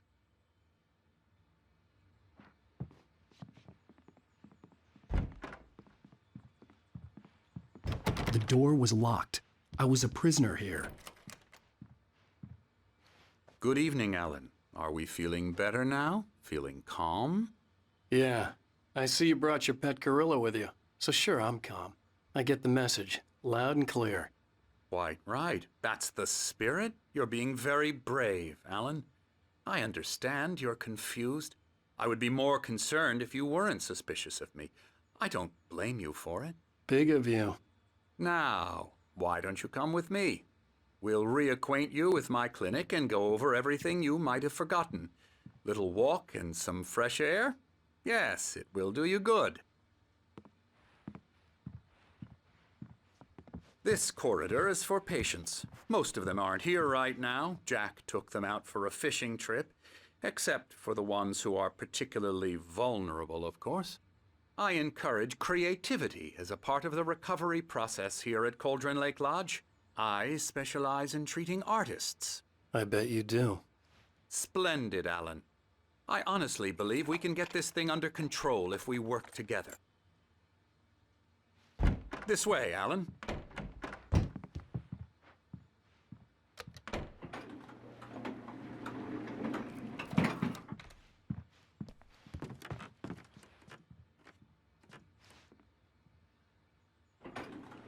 Now, Alan, from past experience with you, I know I need to get right into the heart of the matter as quickly as I can after an episode. So I'm just going to say this. Alice is dead. No. You're in a very vulnerable state until you understand and accept this. Alice drowned, and you couldn't face that. You're suffering from hallucinations, paranoid delusions, unusual thinking, an obsession about light and darkness, a feeling that everything revolves around you, your thoughts and dreams. Your mind has constructed an elaborate fantasy scenario in which your writings are affecting reality. She has been kidnapped, and supernatural forces of darkness are trying to stop you.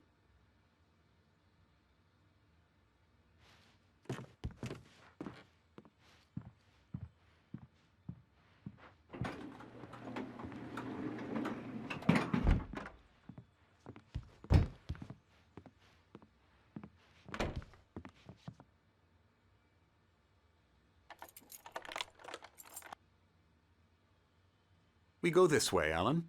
I wasn't ready for another shot, so I went along with it. He had to be lying. But under the influence of the drug he had given me, I had to fight not to believe his words.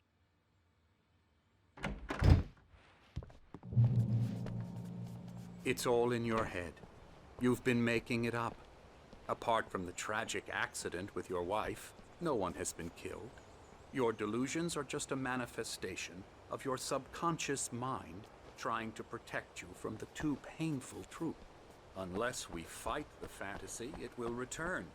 I know the instinct is to resist me, but think about it. Doesn't this make far more sense than the insane supernatural conspiracy you have concocted in your mind? You're a skeptic by nature, Alan. We both know this. Everything can be explained logically.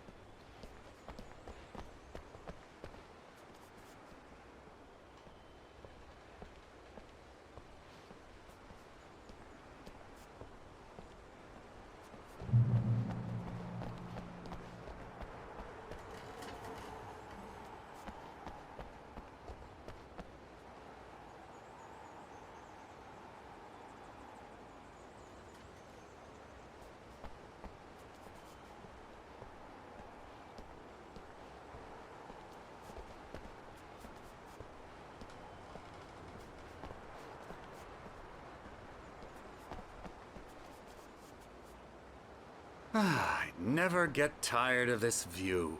Very inspiring, isn't it? Cauldron Lake spread below us. I could see Mirror Peak on the other side of the lake. I thought I could make out the spot where Diver's Isle had been when I arrived with Alice. Now there was nothing but waves. It seems there's a storm coming. Funny, I don't recall there being a mention of that in the weather forecast. Well, no matter. This way. Follow me. Alan, what I'm telling you is good news. Right now, we're in control. Every time you have a relapse, it gets more and more difficult to resurface from the dark depths of your imagination. Not surprising, considering your profession. Imagination is what you work with. After all your nightmares, this should come as an immense relief to you. If it doesn't, why is that? Because I'm lying? Or because you don't want to admit that you're not well? It's very natural for you to think of me as your enemy. It's part of the illness. I let him talk. After all, Hartman obviously loved his own bring you voice. out of the His world words you've echoed constructed madly for inside yourself. my head. But I I can't dug my do nails it into the by palms of my myself. hands to stay focused. You need to work with me. Once you accept that, we can begin the journey towards your recovery. Come along. Let's go inside. Here's the entrance to the office wing. That's for staff only. Spooky. Come on. Scary, scary, scary.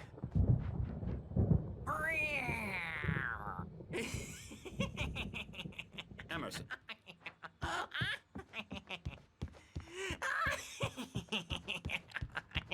I'm a real bad dream, mister. You should be afraid of me. Don't want to run into me in the night, that's for sure.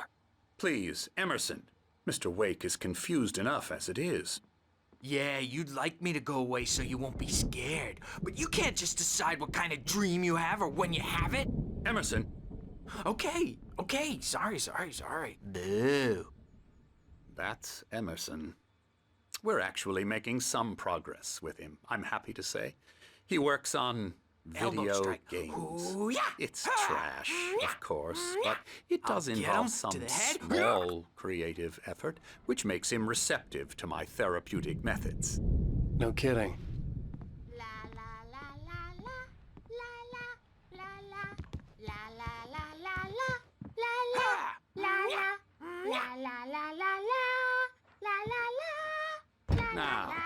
You might have noticed the typewriter in your room.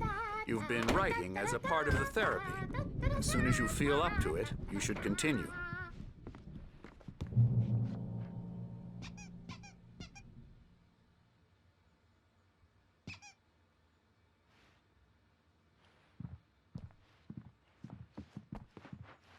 My rheumatism's killing me. There's a storm coming. Oh, what a storm. I hope it wipes this place off the face of the earth.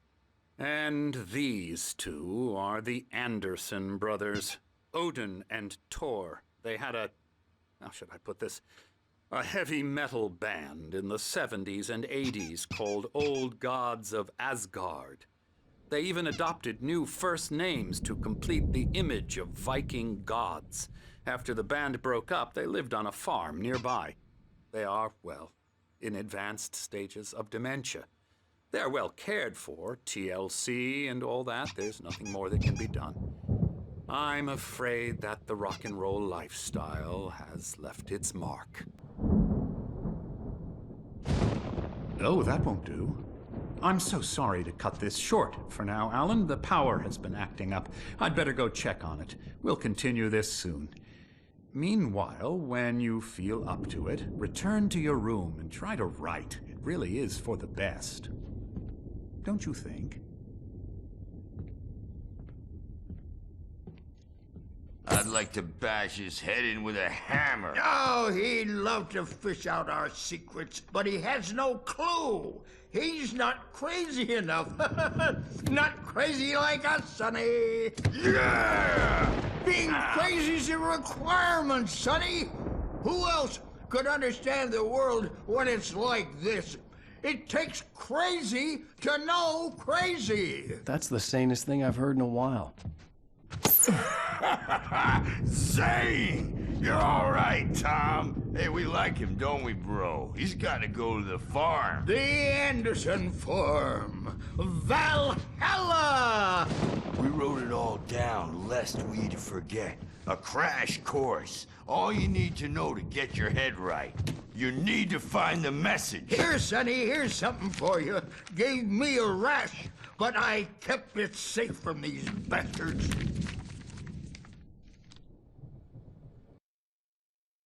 Zane could feel the poems, taking form, shaping things. As he experimented, he imagined he could almost feel the power surging through the keys of the typewriter. It exhilarated him. But there was fear, too. If not for his young assistant Emil, he would have given it up. But Emil convinced him otherwise. He too had a way with words. My head was clearing up, or according to Hartman, I was sinking back into the fantasy. I was convinced he was lying to me about everything. Crazy or not, the Andersons made more sense. Tom, you got any booze on you? Yeah, no. We Sorry, have a guys. stash of the special stuff at the farm. Our own formula. Local ingredients. Medicine clears your head right up. Makes you remember like moonbeams on the brain. Oh, I just noticed. Leather patches on the elbows? That's not very rock and roll. Tom just lost is all. Baba Yaga got to him too, the damn witch. She used us all. Taken from all of us. Took my thunder, the witch. And my ravens, what were they? Memory and thought, the hag. She took something from you too, didn't she? That's what she does. We're better off. This place, the lake, it gives you power. If you're a creator, an artist, haga. Nightmares shifted in their sleep in the darkness of the lake. Yeah, that's the one. She makes sure it comes out twisted and wrong. Just ask the lamp lady. She knows what happened to that other writer. She's been using you, boy. And you let her. You went and opened the door for her, didn't you? Now, it was already open a crack. And whose fault is that? We're morally corrupt, disease-ridden, old and stupid. Doesn't mean he had to open it all the way, goddammit.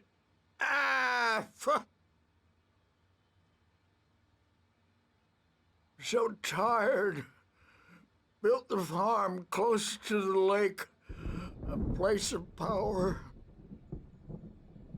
We had parties there, man. You should go there and have a party. That Bob Balder threw the amp through the window. Hit that hippie chick in the back of the head. 15 stitches and a concussion. Bob's dead now. Leukemia. Stitches, snitches, and narcs, man. Bad scene. I am tired, man. So tired.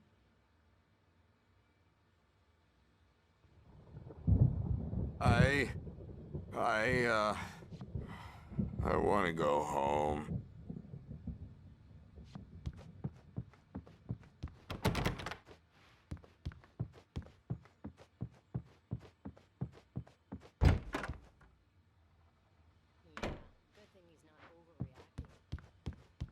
Well, he's the boss.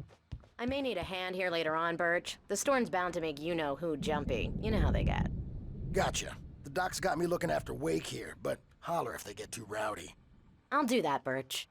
Hey, Wake, why don't you humor Dr. Hartman and give the writing a shot, huh? The typewriter's in your room. You can get to your room by those stairs, Wake.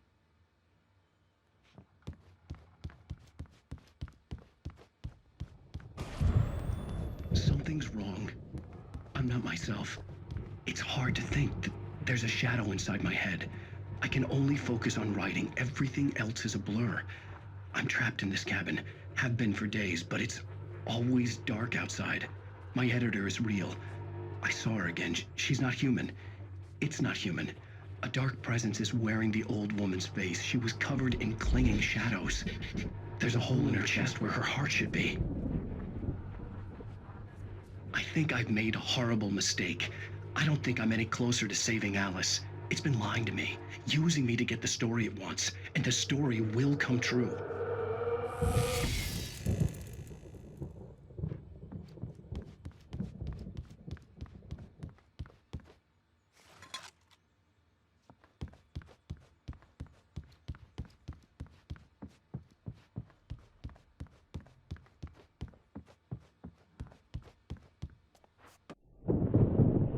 The white glare of the blank page in front of me hurt my eyes.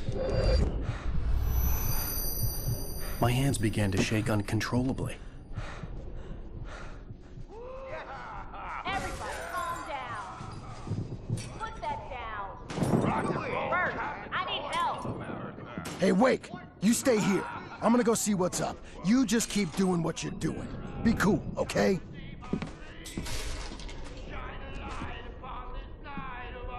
I didn't know what the chaos was all about, but it could be my only chance of getting out of here. Where the hell did he get a damn hammer? I don't know. Here's a friendly poke from Mjolnir, wench. Oh, afraid of the crazy brothers, are ya? Not so weak now, are we? Hartman kept talking, giving Barry the grand tour, clearly proud of the place.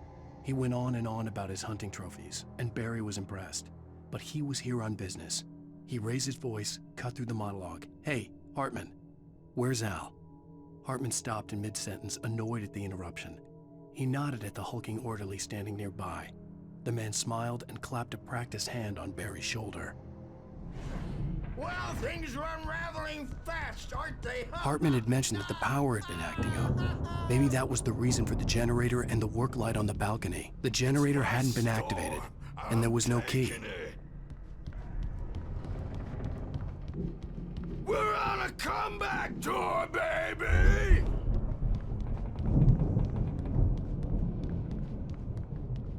Sinclair looked bad. That wasn't a love tap. The crazy old fart hit her hard. If she was one of Hartman's goons, she had it coming. I could get the key to the office room from Sinclair. I had to get to Hartman's office. He had taken all my manuscript pages. That's where he'd been keeping them.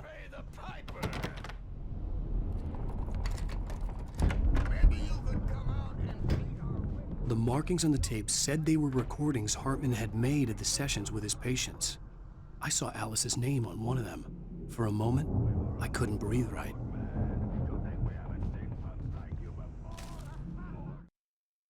Hartman wasn't happy. Mott could see it in his eyes. He quickly lowered his own. He had made a mess of it, and he knew it. The shame of failure was hard to bear. He hadn't expected Wake to say he needed more time, and he blurted out 2 days, less than Wake had asked for to show him who was in charge. But that wasn't part of Hartman's plan. Now, Mrs. Wake, can you tell me about Alan's problems? He's more and more out of control all the time. The parties, he's so angry all the time. He's getting violent. Do you mean with you? No, not with me. No, never. Sometimes I almost wish Alan would take a swing at me, because at least that'd lead to a conversation he couldn't just march out of. But no. Alan doesn't really sleep. And the work, well, he's not writing at all. He sits there for hours and just gets more and more frustrated. And I can't talk to him. Yes. Tell me, Mrs. Wake. What would you say to him if he'd listen? I don't know. I want to say, I look at you, and it's not you. Just some stranger who resembles you. Looking out from behind your eyes, and I don't like that guy much. And now it's all gonna go to hell. But you don't ever say this. No. I've tried, but he's not listening. He's too deep in his own problems, always going on about something else. I'm so afraid I'm gonna lose him, and we're not even talking anymore. He doesn't let me in anymore. He just keeps me in the dark. I'm so alone here, even when he's home. Please help me, Doctor, because I'm at my wit's end. Well, if you can just get him here, I'll absolutely do my very best. Yeah, but Doctor, you need to be careful with him. He's not just going to listen to you and cooperate. He's the most stubborn man I've ever met. Well, I'll be sure to bear that in mind. Hearing her voice, what she was saying made me happy and sick and guilty all at once. Worst of all, I recognized the words. The phone call from her. It had been a cut-up of this. Just a recording. Rudolph Lane's case is interesting. He was completely blocked, and frankly, I was about to discard him as useless. However, once Wake arrived and started writing, something changed in Rudolph. He's producing extraordinary work, increasingly dark pieces. Unfortunately, he doesn't respond to direction at all, and it's my belief that he's not so much a creator as an illustrator, perhaps, a recorder of sorts. I hadn't considered the existence of such a role before, let alone its implications, but the paintings he has produced are informative. At least he's easily controlled and useful. I wish I could say the same about Wake. It's frustrating that the best subjects are always so damn difficult to deal with. Not buying that. I was tailing Wheeler, and this is the only place he could have gone. That means Wake is probably there too. Agent Nightingale. This is private property, and I will not allow you to disturb my patients. Yeah? I can get a warrant. How would your fragile little patients like that? Oh, I'm thoroughly intimidated by your mighty authority now, Agent. Listen, you smug snob. How would you like it if I busted through this gate and knocked you around a little? Agent Nightingale, first of all, I'm recording this conversation, so you might want to watch what you say. Secondly, you're not dealing with a hick now. I know the law, and if you can get a judge to grant a warrant, I'll be glad to cooperate. But you won't get one. Be advised that any further communications with me are to be made through my lawyer. I don't believe this. Good day, Agent. Yeah.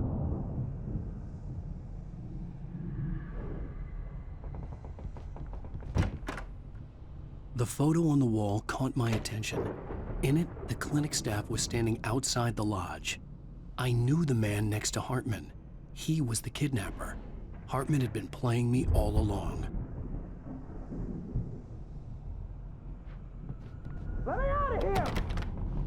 Hartman, do you hear me?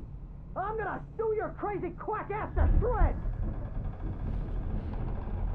Seriously, do you have any idea how much trouble you're in? I am famous.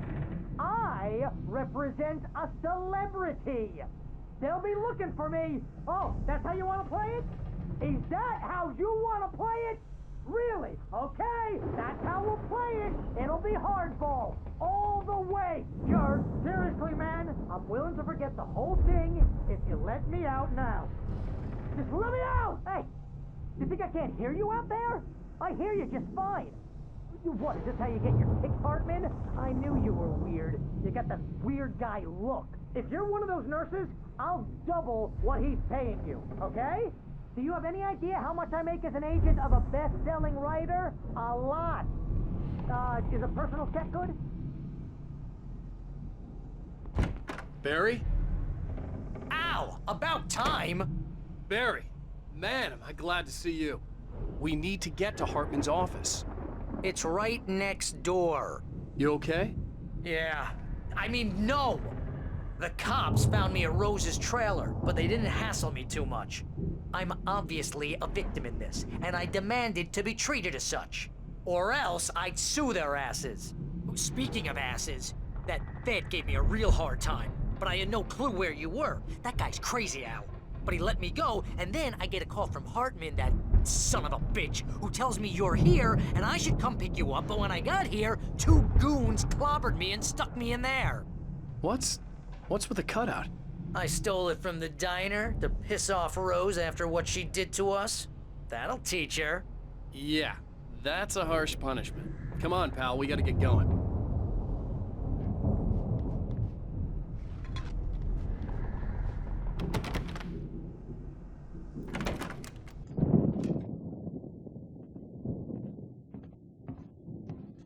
These were all the pages I had on me.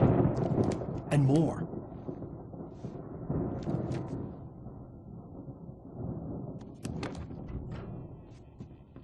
Alan, please. You're sliding back into the... Tell me one more lie and I'll shoot you in the face. Ah, well, it was worth a shot. Really, Wake, come on. Let's work together on this. You have no idea... Hartman, shut up! Barry, get out of here. I'll catch up with you. Get a car. Oh, Al, let's just... Go! Wake, listen to me. This is a mistake. Don't you see? Together we can create something absolutely wonderful. With your ability and mine.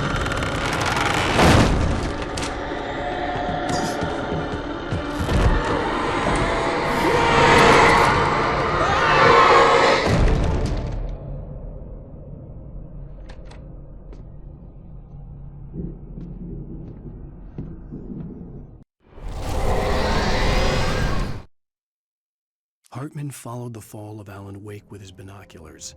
When the rider hit the water, he ordered Jack to take the boat to him. The spot was easy to see in the dark, even with all the extra lights in the boat. The flare floated and kept burning even in the water. Jack turned the radio louder as the engine sputtered. The music was rough and clanking, something the Anderson brothers would no doubt have enjoyed. But Hartman chose to ignore it. Wake was finally within his reach. The dark presence would be on me in a moment. I had to find a way out.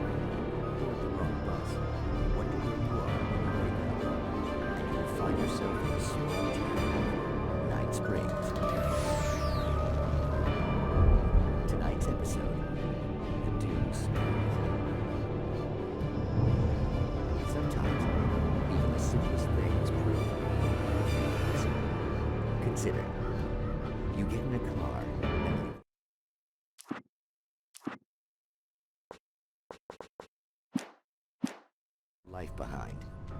Easy? Not tonight. Thanks for the ride, Mark. I'm so glad to be leaving this place. You have no idea. What, Night Springs? Come on, Linda. Relax. It's not that bad. Hey, what's that up ahead? Oh, God.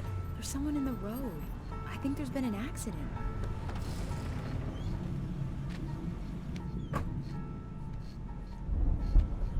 Are you all right? Oh no, Linda! Oh no! It was me on the road! Wait! Tell him to watch out for the truck! Watch out for the truck! My God, Mark?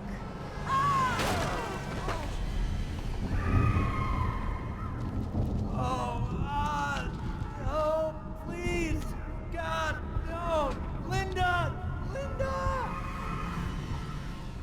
Thanks for the ride, Mark. I'm so glad to be leaving this place. What, Night Springs? Come on, Linda. Relax. It's not that bad. Hey, what's that up ahead? Oh, God. There's someone in the road. I think there's been an accident.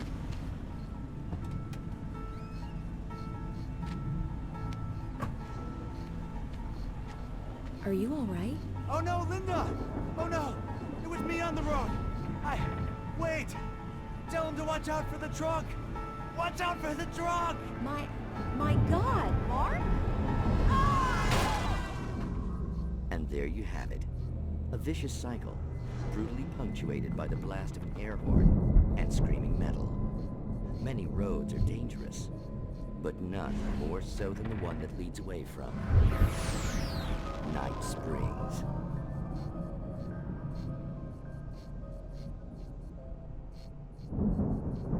Magic. Parlor tricks, smoke and mirrors. But for some, magic is more than that. It's a way of working the secret machinery of reality itself. And more than one member of that Eldritch Brotherhood can be found in Night Springs. Tonight's episode, What's in a Name? We find an old man standing on an old, rusting, derelict bridge, leaning his bony frame against the cold steel. And though he looks idle, he is hard at work. His young apprentice attends to him, as good apprentices do. Yes, yes. Coming along nicely. Don't you think, boy? Yes, Magus. Sir, we've been getting some complaints. Are you defacing the bridge? Oh. No, I wouldn't do that. Sir, I can see the screwdriver in your hand and the scratches on the steel beams. You've been spotted doing this all over town. Yes. I have been very busy, but I'm no vandal, officer. Exactly what are you up to, sir? He's writing his name on the town. The youngster is correct. I'm writing my name, my whole name, the entire and complete description of my soul on the town. I'm almost done. Yeah? Well, all I see is an old man tagging public property. Oh, I should bow down to the wisdom of your years? Words have power, young man. Names and titles especially. Uh-huh. And, what's your name supposed to be? Tell him, boy. Tell him while I finish the carving. Officer, it's... Say my name, boy. Say it. It's Night Springs, officer. But isn't that... That's the name of the town, isn't it? Yes, it is from now on. Wait, where'd he go? Hey, where is he? Oh, officer. You know where he is, and what he is, don't you? I think you should get in your car and drive away, and remember which town you're serving.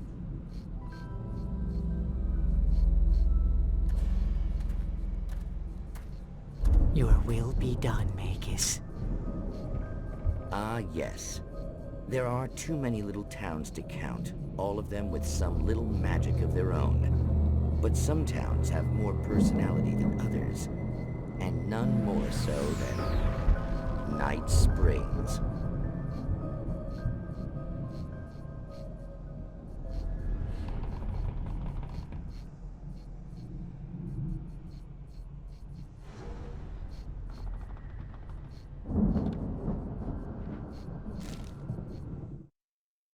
Hartman knew he was no creator.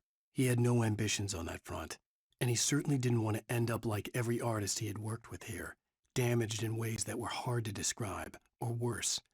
It was enough for Hartman to maintain creative control and provide direction, to be a producer. That was what most of these people were in need of anyway. Of course, suitable subjects were few and far in between.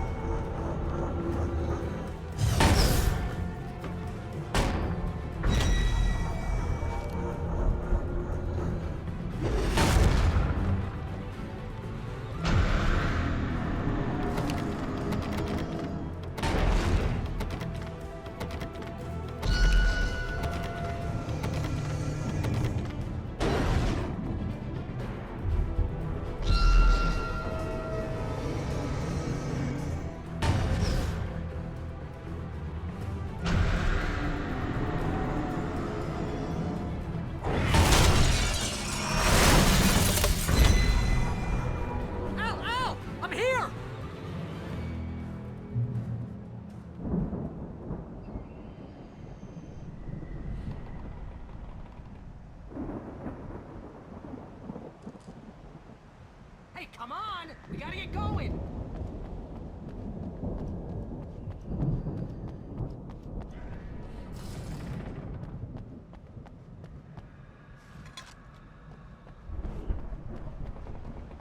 Al! I'm over here!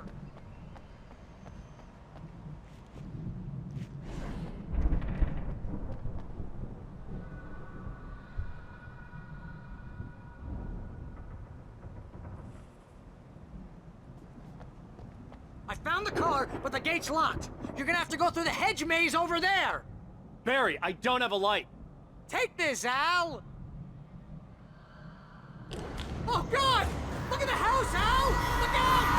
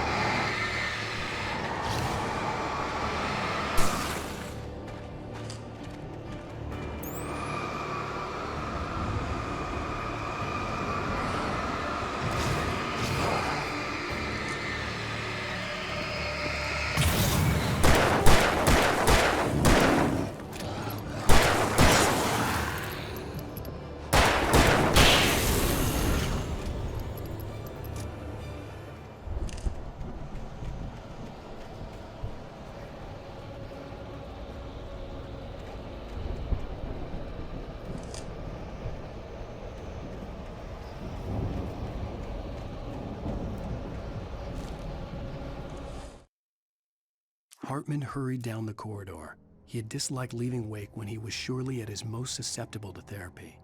But this was not an ordinary storm. Wake had been writing, and he had woken something up in the depths of the lake. Now, it was coming for him. Hartman had naturally prepared for a situation like this. The idiot brothers would keep Wake distracted while Hartman double-checked everything, just to be sure.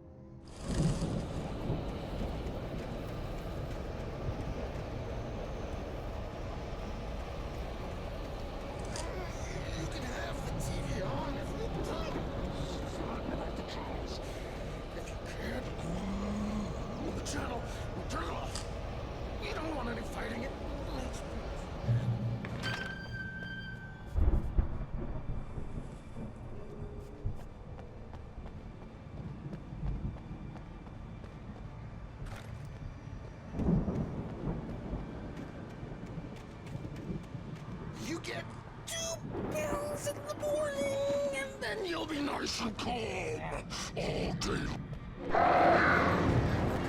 You get 3 pills in the evening.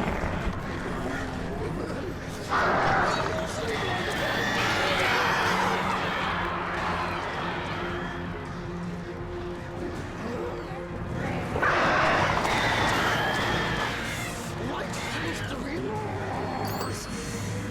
That way we don't have any trouble, and I don't have to work anymore. Stop struggling. We're all friends here. This is just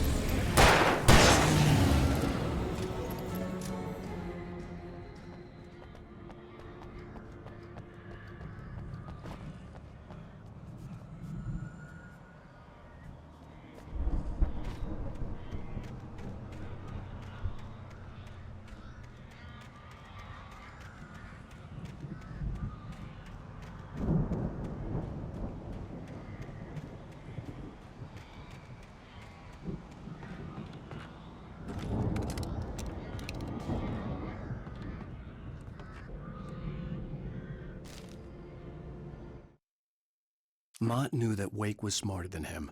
Wake had more money, a beautiful wife, everything. And Hartman said Wake was important. That made him better than Mott. But Mott was calling the shots now. He'd expected Wake to whimper and grovel, but instead, he seemed willing to fight.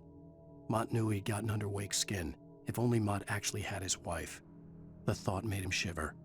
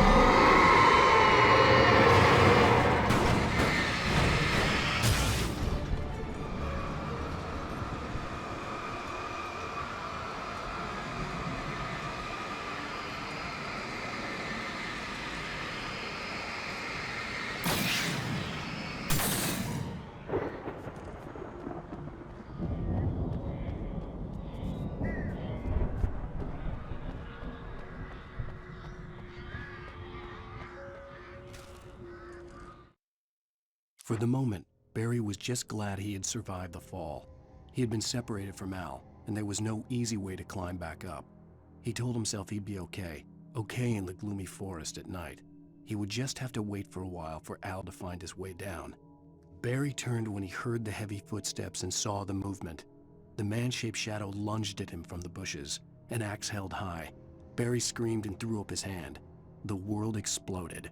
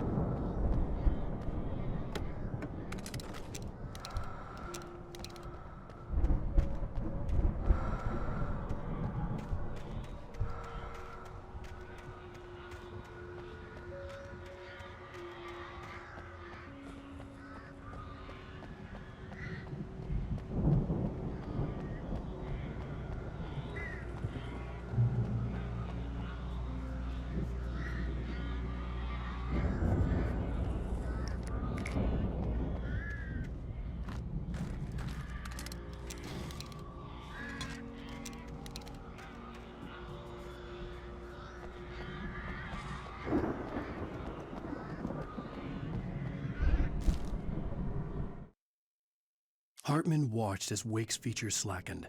The man was bullheaded, no doubt. Even lying on the bed, he'd almost broken Hartman's nose the second time.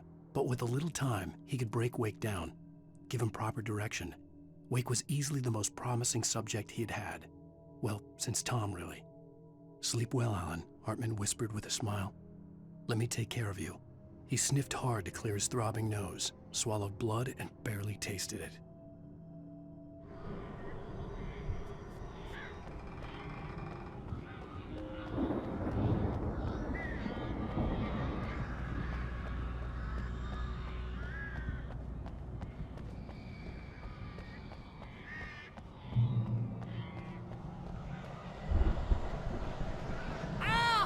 You're alive!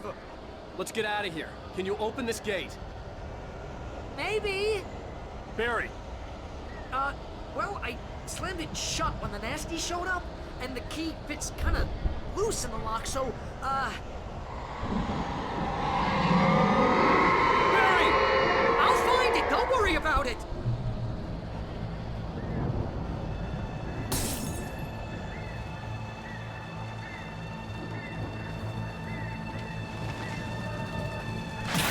Hurry up, Barry! I'm on it! I'm on it!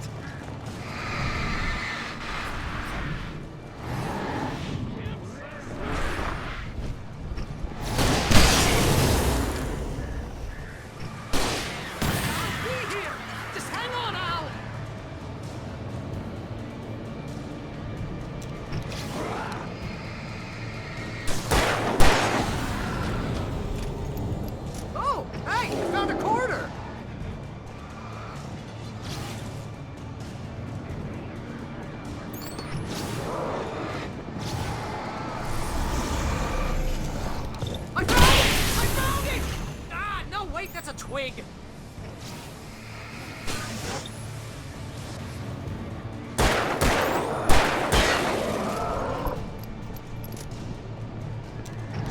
it is! Al, I found the key!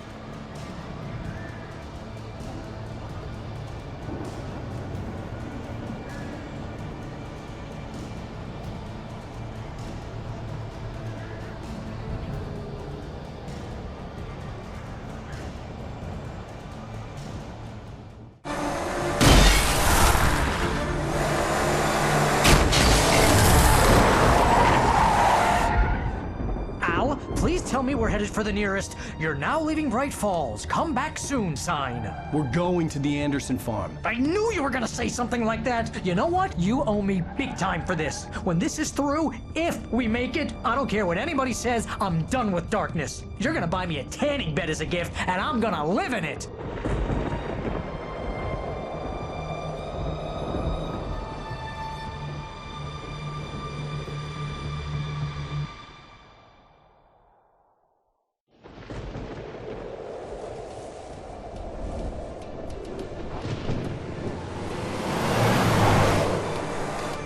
I'm crazy, but that's fine, Barry. Oh, you got that right, Al. You're barking mad. You are by far the craziest— But maybe that's inevitable when you deal with crazy stuff like this. It helps. This is happening, Barry. Alice, they never had Alice. She's trapped in the darkness at the bottom of the lake, but she's not dead. Al, how can you know that? I know, Barry. I can— Al, No, listen. I can bring her back. I can find her. There's something special about this place. The lake, it does something to the works of art created here. It makes them come true. But there's a catch. The dark presence, whatever that thing is, twists it to its own ends. That's why all of this is happening. It's using my manuscript to take over everything. Al, I believe you. It happened to Thomas Zane before, it happened to the Andersons. I believe you. Crazy or not, you're not delusional. Weird shit's going down. That's a fact. I'm on board, man. I'm with you. The Andersons knew about it, but they were too far gone to tell me with all the drugs they were on. But they wrote it down. There's a message somewhere at their farm, Barry. We just need to find it. Look out!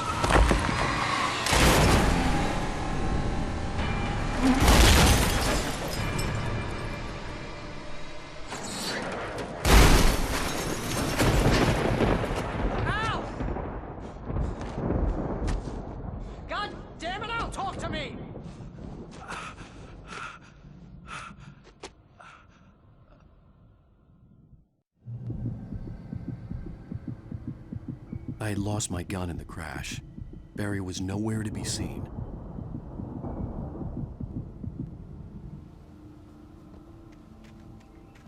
Barry!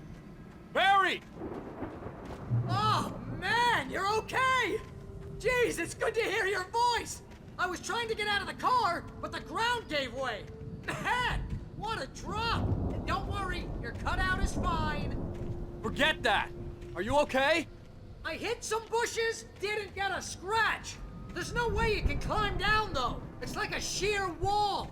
Al! There's something moving down here! Barry, it's a taken! Use a flare, Barry! Oh! Yeah! Barry, are you all right? I'm good, Al! I'm great! Guess you never messed with anyone from New York City before, huh? You're gonna have to find your way around to the farm, Al! I'll be waiting! Barry, just wait for me, okay? Al! I'm not staying here! It's suicide! I'm going to the farm! I'm gonna go ahead and secure the area! You can catch up! Don't worry about it! I'm on the case! Now he's Rambo. This would turn into a disaster if I didn't catch up with Barry.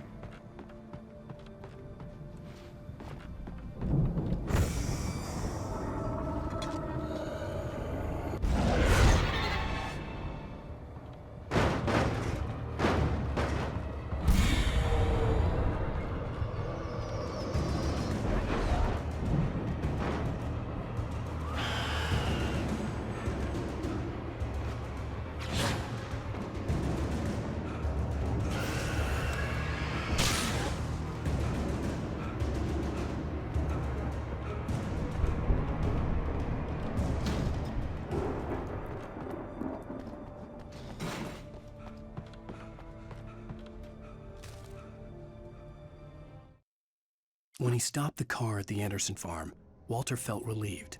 Oblivion was close at hand. The brothers wouldn't miss a jar of moonshine or two in the booby hatch. But then he saw the man on the porch, and he knew who it was. Driving for his life and knowing it was useless, he didn't realize he was crying until he couldn't see the road for the tears.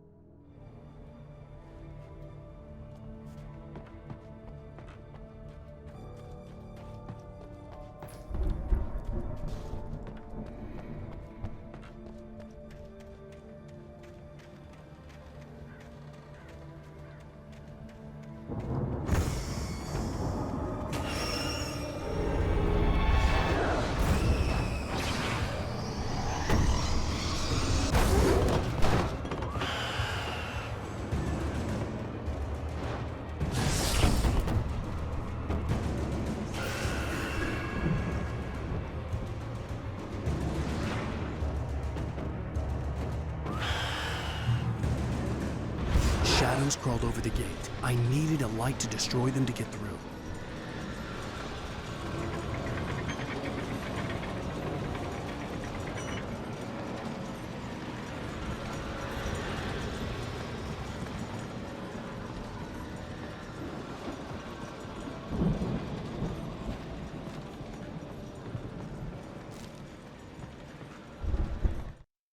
Agent Nightingale stared at the passed-out rider. The man was sleeping off one hell of a night. Nightingale felt a stab of envy at Wake's oblivion, but he had a job to do. He put the gun to Wake's head and almost became a murderer. His hand shook and his throat felt tight and dry. Biting his teeth, he tried again to pull the trigger. He lost the nerve. Wake stirred. Nightingale would have to settle for an arrest.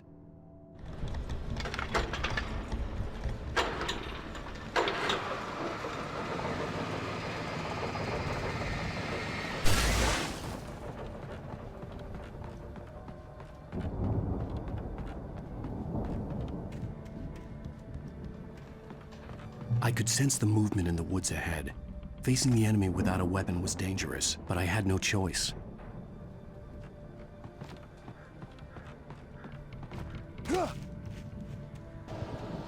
Omega-3 fatty acids are good for your heart.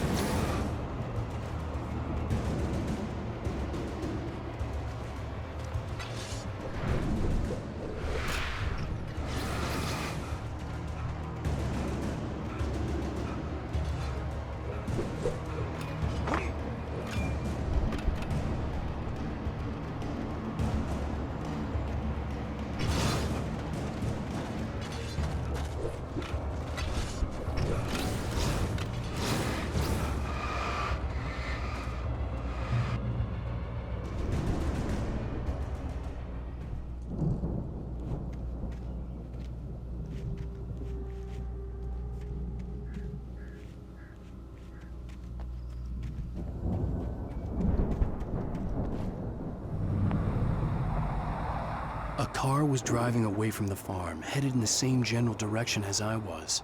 For all I knew, it was Barry, caught in the consequences of leaping before looking.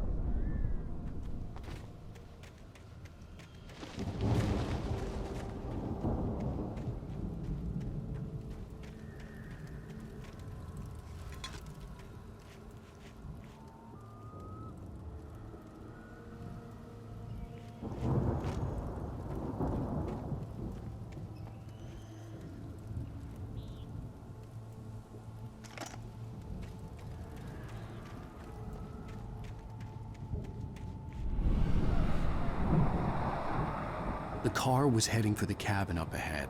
It wasn't far. If it was Barry, I would see the damage soon.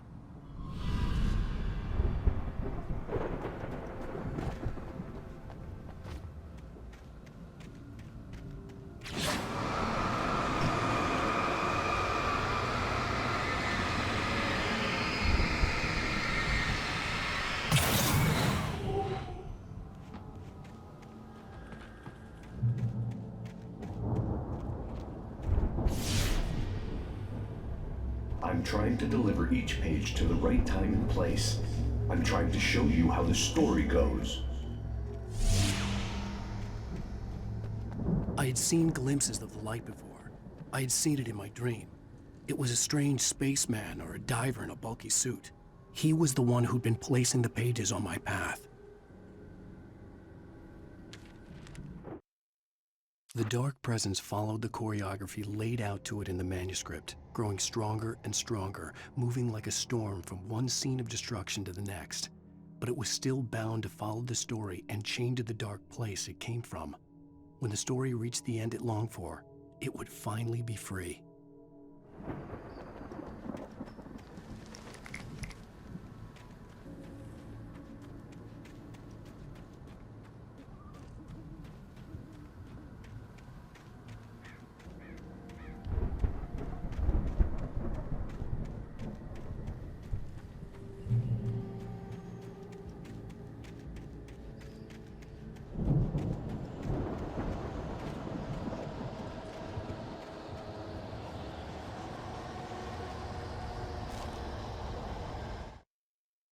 The storm raged on as the Anderson brothers walked unsteadily away from the clinic with the other patients in tow, knowing that this time they wouldn't return. The darkness around them seethed with horrors, but Tor and Odin were unafraid. Their eyes glinted with guile. They knew every secret path, and there was blood on their hands. They had fought these shades before.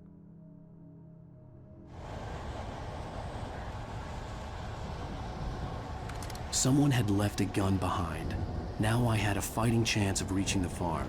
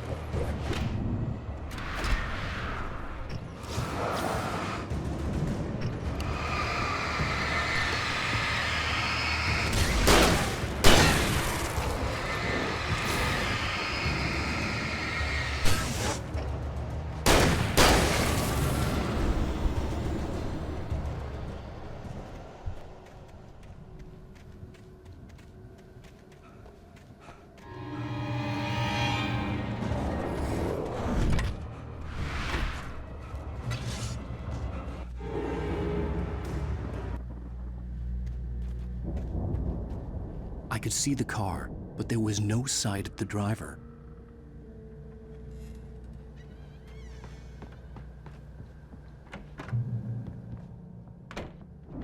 Hello?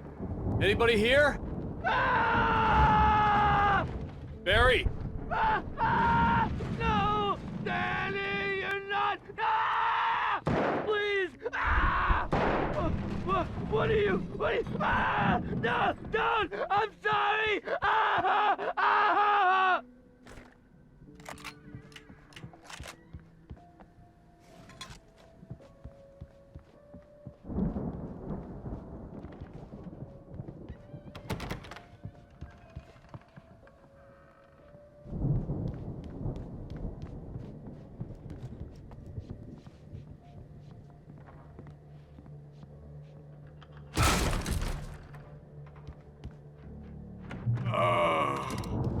I know you. You were in jail the other day. I went to the farm again for the moonshine, you know? It makes you see. They're not gonna miss it. They're in the loony bin. But my buddy, Danny, I lost him. Something's gone wrong with him. It's not him. Like a real bad follow-up to a real good movie where the best friend's suddenly the bad guy who wrote this crap anyway.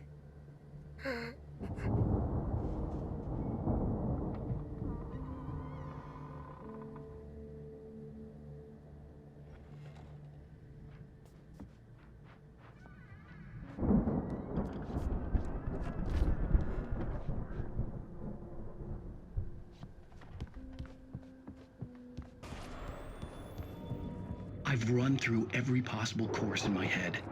If I continue like the Dark Presence wants me to, the story I'm writing won't save Alice. It's a horror story, and it's going to kill her, and me, and everybody in this town. No one will survive. Darkness will consume everything. This is what it's wanted all along. It will be free, unstoppable. It used Alice to get to me, dangled her in front of me to keep me going. It was never going to release her. I'm going to change this. I'll escape. I've written myself into the story. I'm now the protagonist. This feels like a terrible risk, but it's the only way to save Alice. I'll be bound by the events of the story just as much as anyone else who's been woven into it. The story must stay true for this to work. There have to be victims along the way, near escapes, cliffhangers. In a horror story, it can't be certain that the hero will succeed or even survive. He almost has to die. I'll write my own escape into the story next. I need help. Zane's going to be the one who'll help me. I'll make it happen.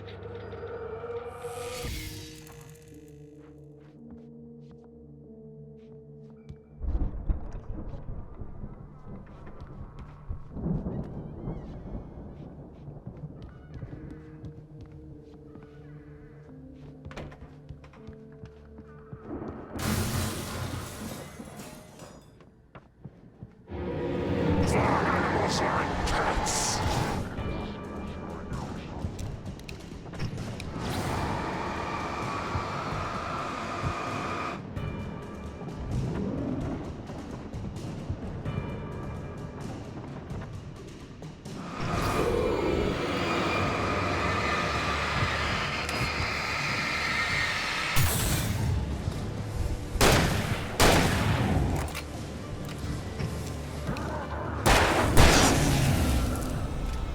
Let me guess. Danny, huh?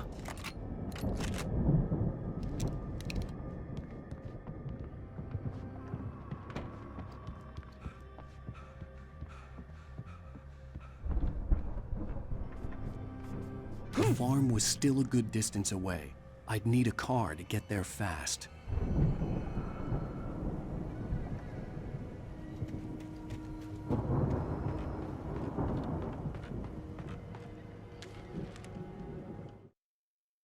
For a moment, Hartman considered strangling the idiot. Mott was mean-spirited, but easily manipulated, an emotional infant who lived for his approval. Wake, by contrast, was a far more difficult subject. Mott had given him too much leash. In 2 days, who knew what could happen? Hartman would have to find a way to rein him in, and quickly.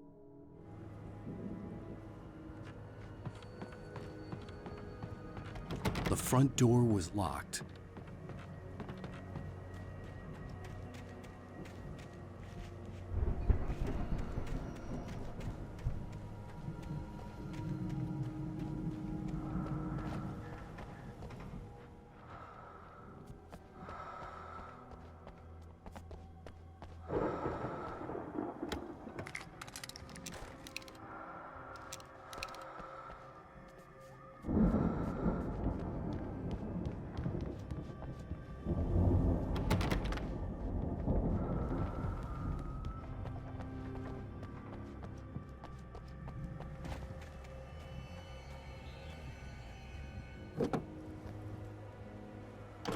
Barry wasn't up here, he was probably in trouble down at the farm. For a moment, I felt bad for doubting him. After all, I'd made it this far myself. But Barry was Barry.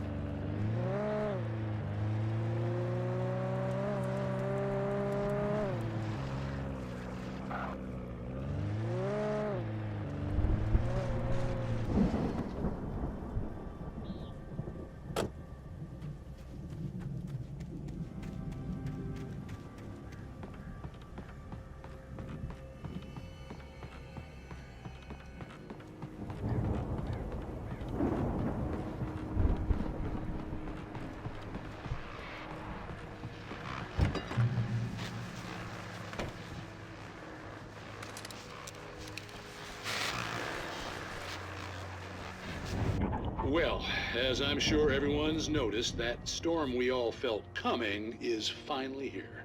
The boys at the Weather Service reckon it'll last until morning at the very least.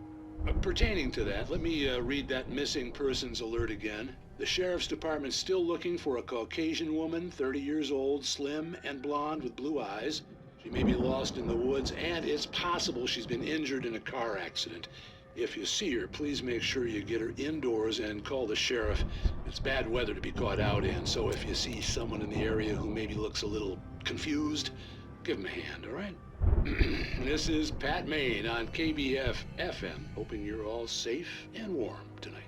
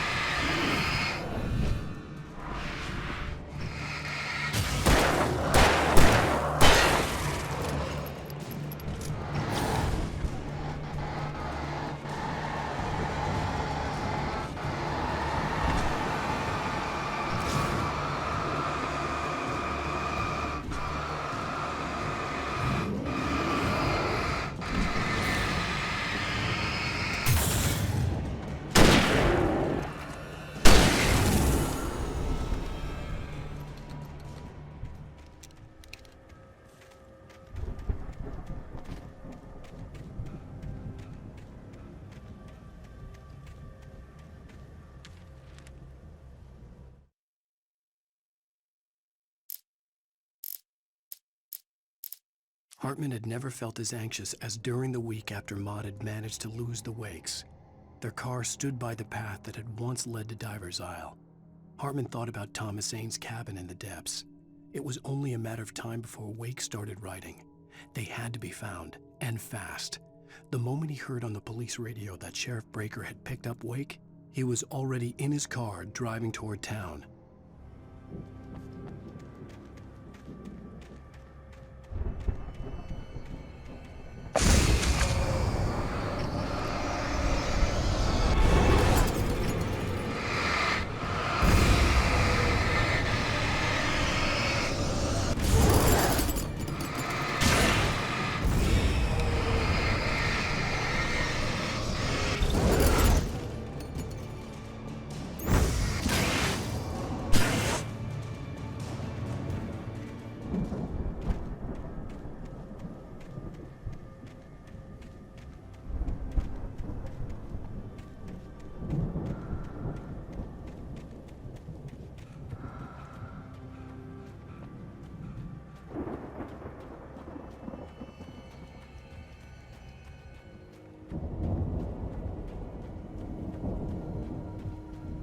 I'd known the brothers used to be some kind of rock stars, but it hadn't really sunk in until I saw the stage.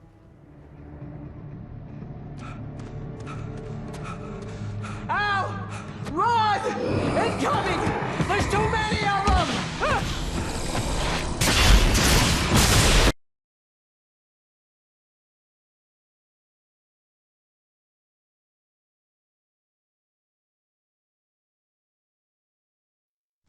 I'm so glad you decided to go it alone, Mr. Bronson. Shut up and shoot! Al! We have to fight them all! I can set off fireworks from here and help you out! Hey, Al! Did you notice there's a lot of ammo and stuff around? This place is stocked! Al! Hold on! I'll try to get the stage lights on!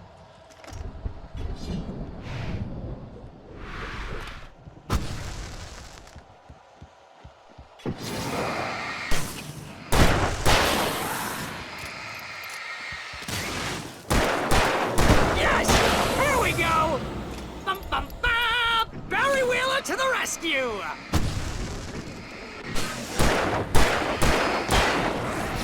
No! Damn it! Goddamn turn-of-the-century wiring! Hang on, Al! I'll get them working again, I promise!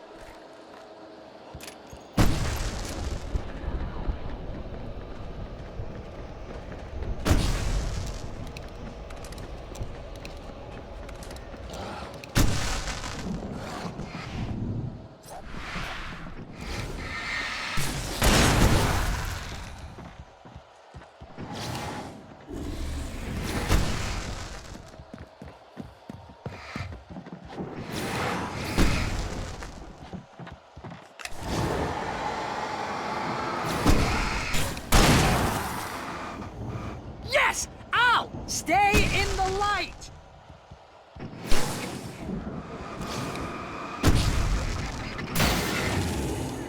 No, no, no! Why do you keep doing this to me? Do it for Barry, please, please, please!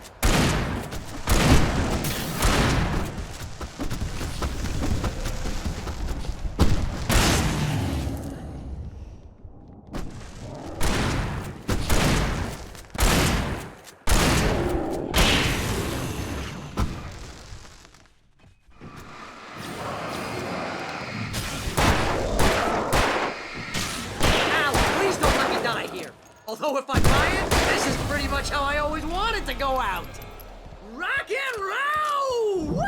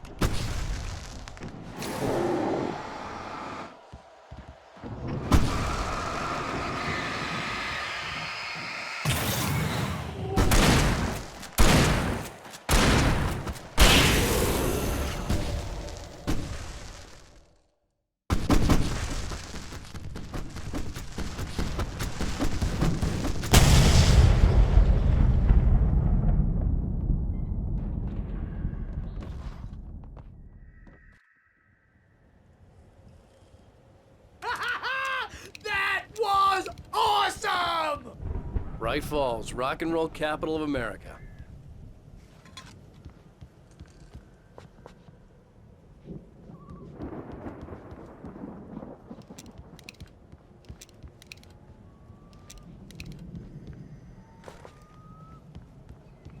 Hey, Al! This way to the farm!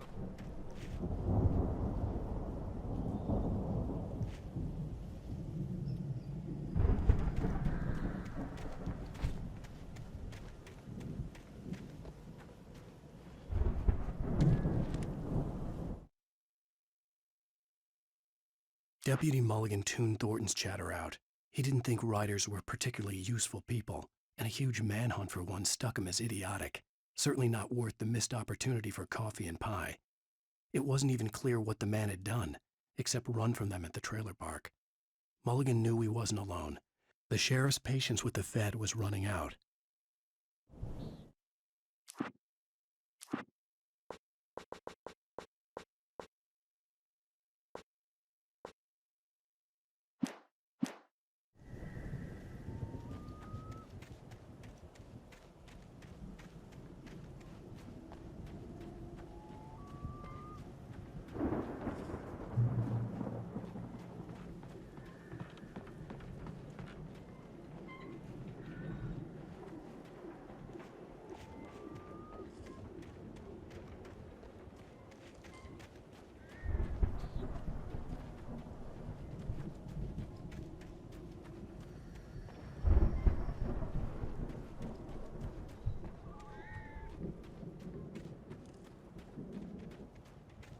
See, bestseller? No reason to worry. Your cutout's good as new, right where I left it. I'll come back for it once we have the place secured. Yeah, that's been my biggest worry all this time.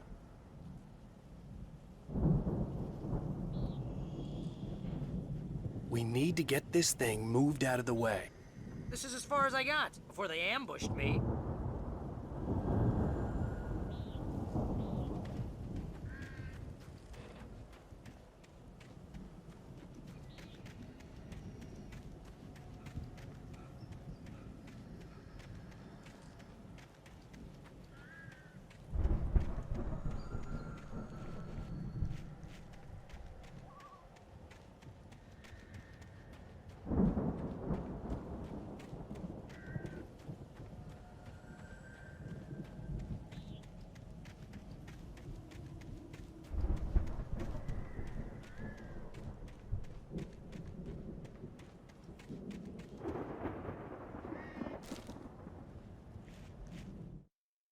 As the deputies hauled Wake and Wheeler away, Agent Nightingale eagerly examined the stack of papers Wake had been carrying.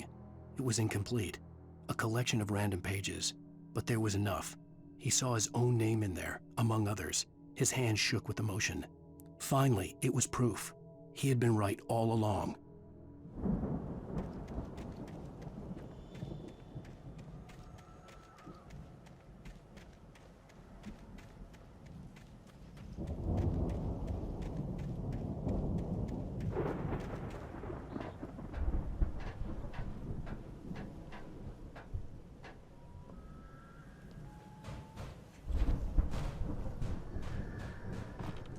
I think Alan Wake here has something to say. What's that, Al?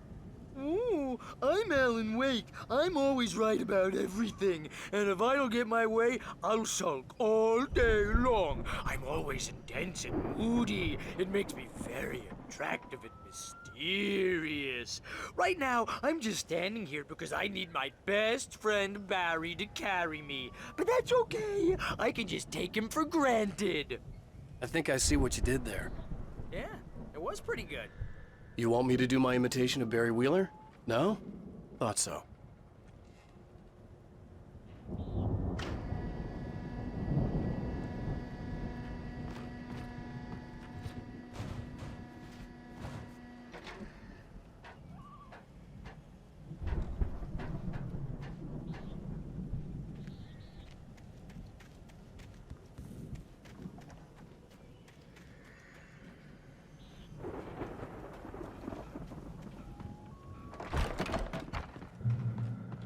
Wow! You look at that thing, Al? They really went all out with this Viking crap, didn't they? Look at all this stuff. They must have done okay for themselves, so how come I never heard it? Sleep. We all spend a third of our Night dreams in Springs. its soft embrace, Man, somewhere brings back between memories. fantasy and Hey, oblivion. remember when I got you that gig? But Your dreams first have a real way of writing forcing job. What got you themselves into started? waking life, Was this one of your or episodes? Vice versa. In Night Springs. Tonight's episode, The Dream of Dreams. That's by someone else.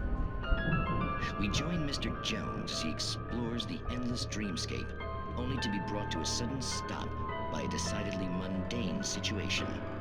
A long line of people. Hey, Jones, right? Listen, we're gonna have to wait until His Highness over there is good and ready. Oh, wow. Who's that? You don't know him?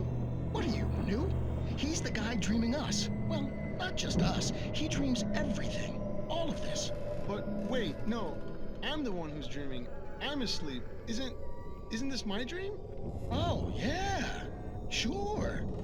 Get real, pal. You're just another dream. I'm a dream. You're a dream. The weirdo in the diving suit is a dream, and the girl made of smiles and sunshine is definitely a dream. But I'm pretty sure I'm dreaming this. Well, maybe you're a really confused dream. What am I, a shrink? All I know is I'm going with the smart guys, and they say that's the guy doing the dreaming. Right there. I don't know what that means. It means we keep him happy. No sudden falls. We make sure he has his clothes on when he goes out in public. No chases where the monster is nipping at his heels and he runs like crazy, but his legs don't seem to get him anywhere. None of that. Because if he wakes up in a cold sweat... Oh... Yeah, precisely. So we wait till he wants to move on. Keep things nice and calm. Hey, something's happening here. Yeah? What's that? What? Can't you hear that?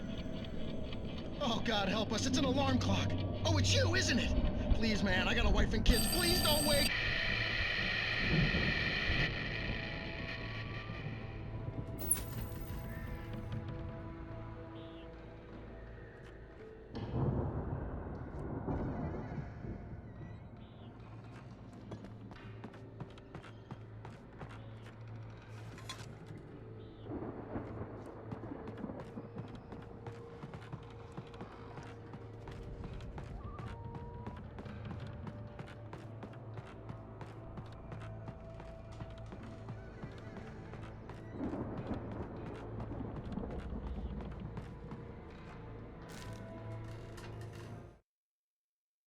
It's 1976. Madness reigns at the Anderson farm.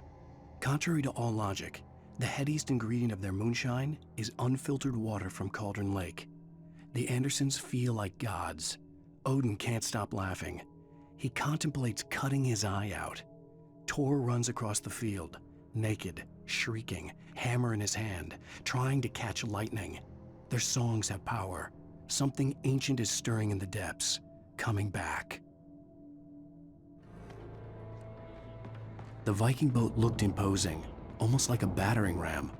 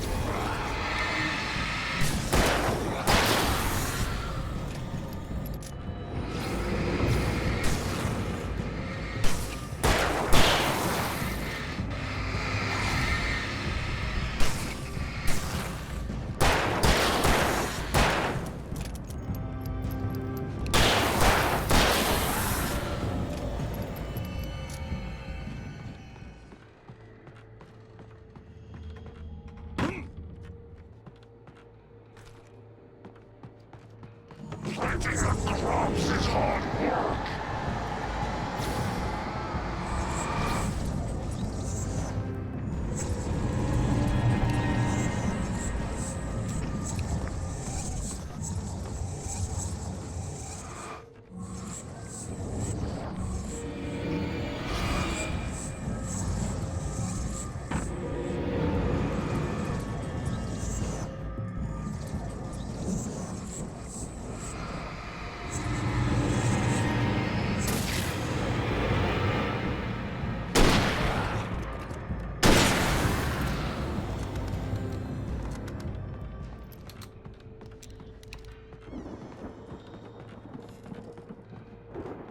I think we can make it through here, Al!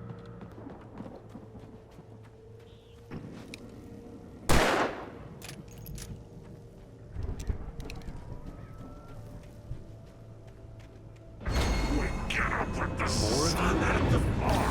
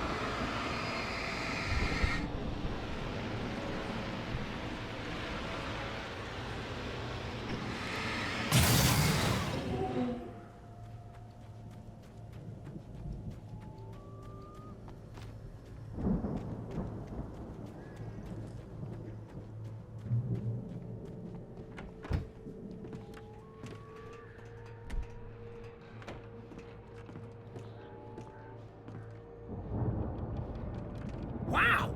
Those geezers had quite a production going on. Ooh, you know what, Al? If we make it through this alive, I'm gonna start representing them. Yep, sell this stuff online, maybe get a reality show going, release a new single. Good luck with that, pal. Hey, you find us a way out of here, okay? I'm gonna take a closer look at this stuff. Be careful, Al!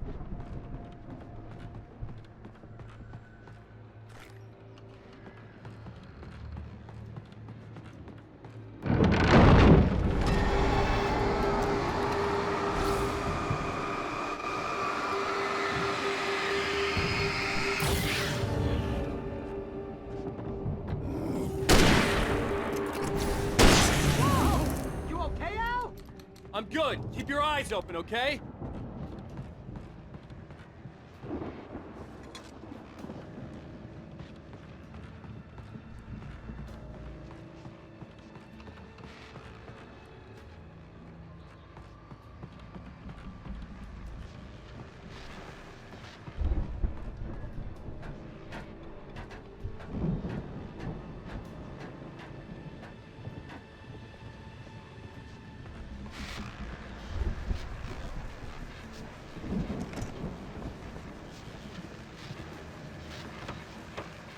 As you regular listeners know, I tend to work through the night, but I'm not the only one.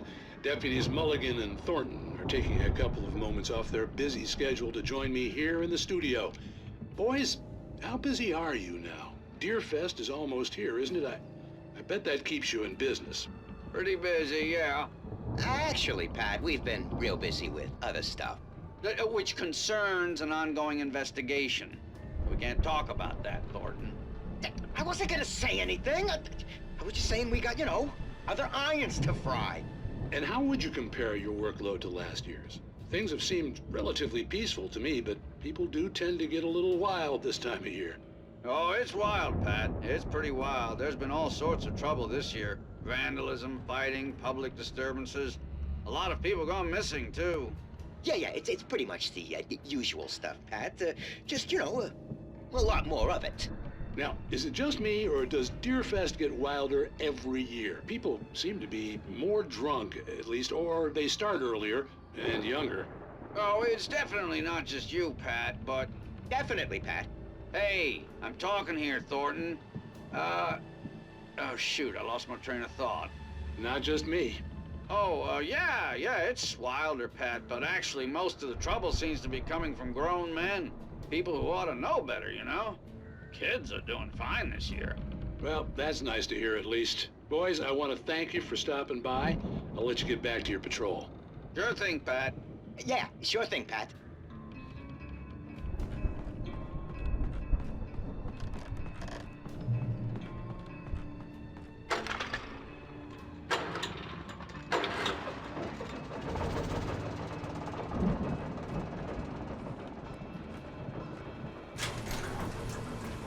I could see the building that had to be the Andersons' home on the other side of the field. It wasn't far now. I wasn't worried about trusting the ramblings of two burned-out geriatric wrecks. They had the goods.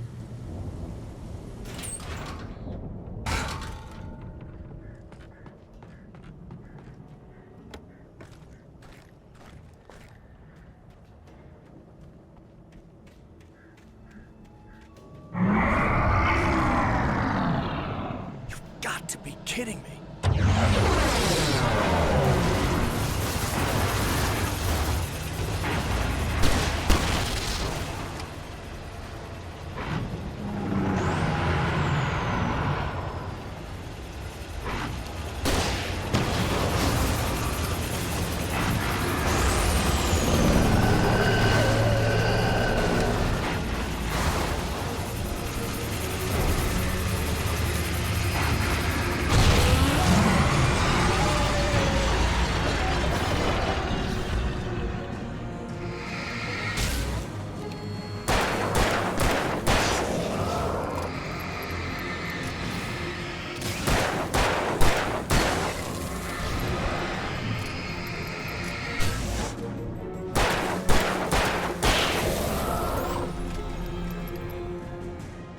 There are 65 billion cows and pigs in the world.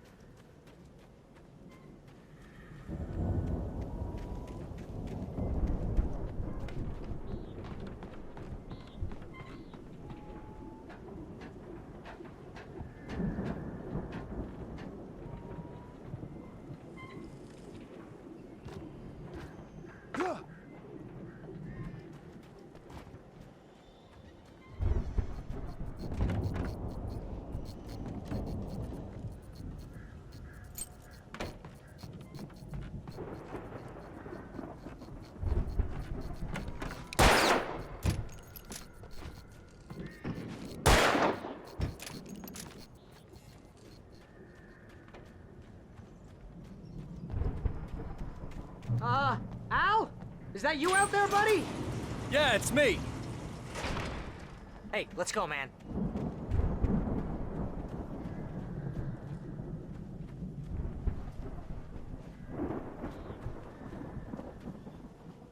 I think we're gonna have to work together to open this gate, Al.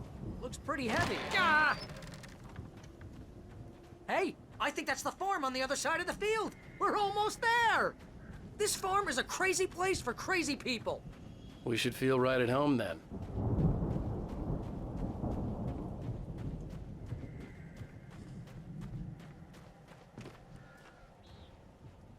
Come on, one more gate. Let's do this thing.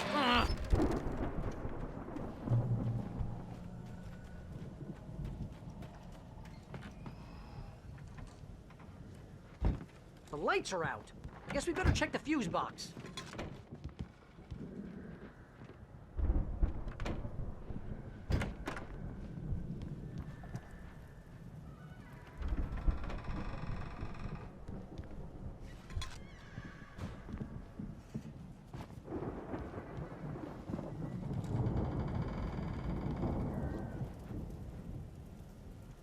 The power downstairs was out, but I was sure I could fix that at the fuse box. You know, this place looks kind of lived in. I thought the Andersons were in the booby hatch.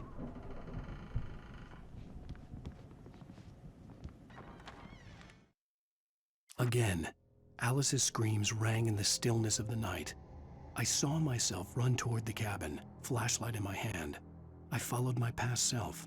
I was an out-of-body observer, a time traveler in a crazy drunken dream. This was the beginning. The night Alice had disappeared. The mystery of what had happened during the missing week was about to reveal itself.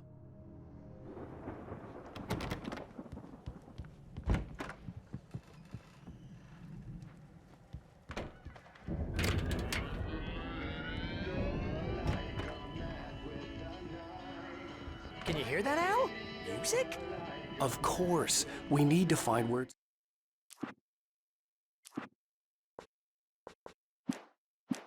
coming from.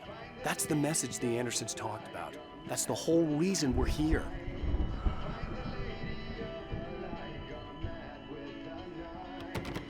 Lady of the Light? Oh, that's...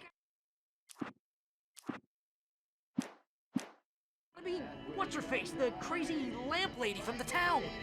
Cynthia Weaver. Right. Must be.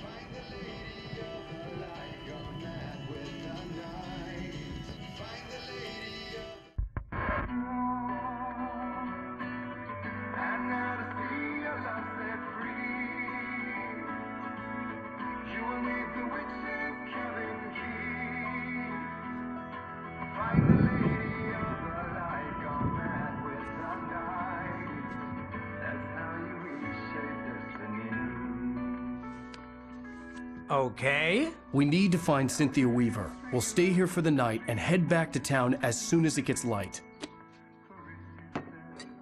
Hey, Al. Lots of hours before dawn. Might as well get some rest. And by rest, I mean drunk. Come on, Barry, this is... Yeah, what the hell?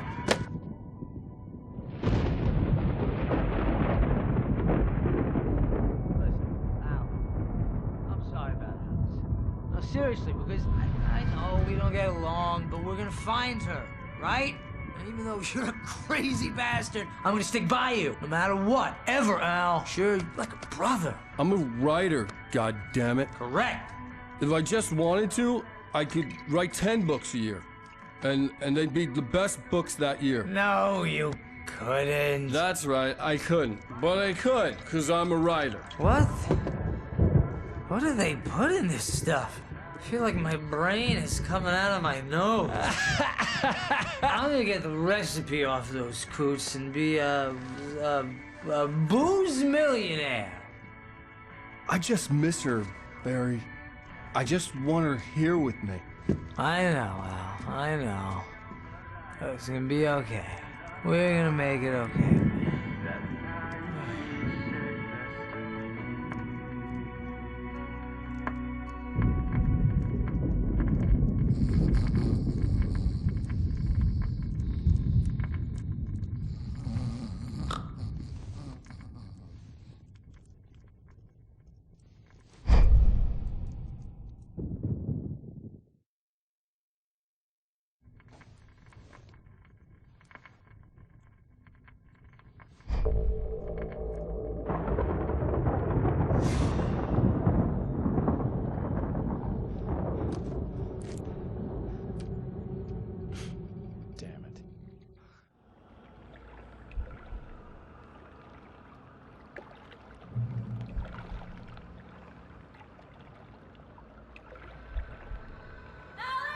Whatever power had brought me back to this night at the lake was also stopping me from leaving.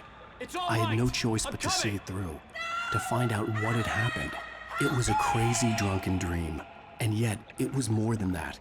It was the truth, a suppressed memory unearthed by the Andersons' moonshine. I was there, an out-of-body observer. This was the night Alice and I had arrived at Bright Falls, the night Alice had disappeared. I had a chance to find out what had happened. I remembered being surprised to see the cabin dark. Alice would have never turned the lights off.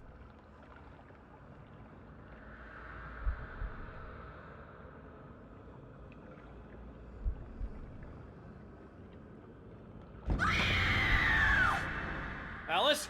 Alice!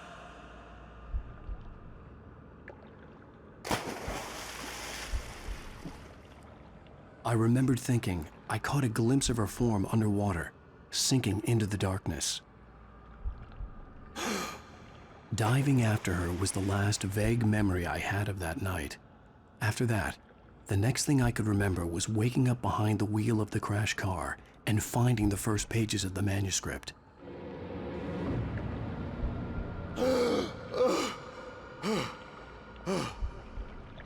I couldn't find her in all that blackness. I must have thought she drowned.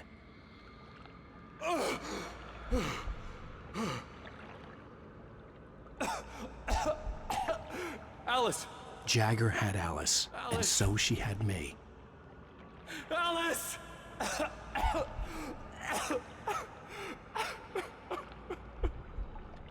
I'd been easy prey. Look at the cabin. Is there someone in the window? Alice? Maybe she didn't drown after all. Maybe she's inside. Alice! Yes. The dark presence had touched me. She had dug her nails into my brain and used me, made me her puppet.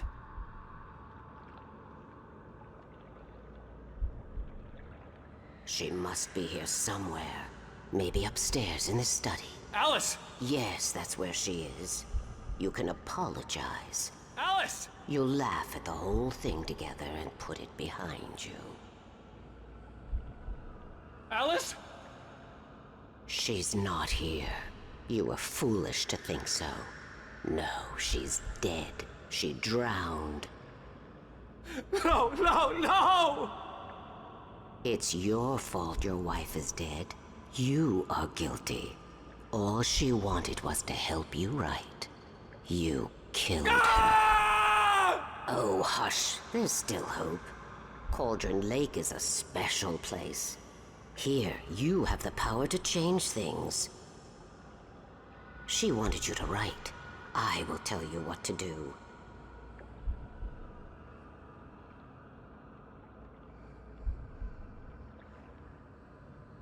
You can write her back. The story will come true, and all will be well again. She had Alice, and the manuscript was the ransom for her.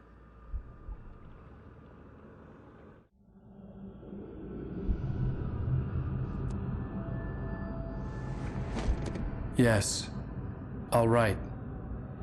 I'll fix it. I'll bring her back.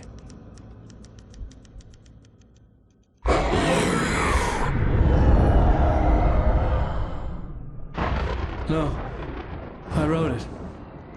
I remembered it all now.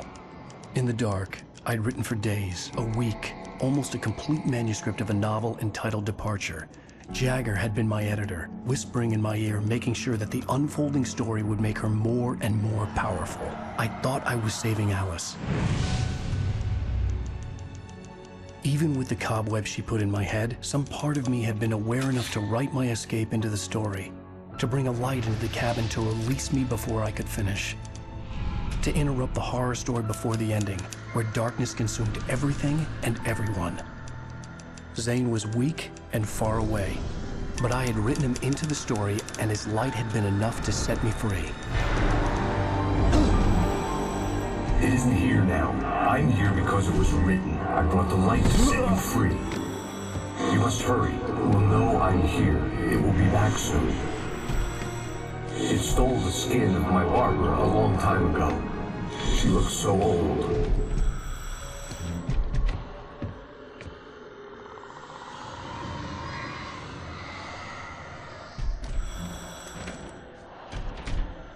I had woken up, confused and groggy, my mind consumed by darkness and fear. All I could do was to escape.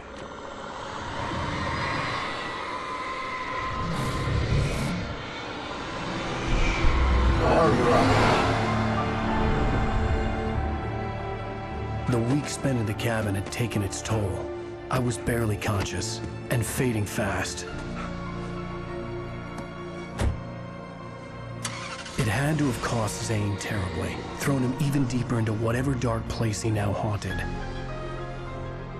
But he had managed to weaken the dark presence, kept me safe that night.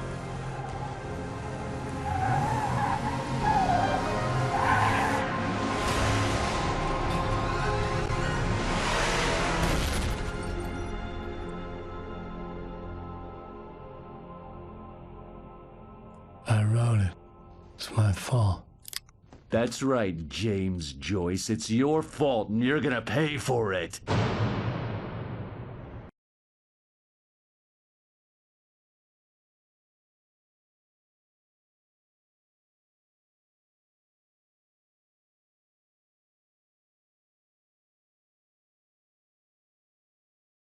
Previously on Alan Wake. Under the influence of the dark presence, I wrote a horror story that is coming true. Jagger had been my editor, making sure that the unfolding story would make her more and more powerful. Some part of me had been aware enough to write my escape into the story. Together we can create something absolutely wonderful. The lake, it does something to the works of art created here. It makes them come true. My mom gave me this old light switch. The clicker. Alice is being kept in a dark prison. I need to find Cynthia Weaver to fix this. It's your fault, and you're gonna pay for it. Well, we're expecting a record crowd from the neighboring counties. Naturally, we hope to break the record set by last year's Moose Fest in our neighboring town, Watery. Ladies and gentlemen, some people have asked me, what's the big deal about Deer Fest? And I think that this sums it up. It's about friendship and community. We've got a great party coming up, but let's try to hold it in until tomorrow and get through the night in one piece, all right? I have it. Someone will come for it when the time is right. Thomas said so. He wrote it. The key is insurance. It's my job to keep it safe. Safe in the light. Always in the light. Hello.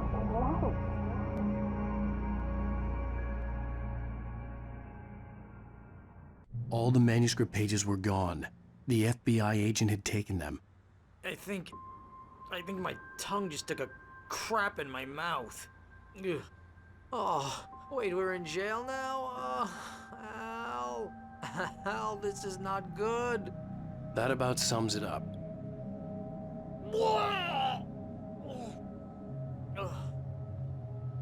Oh, I am never drinking again. I need to talk to Weaver. She's the one in the song. The Lady of the Light. What, the crazy lady? Ugh, whatever you say, Al, but we're stuck here. They're not You haven't gonna... even interviewed Wake. I had some reading to do first, Sheriff, and let me tell you, it was an interesting read. Well, I've got you now, Raymond Chandler. It's all here. All the evidence, including conspiracy to murder a federal agent. There's no way you're walking out of here. You hear me in there, Bret Easton Ellis? Huh? Agent Nightingale, I want to talk to your superior. Well, we all want things, Sheriff. I wanted my... Look, that's not possible right now. Agent Nightingale, I insist.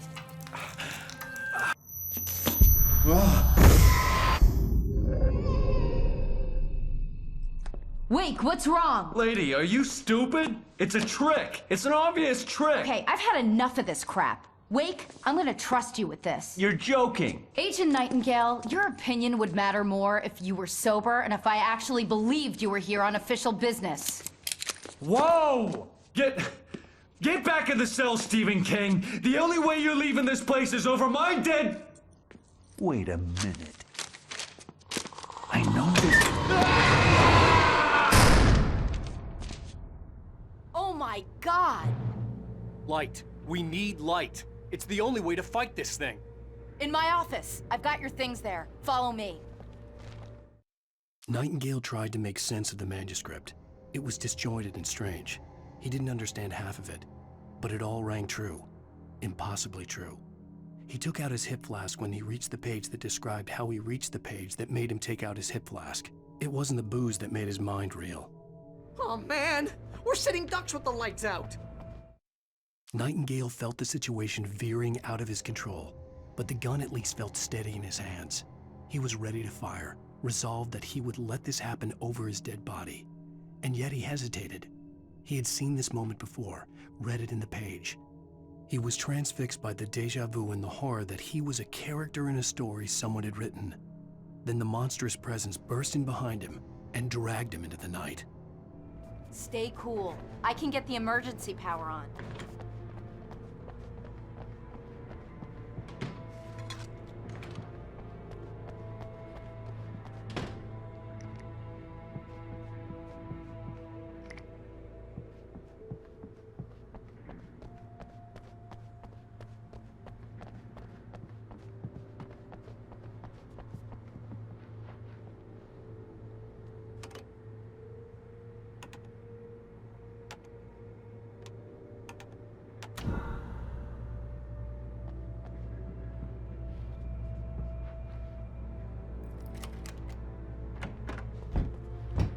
Here are your things. Wake, what do I need to know? What do you need from me? They can be hurt in the light, only in the light. And I need to find Cynthia Weaver. She can help me stop this. Light. Check. Cynthia. She lives in the old decommissioned power plant. I can get you there pretty quickly in the rescue chopper. Come on, let's get back to your friend. Wheeler, I need you to stay here. What? No! We're going to fetch our ride, but I have friends who need to be warned about this, and I can't be in 2 places at once. I need your help. Well, okay. Here's a list of people and phone numbers. I need you to call them and tell them you have a message from me. Night Springs, okay? They'll know what to do. Night Springs? Like the TV show? Gotcha. Oh, hey, that radio guy is on the list, Maine. Who's Frank Breaker? He related to you? My dad. Hey, is this like a secret society? Can you do this? You'll be safe here. The backup power's on. These guys need to be alerted, just in case we don't come back. You'll come back for me though, right? As soon as we get the chopper ready. Thanks, Wheeler. I owe you one. Okay, let's go, Wake. Through the back.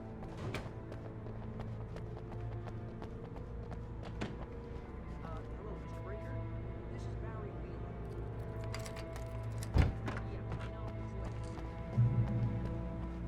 Oh, hell. Whatever took Nightingale must have broken the gate controls. We can't reach the gate's control box from here. We need to get to the other side over the rooftop. I'll go. I'll open the gate for you once I'm across. You stay here in the light and cover me, Sheriff, okay? Are you sure? Okay then, but hurry.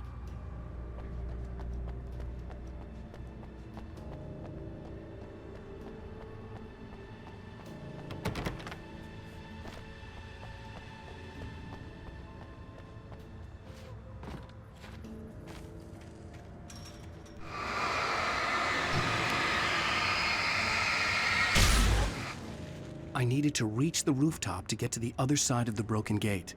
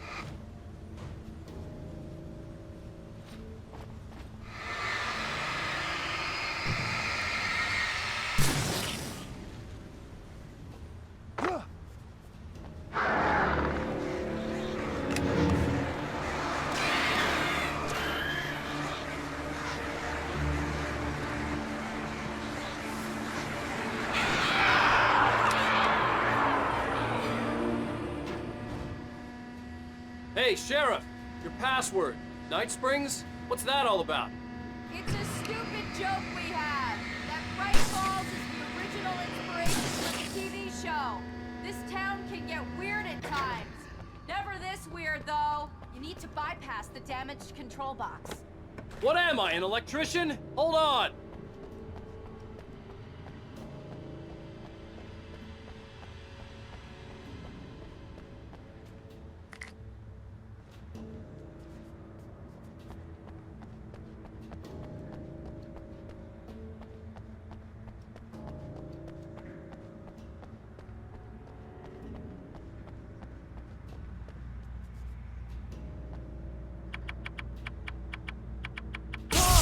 Ow, damn! That's smart. Good job, Wade. Okay, stick close. Our first stop is the town hall. The keys to the chopper are there.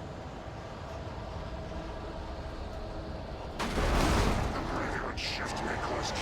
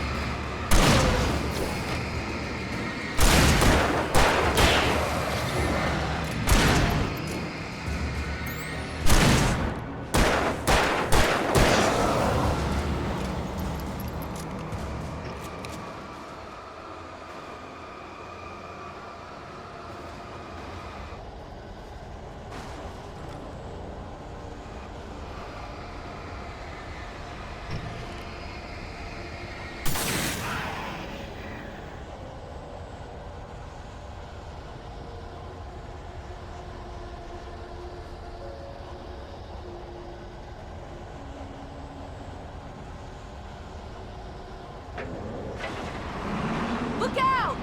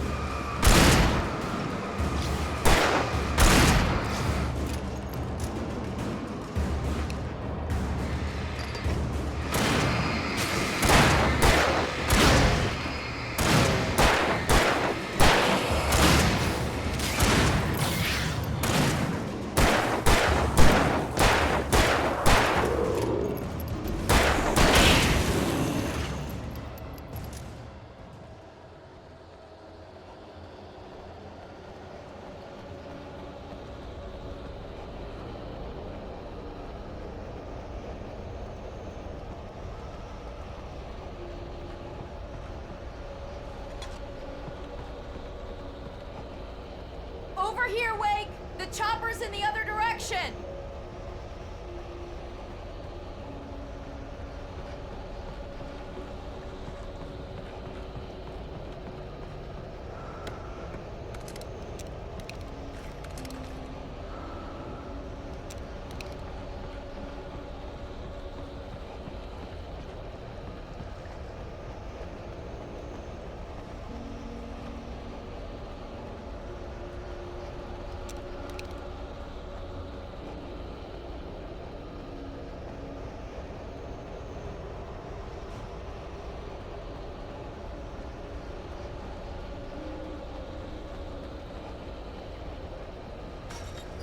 The air smelled of fish. This was Bright Falls industrial area. There was probably a cannery nearby. Fishing can be a hard job.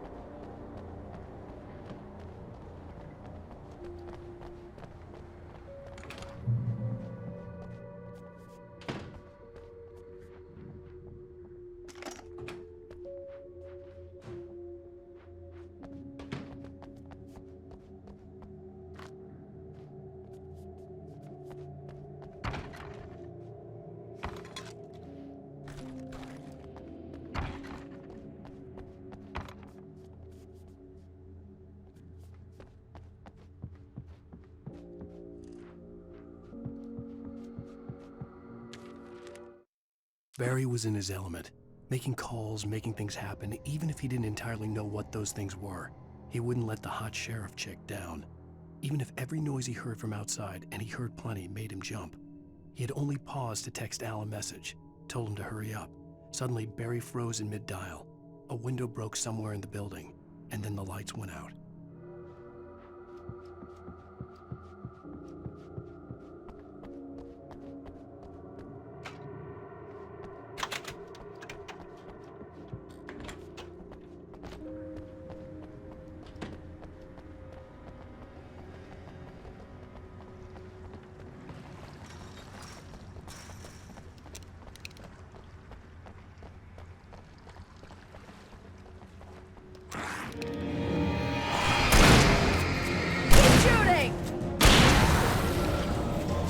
And I thought New Yorkers were rude.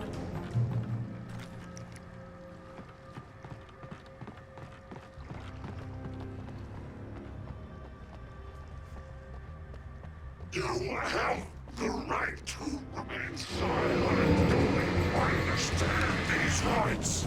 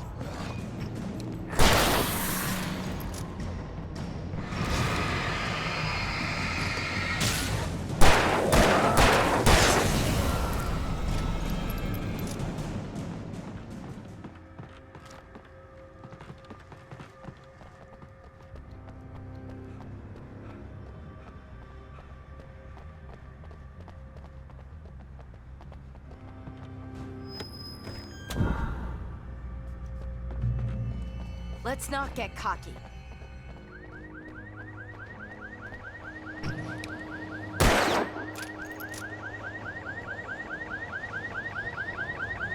Wake, over here! There's light!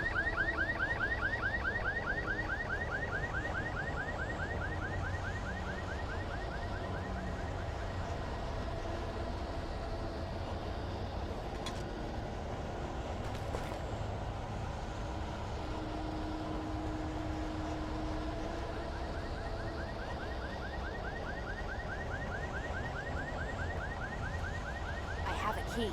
Watch my back, Wake.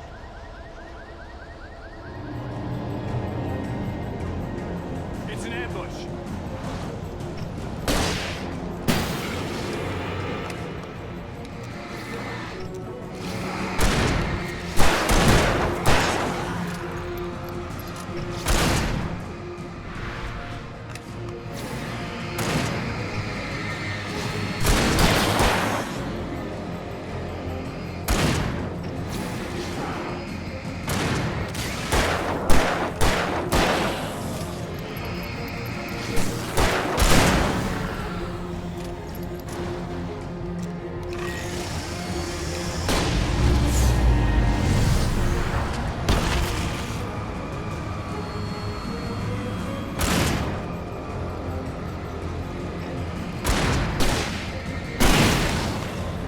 Chainsaws are noisy!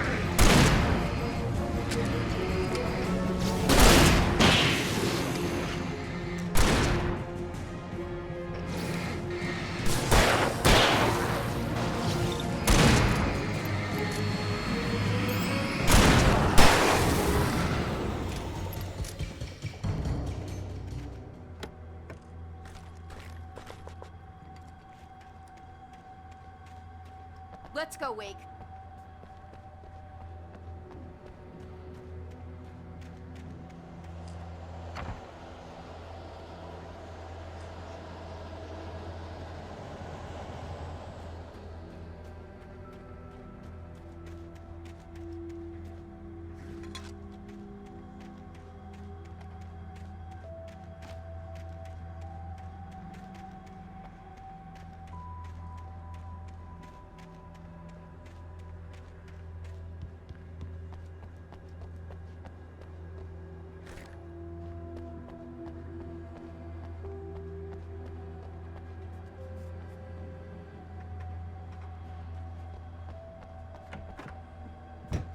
Okay, someone's messed with the fuse box here, but you should be able to jury-rig it while I find the keys. I already got electrocuted once today. How about I look for the keys and you get burned for a change? Fine. They should be in the clerk's office on the other side of the building, near the main entrance. Gotcha.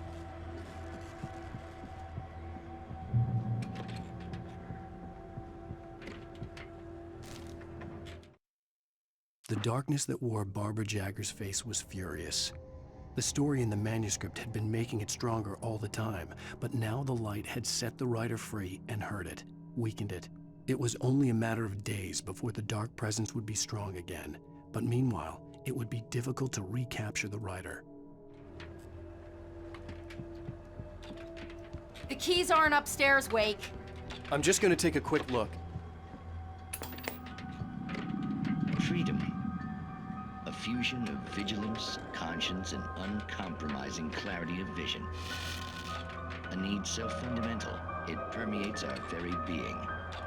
And yet, a man may be brought to his knees in a single heartbeat. In Night Springs. Tonight's episode, Taken in His Prime. For young Manny, the night hasn't been kind. He's a marked man, selected for a lifetime of servitude after answering an ad in the newspaper. But first, a little field surgery is required. Well, well, look what I found. Ah, please, no! Yeah, I think you're just about ready for it. Best if you don't resist this, kid. You gotta beat it out of you. What? I don't understand. What did I do? I just wanted to get a job in the service industry. Well, you're gonna serve all right. No! Please! There it is! It's coming out now. Right between the self-esteem and the childhood traumas. What are you doing to me? Quit squirming. There, I got it. Believe me, kid, this free will thing is more trouble than it's worth.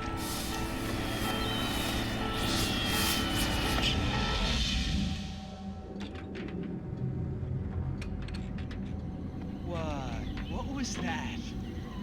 Oh, nothing for you to worry about, Manny. I don't know what I'm supposed to do. We'll tell you all about that. Don't you worry. Another vacant worker ant, birthed in fury and violence for the pleasure and convenience of ruthless and malicious men. Stranger things can happen in Night Springs.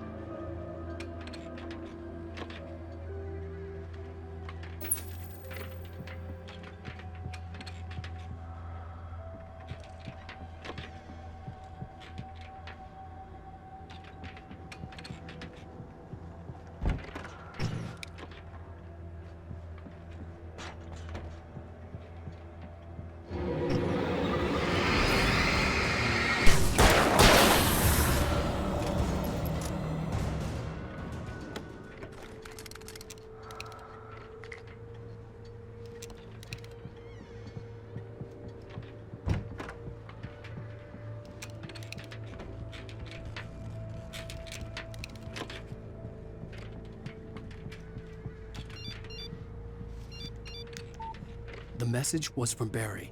He was getting worried at the station. He wanted us to hurry.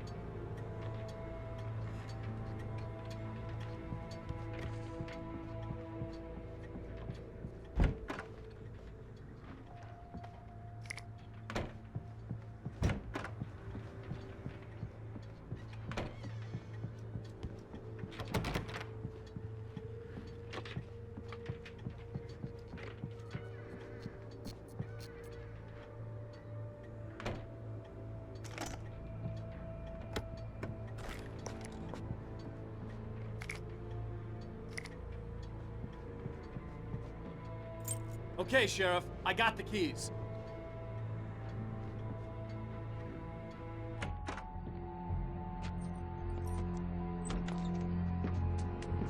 Barry? Why isn't he inside? Oh God! Oh God!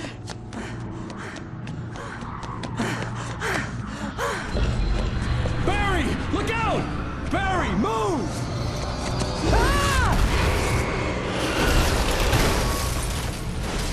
Barry! He made it inside, Wake. He's okay. The storefront's blocked. Come on, Wake, let's go around. We can meet him in the back.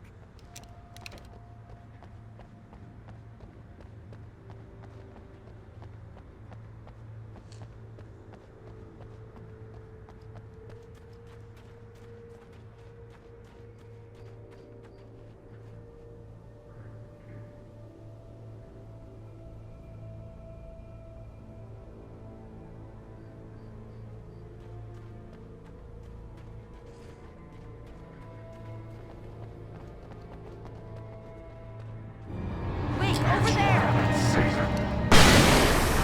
Oh, no you don't!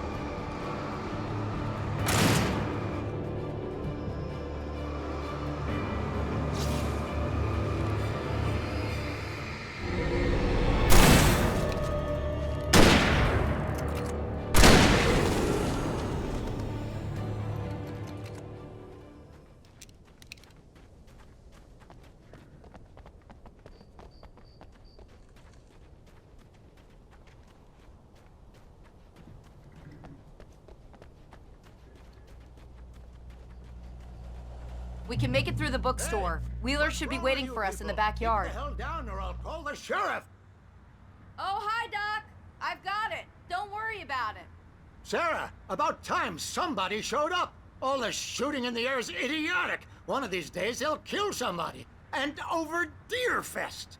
I know. Go back to bed. He's got a point, Wake. Look, this town can't take this. It's me they want. The sooner I get out of here, the sooner you can all get back to life as usual. I hope you're right. Come on, let me get this door open. Wait, you got the keys to the bookstore? Perks of being the sheriff. A girl needs to get around.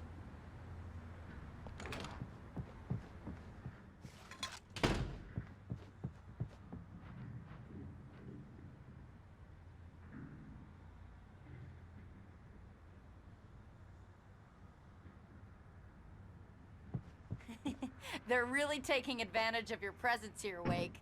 I heard they're selling a lot of your Alex Casey books. Right now, I'm not a big fan of my own writing.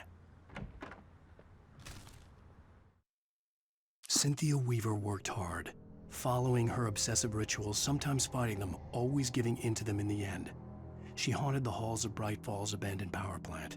She marked her caches with light-sensitive paint that could only be seen by eyes that had been touched by darkness and saved by light like she'd been. She was preparing defenses and supply lines for the war she knew would come.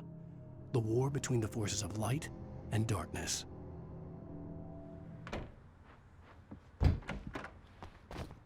I don't see Barry. Look, Wake, maybe that's him. That's the way to the chopper.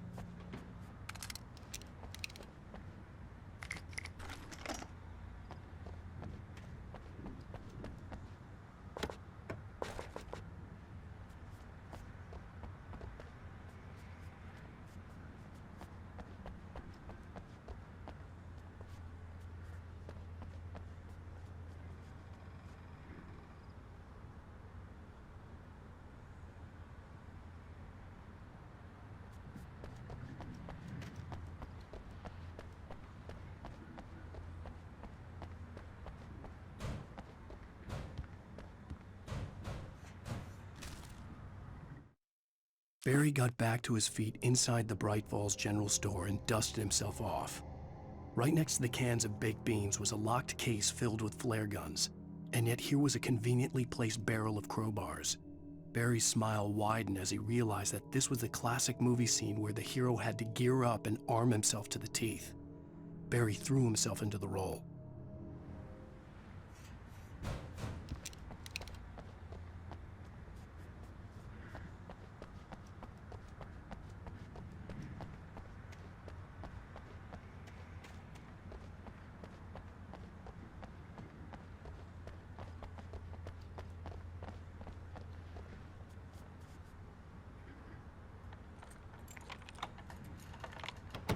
I'm gonna give Pastor Howard a piece of my mind about this lock. Ugh, I told him to get it fixed.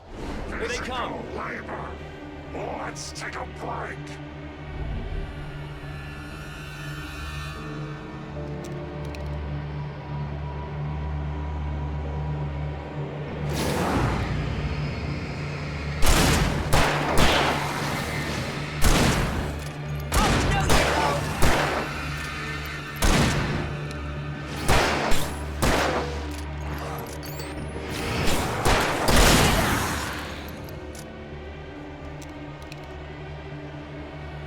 Omega-3 fatty acids are good for your heart.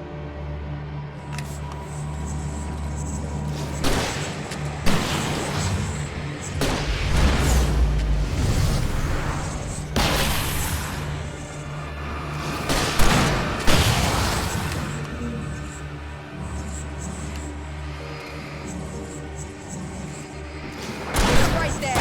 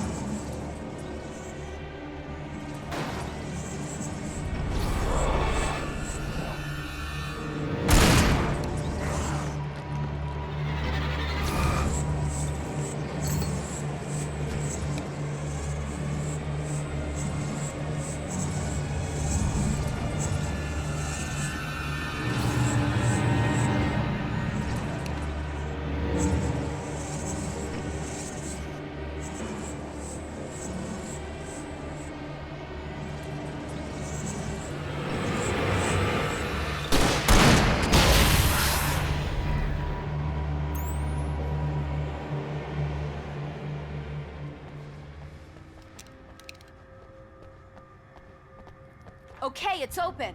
Let's go, Wake.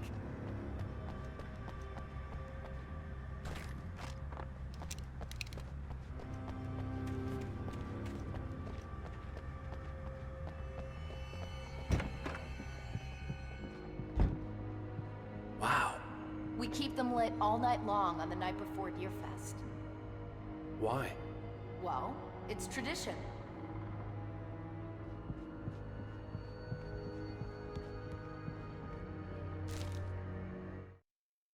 For it to be free, the Dark Presence needed the writer to finish the story. Again and again, the story let it get frustratingly close to the writer without letting it capture him. It was bound by the events depicted in the manuscript, but it could pursue the writer indirectly, put others on the task, and stop those who would help him. It took over everything in its path, made them its puppets, and sent them after Alan Wake.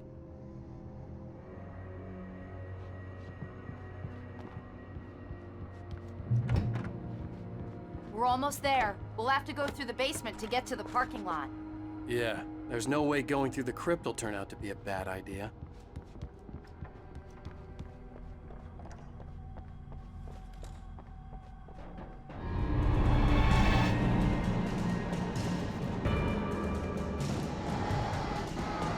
You will help. I do.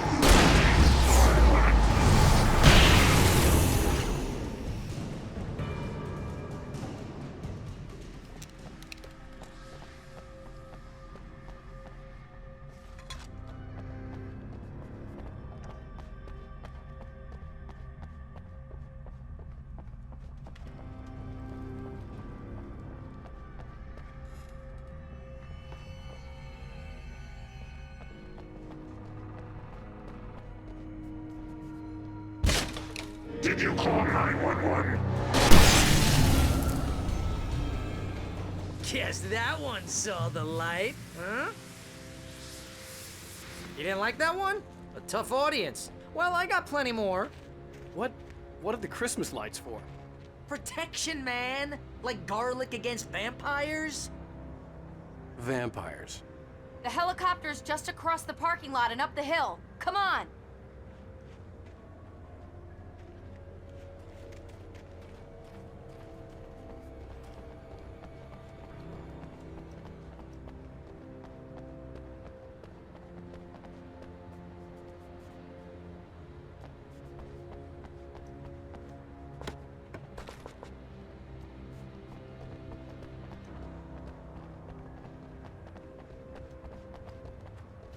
The Bright Falls General Store is now my favorite place in the entire world.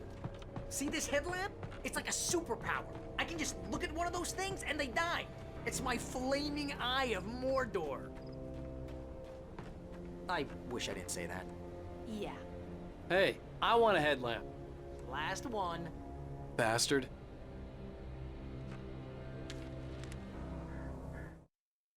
Alice had screamed until she had no voice left to scream. Around her, the darkness was alive. It was cold and wet and malevolent and without end. She was a prisoner, trapped in the dark place. The terror would have burned her mind out, but one thing made her hang on. She could sense Alan in the dark. She could hear him. She could see the words he was writing as flickering shadows. He sensed her too. He was trying to work his way to her.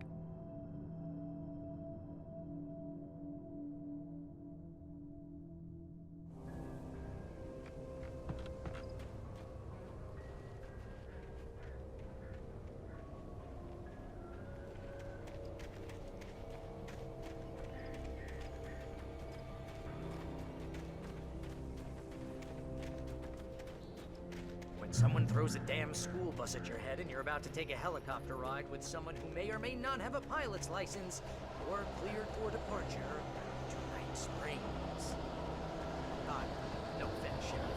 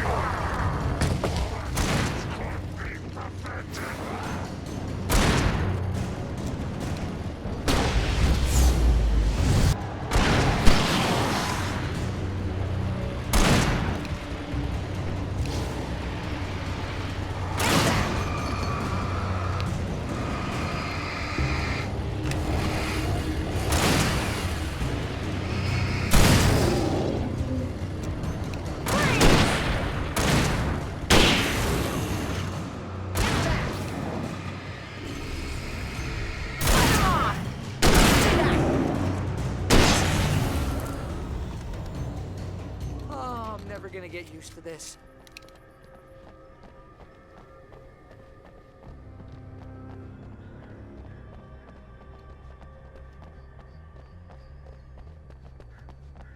The helicopter's just up ahead. I'll need a while to prep for takeoff. Don't take too long. I want to get out of here.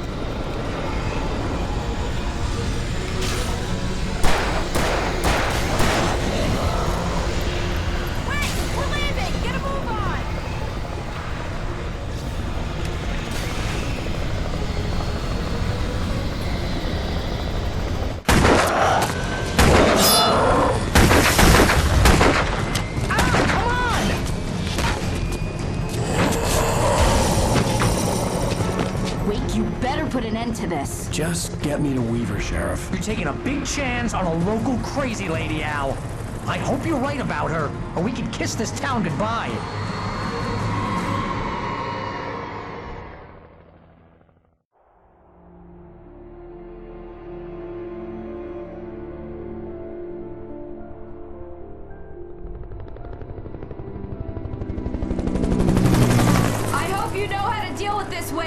I guess you New Yorkers are used to rough situations like this. Right. The city's a war zone. King Kong, mutant alligators, and Alex Casey shoots the place up every weekend. Look, I never even carried a gun until a couple of days ago. Well, my dad used to be a cop there. Tells some pretty wild stories. Stuff like this? No, just normal bad stuff. Kinda like your books, Wake. I used to tease Dad that he was just like Alex Casey. You've read me. Oh, sure. You're a pretty good writer. A little heavy on the metaphors, maybe. Nobody's ever said that before.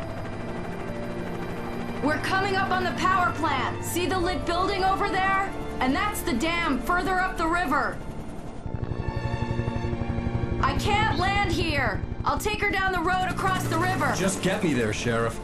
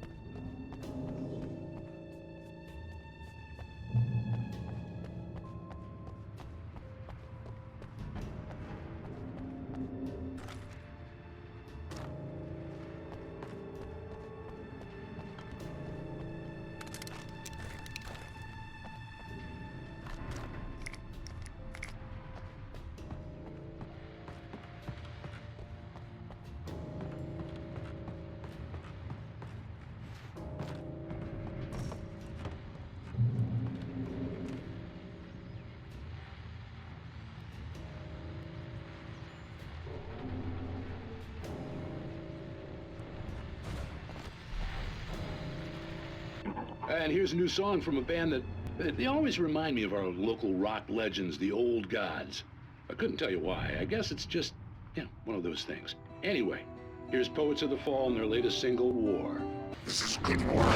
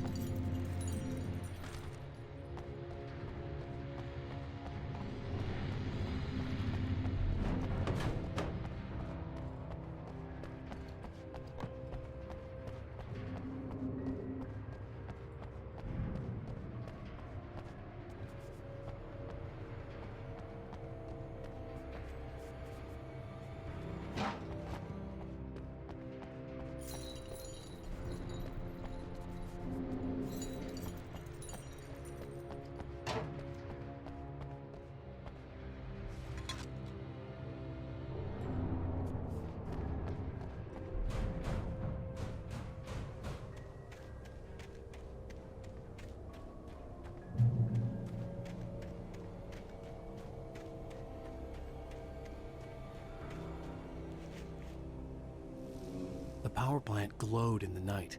It was close, but I had to find a way across.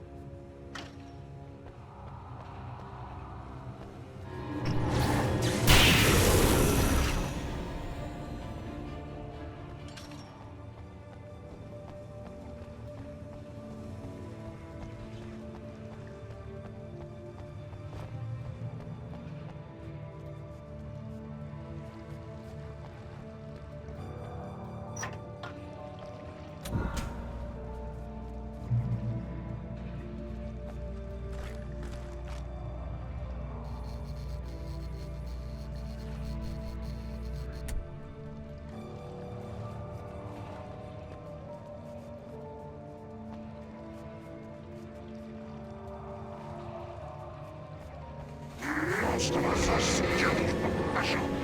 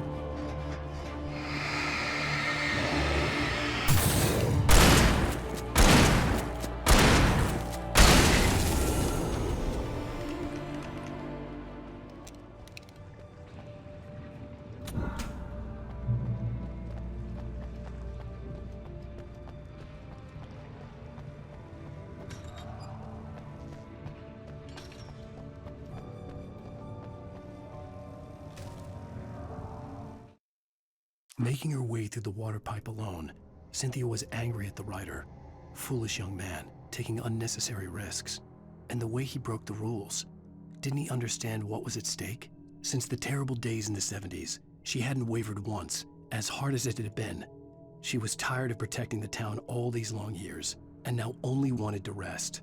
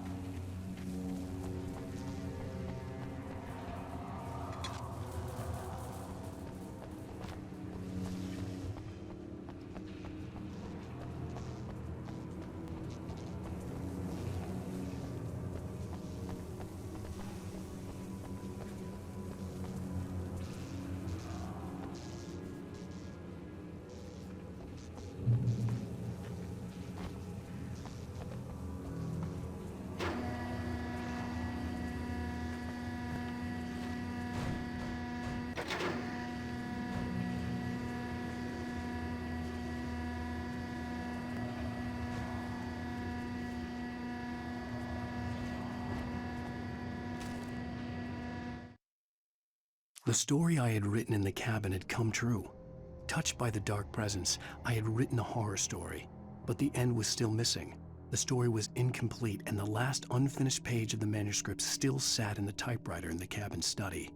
If I could get back there, if I could read the page, then I could write my own ending to this story and save Alice.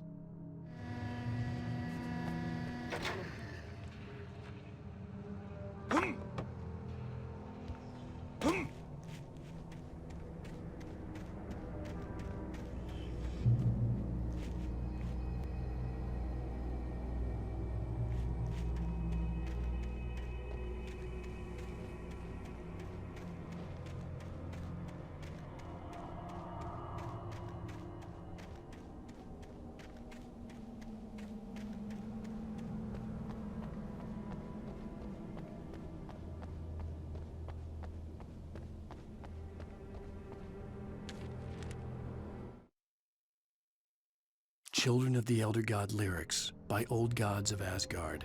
The first verse and chorus. Warriors, torchbearers, come redeem our dreams. Shine a light upon this night of otherworldly fiends. Odin's might be your guide, divorce you from the sane. Hammer's way will have its say, rise up in their name. O memory and thought, jet black and clawed, children of the Elder God, scourge of light upon the dark.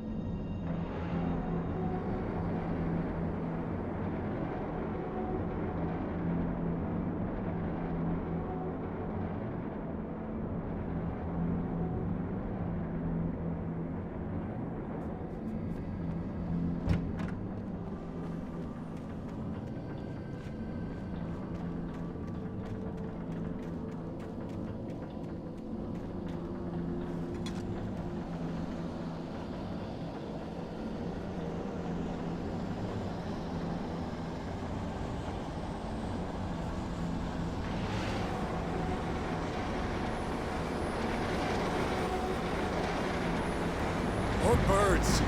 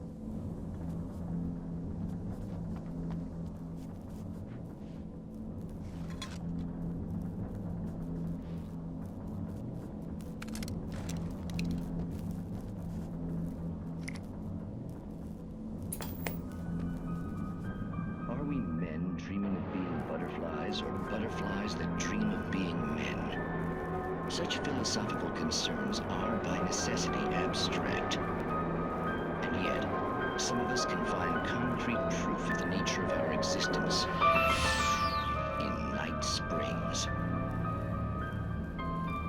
this episode, an absence of creativity. Hello, Martha. What did you want to show me? Oh, Lydia, thank God you're here. Please, it's in the basement.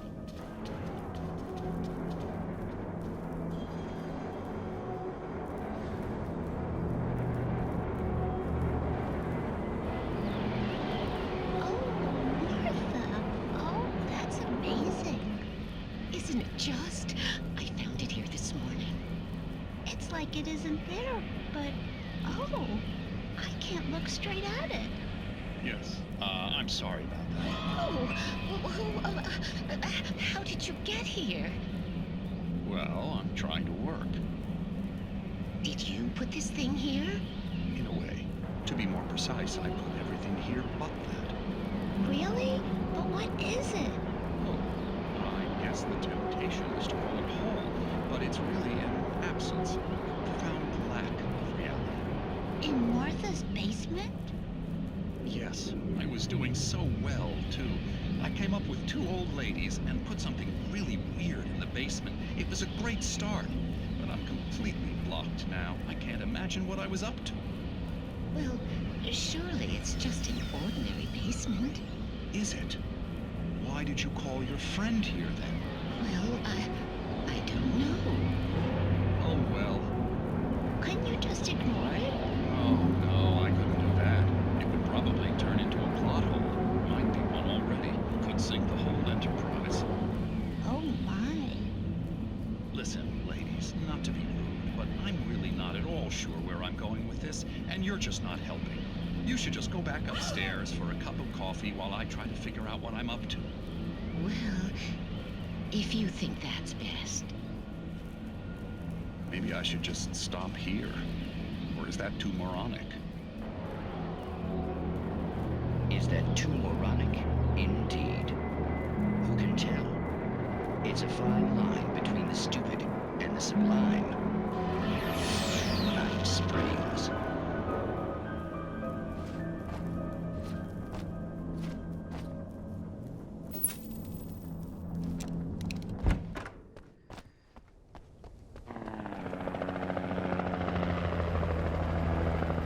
We managed to lose the flock. You're almost at the power plant. Keep going. I'll give you support.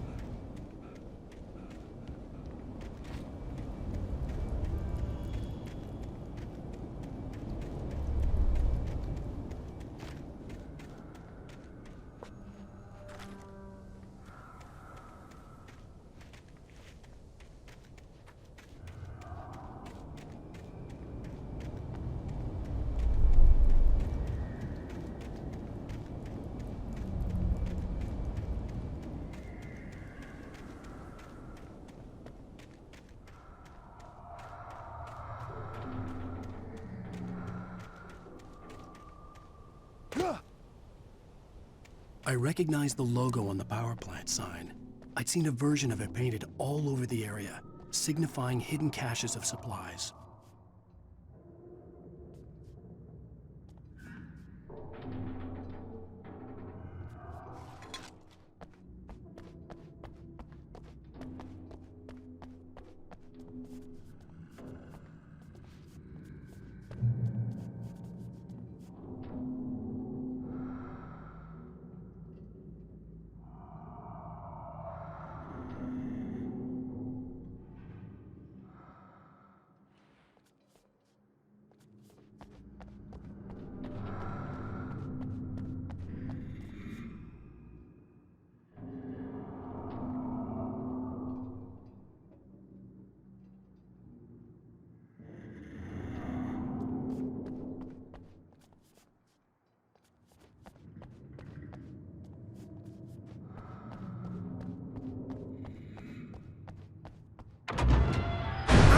Hold it right there! Miss Weaver! Cynthia! I'm a friend! Prove it! You knew Zane! Thomas Zane! You're the Lady of the Light in the song! You can help me!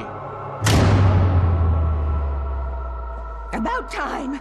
Young man, I've been waiting a very long time for you. It's in the well-lit room. Excuse me? What you need to drive the darkness back. The well-lit room is at the dam. I built the room to keep it safe. Will it help me find Alice? Will it get me back to the cabin? Fine, let's go. I can get my friends to come back with the helicopter. Oh, we won't go outside. Never at night. That's rule number 1.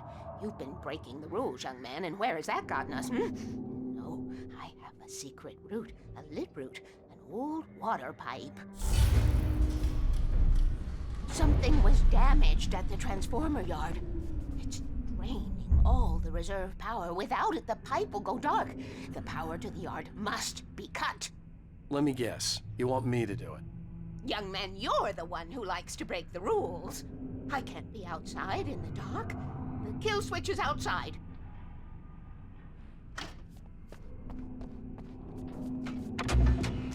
I have been preparing for these times, the dark tides. You have found my caches, haven't you? You can see the signs. Very few people can. Yes, please, take what you need. This is all for you, for the likes of us. We do Tom's work, don't we? Hurry! The switch is on the wall facing the shore.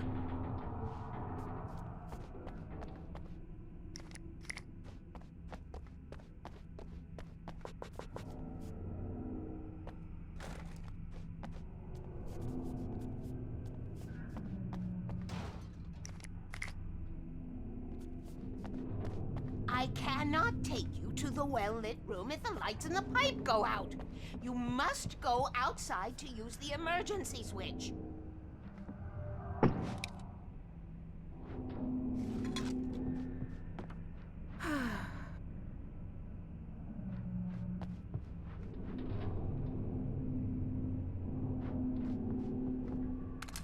Dark.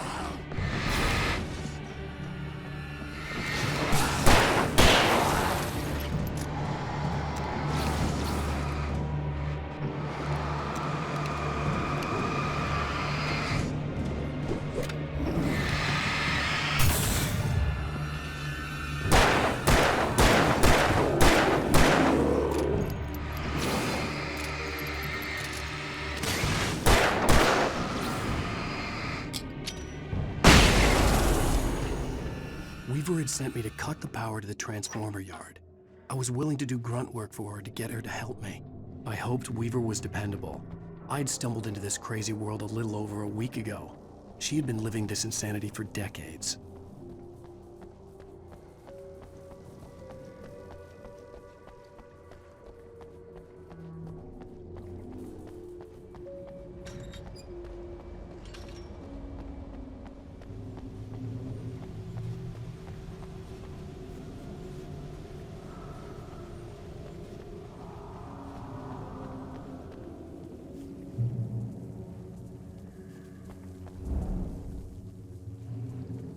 I could see the kill switch that would cut the power to the transformer yard. Now I had to find a way to reach it.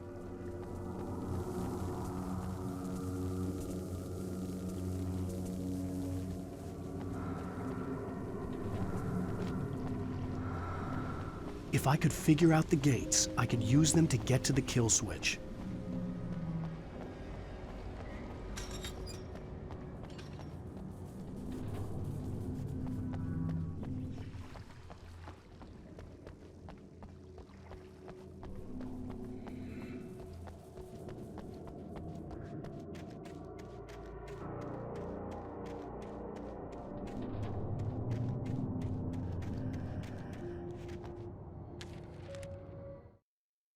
The Poet and the Muse, lyrics by Old Gods of Asgard, the chorus. And now to see your love set free, you will need the witch's cabin key. Find the Lady of the Light, gone mad with the night. Find the Lady of the Light, still raving in the night. That's how you reshape destiny.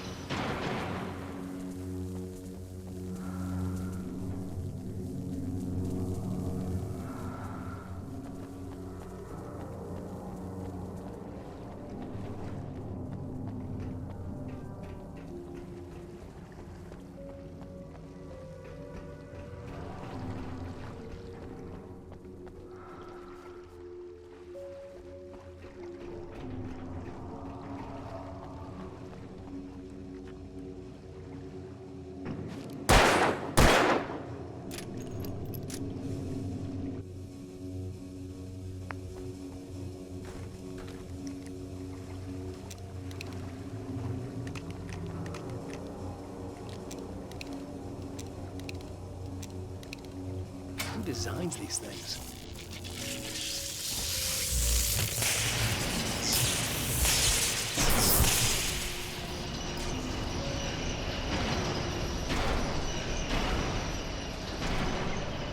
The transformer yard went dark and dead. Weaver's water pipe passage should now be good to go.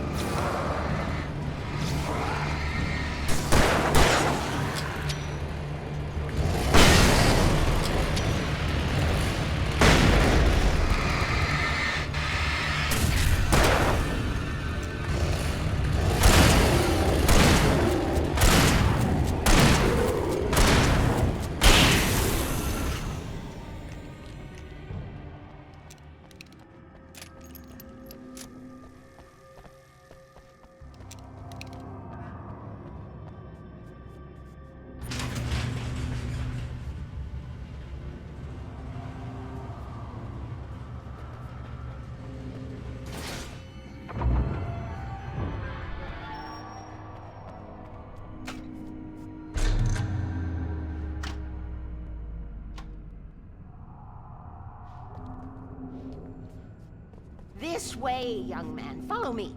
Come, come. The pipe's empty now. We're ready to go. This way. We need to go. I knew them both, Tom and Barbara. I had such a crush on him.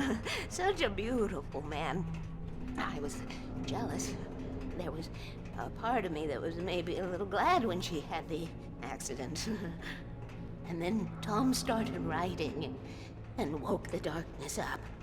He tried to bring her back, but you can't do that. There are no free rides like that. I'm starting to realize that. In that case, young man, perhaps you're a smarter man than Tom was. The witch looked like her, but it wasn't. Barbara was sweet. He didn't understand until it was too late. He tried to undo it, wrote himself, her, everything he'd ever written out of the world. Oh, he was so famous. And afterward, no one knew. Oh, Tom. He left only one thing behind in my care, in case it happened again. Insurance. He trusted me. Or perhaps used me a little. Tom knew how I felt. Knew I wouldn't refuse him. I built the well-lit room and put it there. It's been waiting for you. We are characters trapped in a story you have written, and none of us will survive to see the end of it if the darkness isn't stopped. She'll twist the story to her own dark ends. How do you know all this? Tom, that's the way he wrote it. He still talks to me, you know, in television, from beyond, from below. We have both been touched by the darkness, young man. He saved us both with light, but the darkness stays with you. Leaves a stain.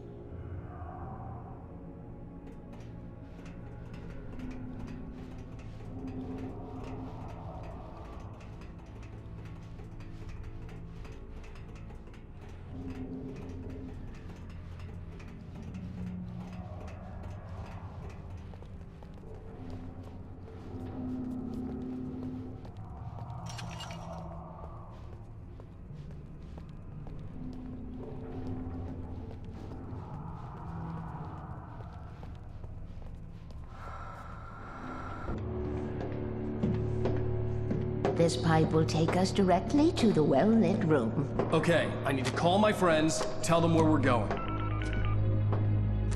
Hello? Al! Barry, we're headed to the dam in one of the pipes. Meet us there. Okay, I'll tell Sarah. It's Sarah now? Whoa! No! For the sweet love of... Barry! Barry! We gotta go see if they're okay. They're probably dead. You must reach the well-lit room. This is no time to be a selfish idiot. That's my best friend!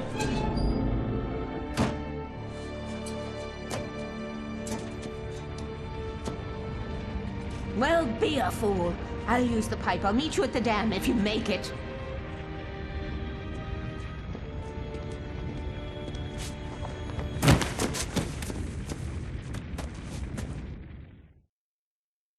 At least I didn't have to worry about her. She knew how to stay safe.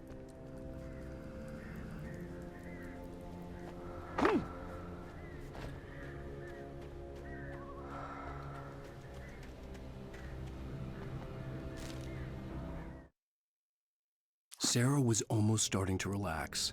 Maybe they could turn this into a win yet.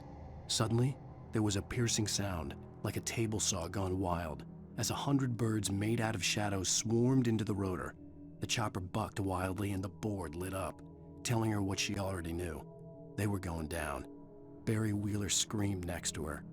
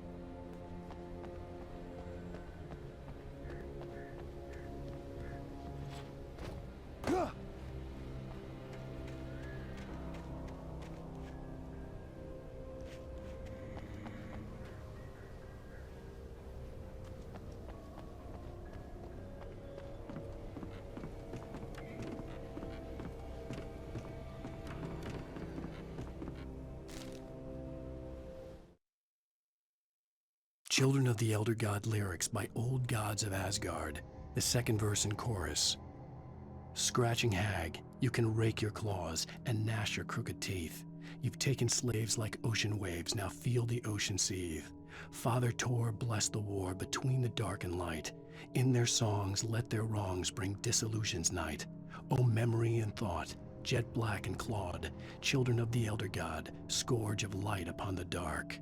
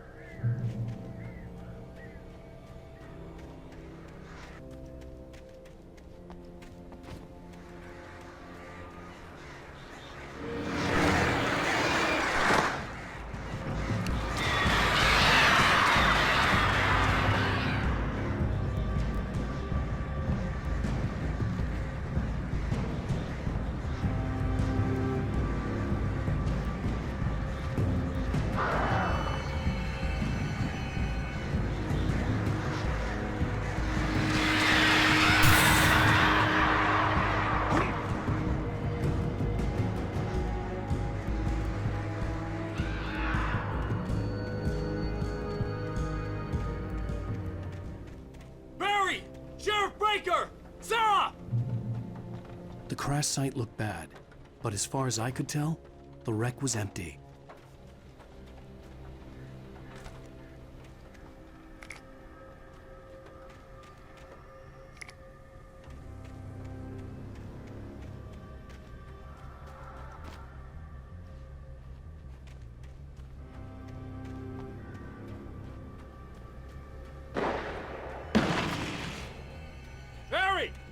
Barry! Oh!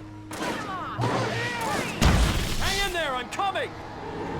Get the hell back, you freaks! Keep hitting her!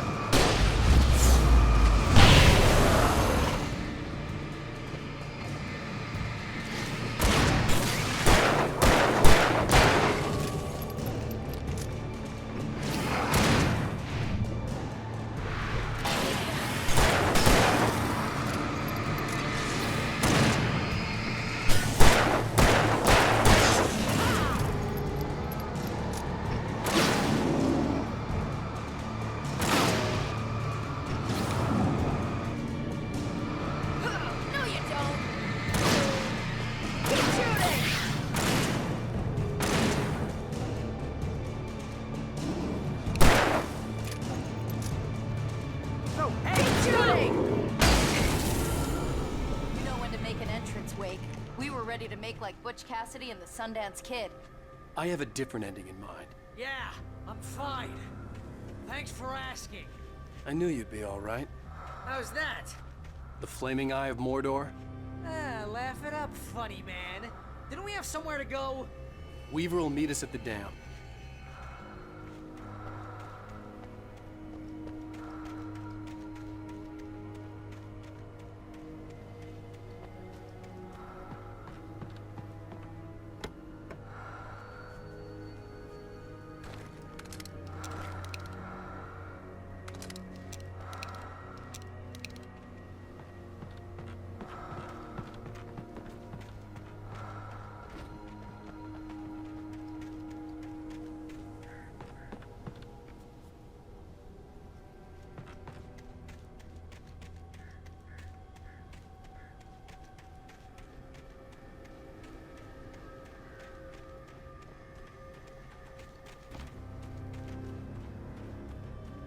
You spend most of your night running uphill while a crazy bunch of demon hicks try to take your head off with an axe.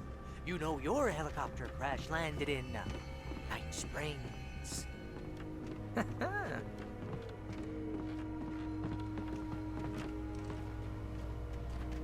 Please, please tell me we don't have to move from here. Lead the way, Al. Try not to get us killed.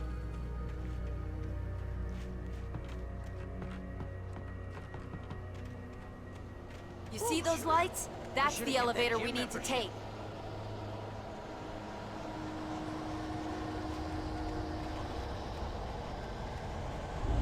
You can't See that? beat a good mind.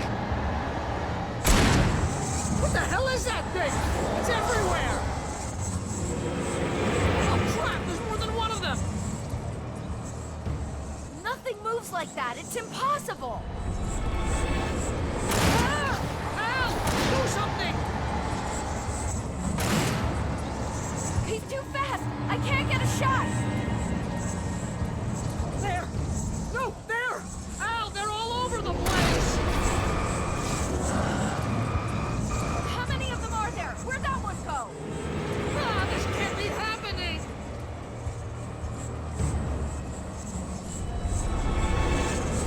Wait, this is bad. This is really bad.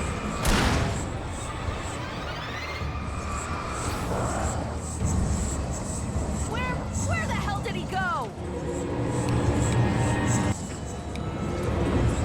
Hey, did you see that? Oh, no you don't.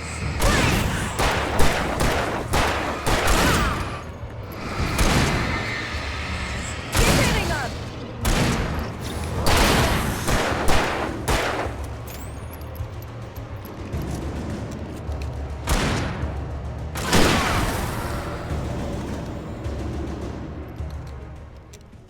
Was that it? Are we safe? That was... wow. I think we're okay. Hey, Al, I got a bad feeling. Let's keep our eyes open. Woo! Oh, man. But Al, we're safe in the light. Wait, call the elevator. I'm keeping watch. I think I hear something moving around.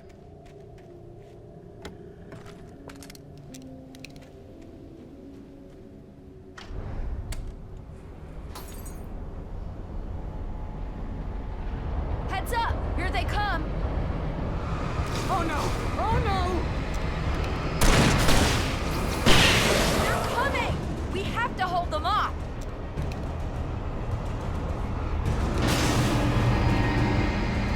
Keep shooting! Keep shooting! Ah, damn it! Oh no! Oh no! Ah, no! Keep hitting them! Come on! Freeze! I swear this is the slowest elevator in the world!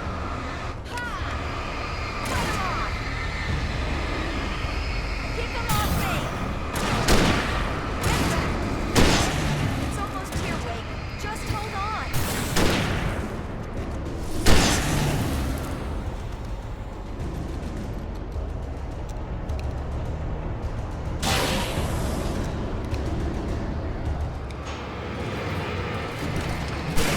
It's here! Al, let's go! Keep hitting them! Get back! Al, hit the button!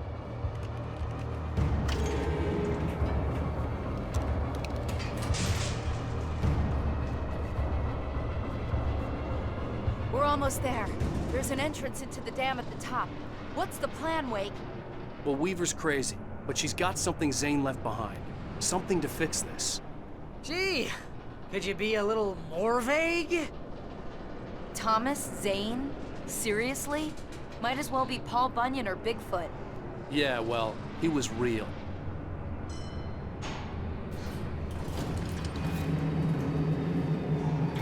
Let's be careful, okay?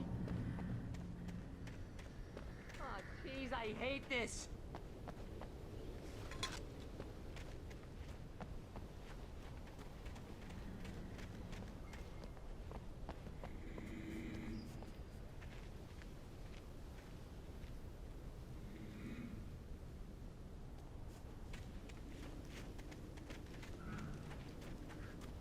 Okay, Wake. There's a button over there that opens the door.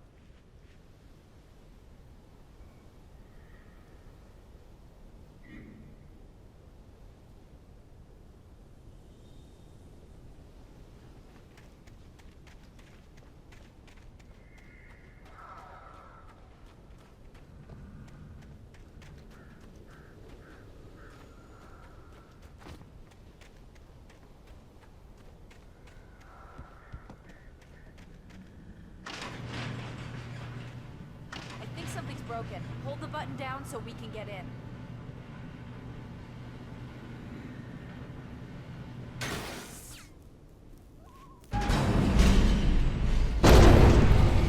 Ow! Ow! Wait! What's going on? We can get to the dam through here. What's happening out there? You guys go ahead and find Weaver. She should be in the dam now. I'll have to make it alone through the top. Okay, wait. Good luck. Don't get yourself killed. Now, please be careful. I'll take good care of Barry, Wade. You just look after yourself.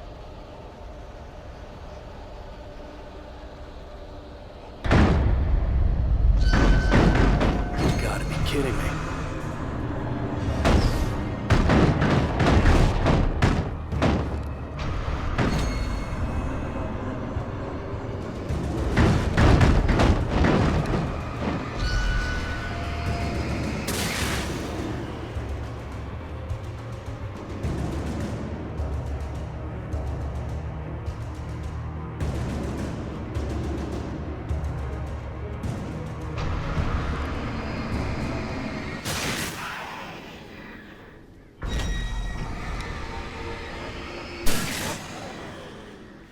Down, boy.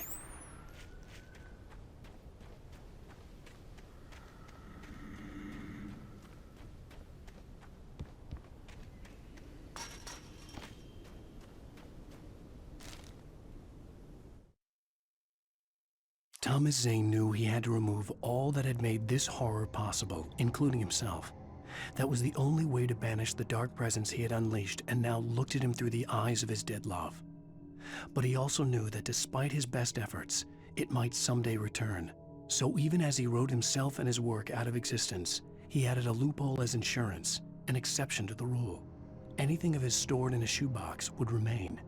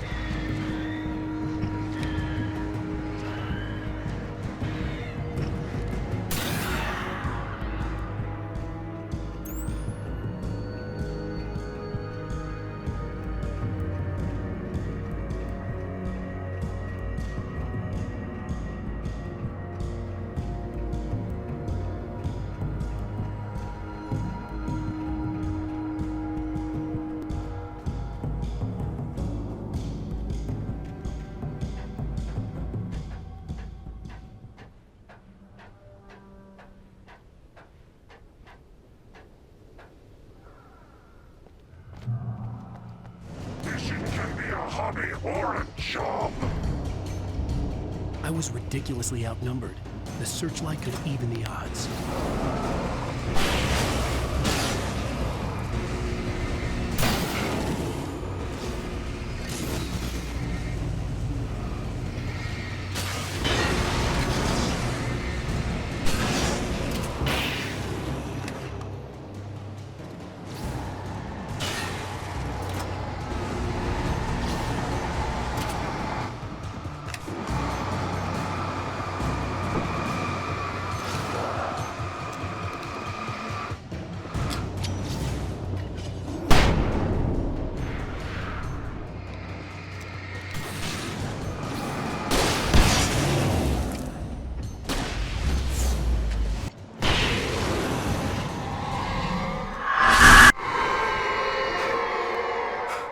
Enough. You will go no further.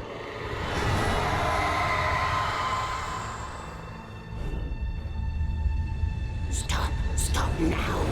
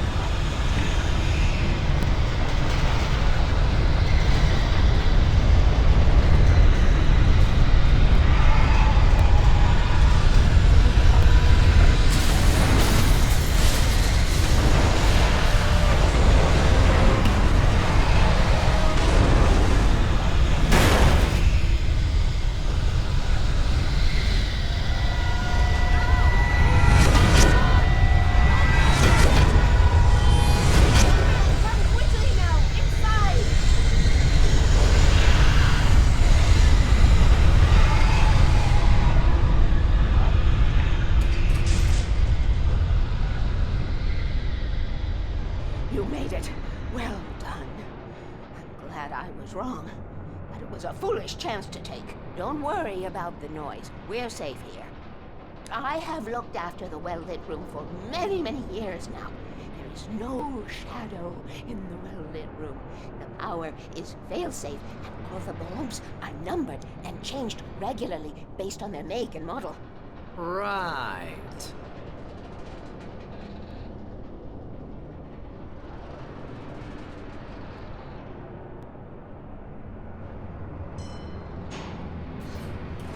There's an old army base at Raincoat Point, north of here. It was active during the Second World War. They operated here back then. They must have built this. Yes, they did. It's my place now.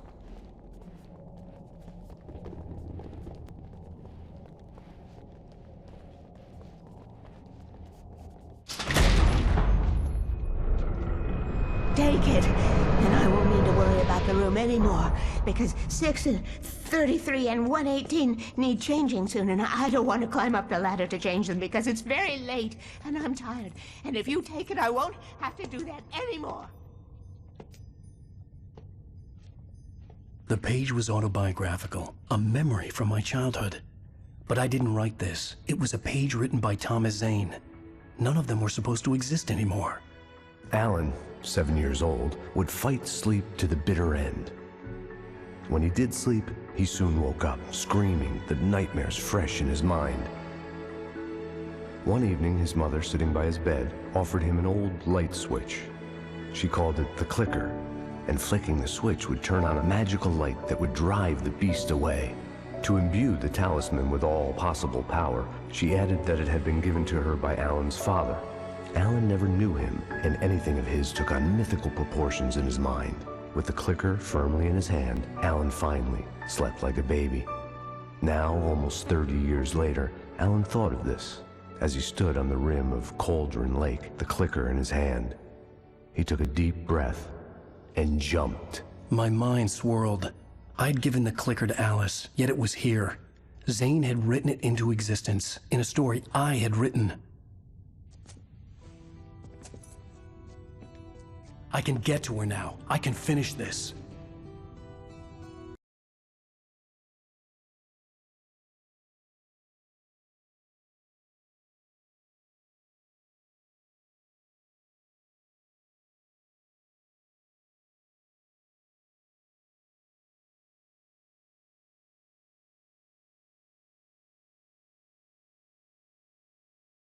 Previously on Alan Wake, I wrote a horror story that has come true. Thomas Zane did the same in the 70s. You will go no further. If I continue like the Dark Presence wants me to, the story I'm writing won't save Alice.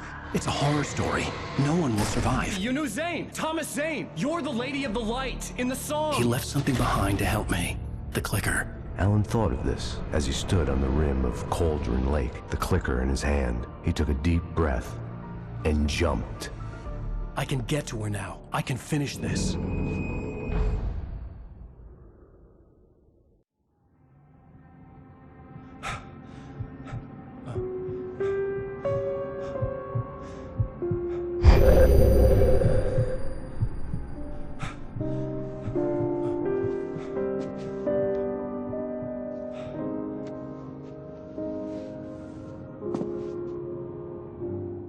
I had a hangover. In one of my finer moments of self-deception, I swore to quit drinking.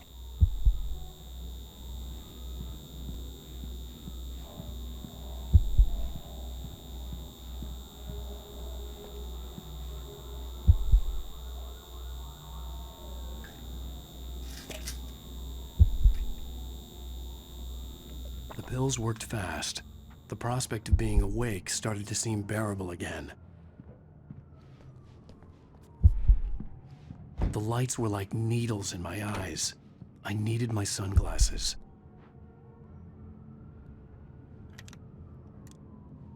The sunglasses made the world look bearable.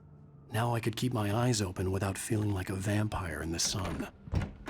There was a message waiting for me on the machine. You have one new message. Al! Are you still asleep? Wakey, wakey! You should have your show on your TiVo. If Alice wasn't too mad to record it. As she called me earlier and really chewed me out. Yeah, Yeah, we went a little overboard last night. But parties are a part of this business. Al, look, I'm saying this as your friend. She's not doing your career any favors by trying to run your life like that, okay? I'll talk to you later, Al. Watch the show!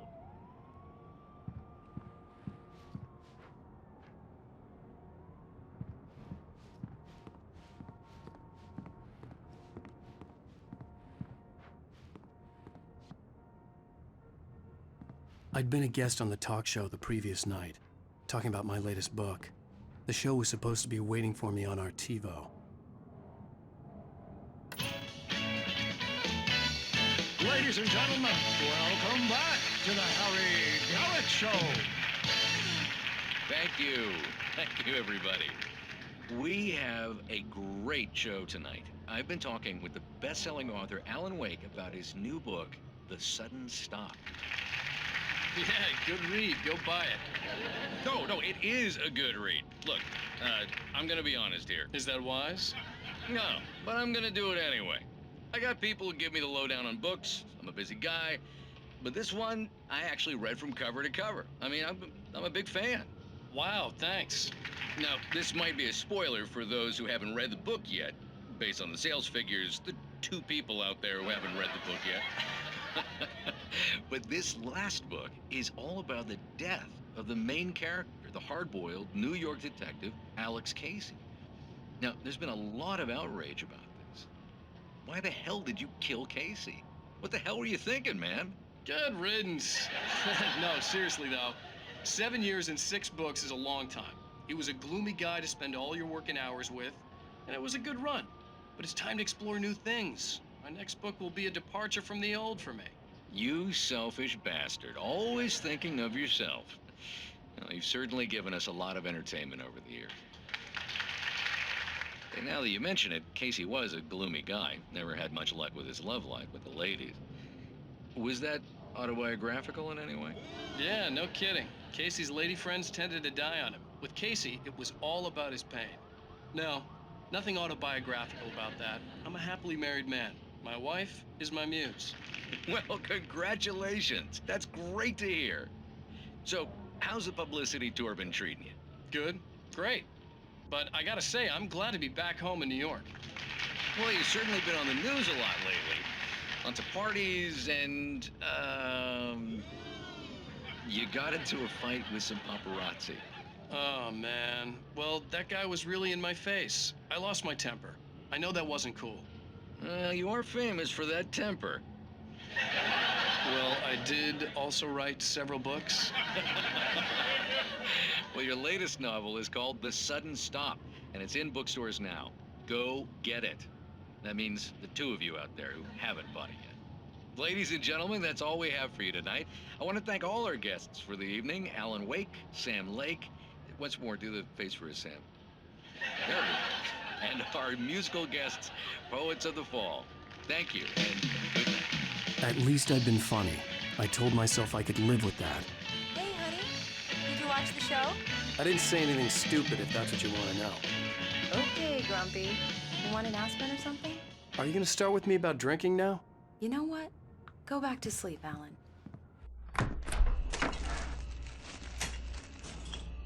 What? Now you can't even talk to me? Well, this morning I was angry because you said you'd be home at midnight and you showed up at 7 a.m. and passed out in mid-sentence. Now I'm over it. Are you angry? This goddamn tour. It's gotten out of hand. Oh, honey. It's almost over, right? We can get back to normal. Then you can start writing again. I'm sorry, honey. Alan, you're not thinking straight. Just take a shower and go back to bed, huh? Yeah, you're right, honey. I'm sorry. Once this is over, let's go away together. A vacation. Just you and me. Some peace and quiet.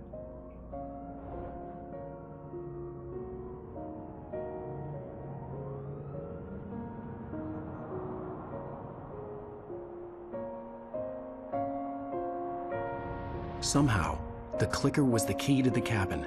I had to return to Cauldron Lake to save Alice.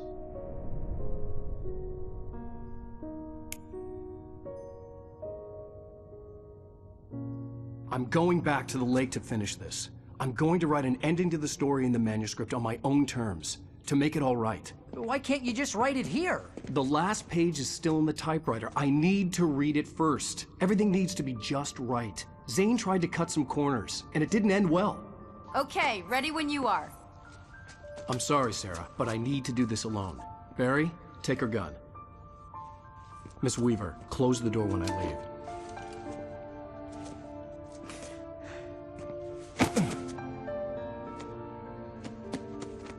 Good luck, Al. See you later.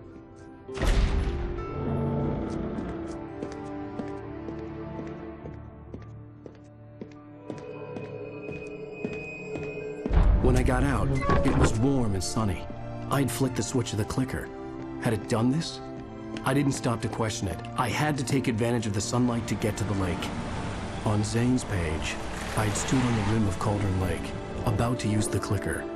That's where I was headed.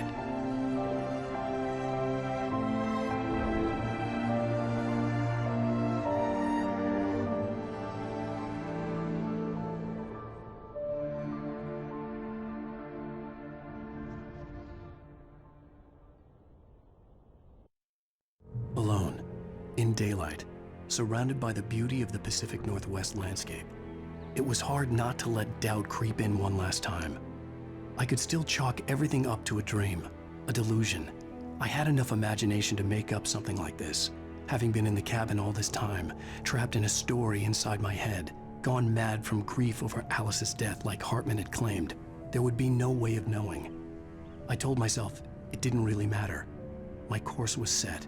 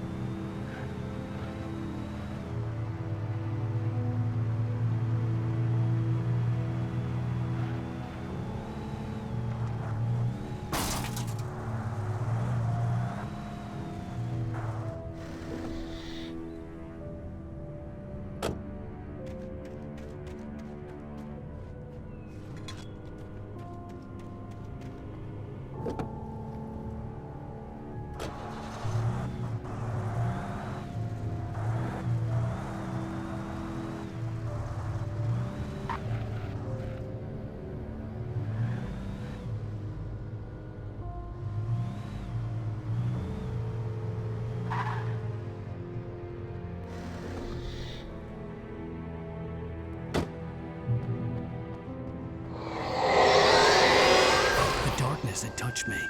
There was a link between us, always would be. I could feel its presence again, getting closer.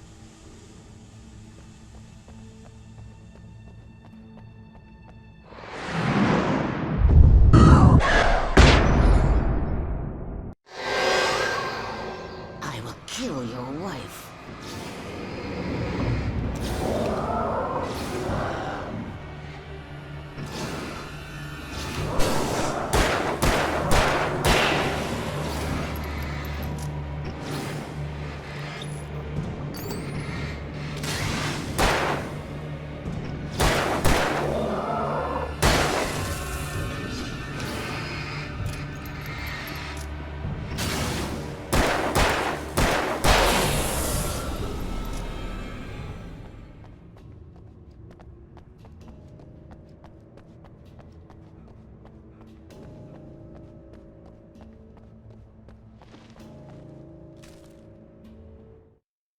The Dark Presence was no longer trying to capture the writer so he could create the ending it wanted. The writer knew too much. He was too strong. And he carried a weapon left behind by Thomas Zane, something that could hurt it. Now, the darkness was doing everything in its power to simply stop the writer from ever reaching Cauldron Lake and the dark place it came from.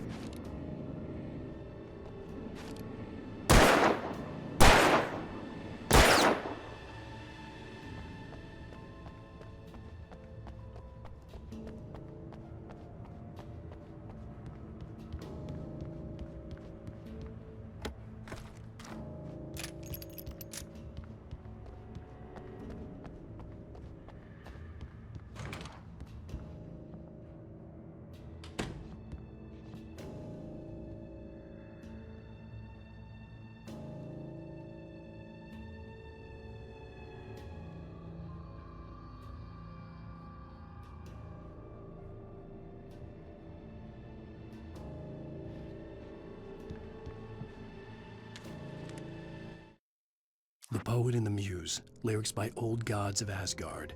The first verse. There's an old tale wrought with mystery of Tom the Poet and his Muse, and a magic lake which gave a life to the words the poet used. Now the Muse, she was his happiness, and he rhymed about her grace, and told her stories of treasures deep beneath the blackened waves, till in the stillness of one dawn, still in its misty crown, the Muse she went down to the lake, and in the waves she drowned.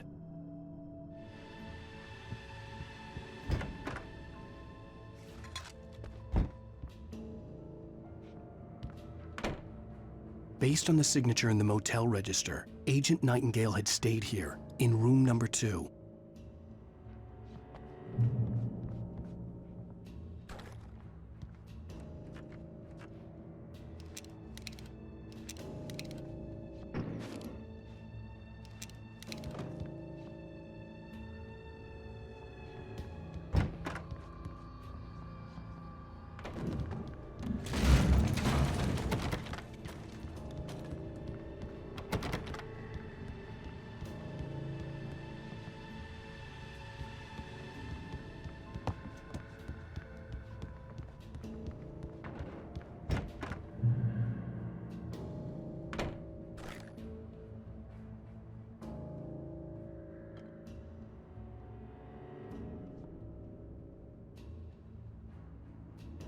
This had obviously been the room where Agent Nightingale had stayed when he hadn't been busy harassing me.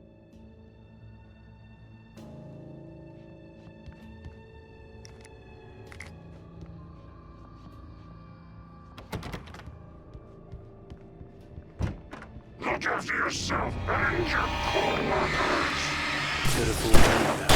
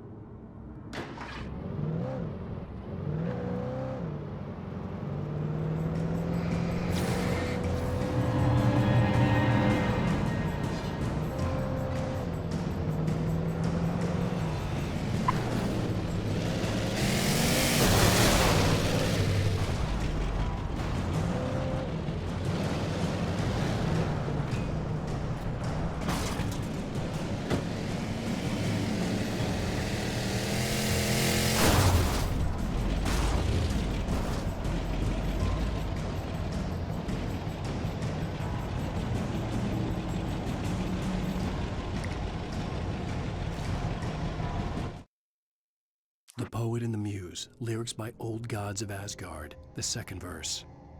The poet came down to the lake to call out to his dear. When there was no answer, he was overcome with fear. He searched in vain for his treasure lost, and too soon the night would fall. Only his own echo would wail back at his call. And when he swore to bring back his love by stories he'd create, nightmares shifted in their sleep in the darkness of the lake.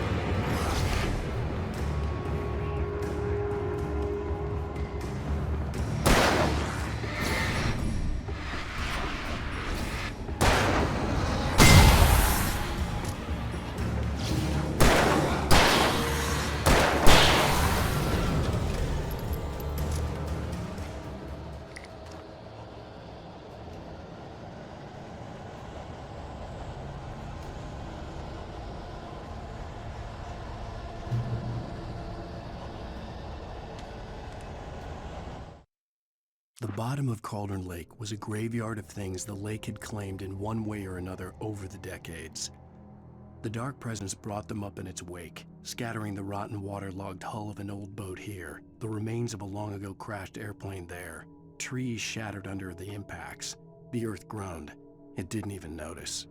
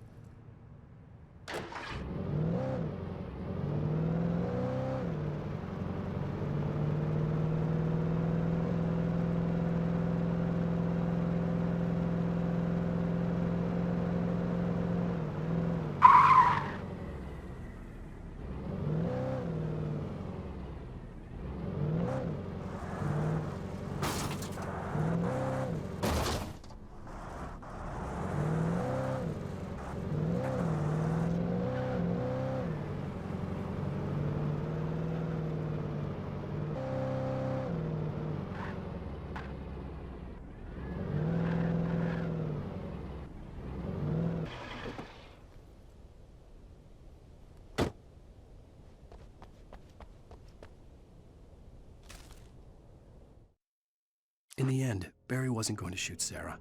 They both knew that. Once she had no chance of catching up to Wake, Barry gave up the gun and sat down on the floor, shielding his face from the merciless glare of the well-lit room. "I don't think I'm ever going to see him again," he said in a weak voice.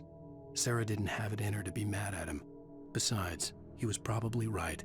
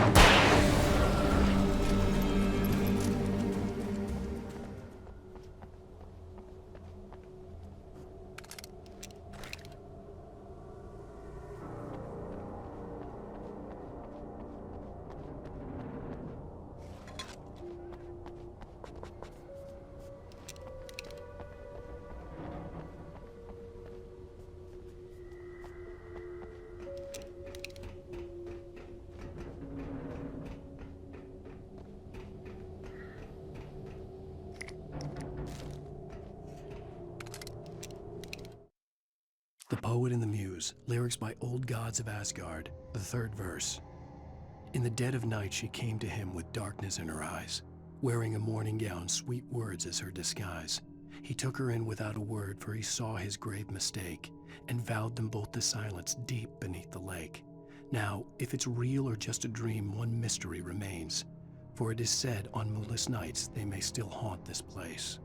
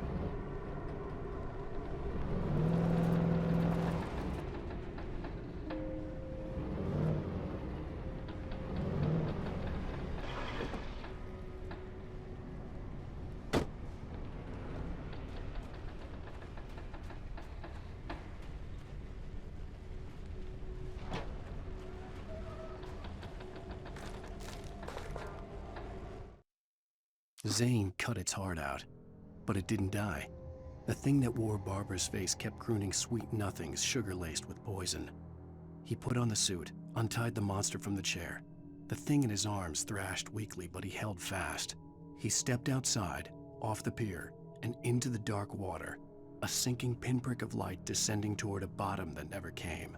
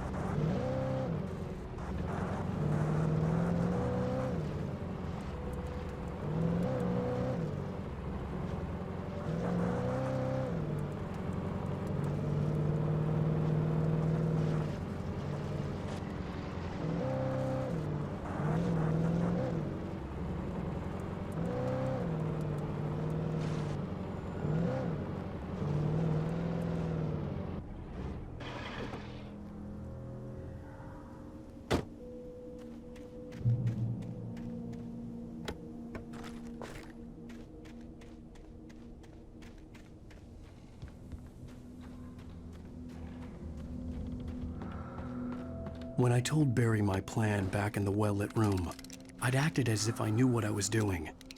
I didn't. I was operating on the shifting logic of a dream. I had to fight my way to the lake through the horrors of the night. I had to flick an old battered light switch imbued with childhood magic. I had to write a happy ending to a horror story. I had to save my wife from the dark prison she was being held in.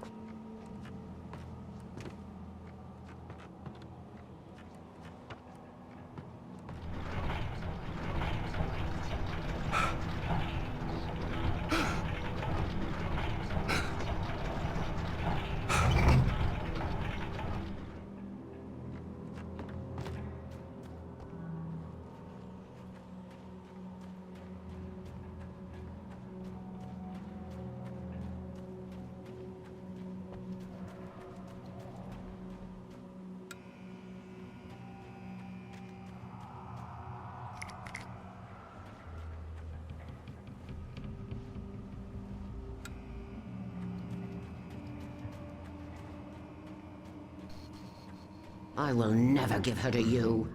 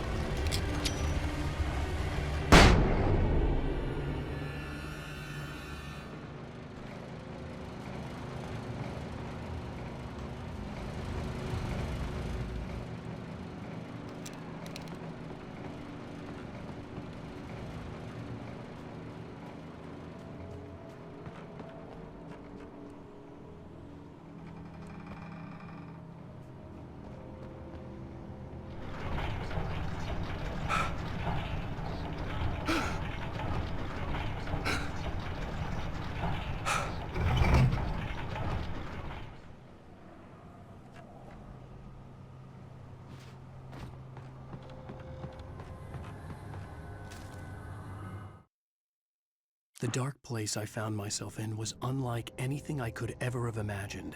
It wasn't solid. It flowed. It was conceptual and subjective.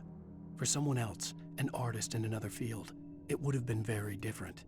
I could sense the story of the manuscript all around me, the words and ideas floating in the air, poised to become real.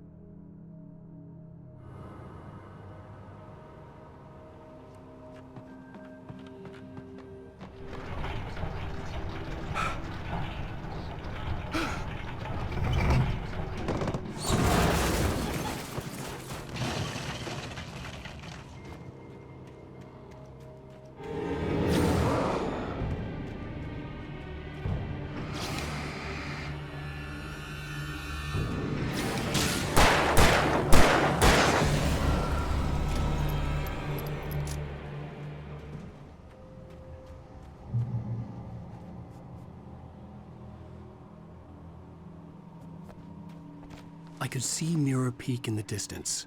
That's where Cauldron Lake was.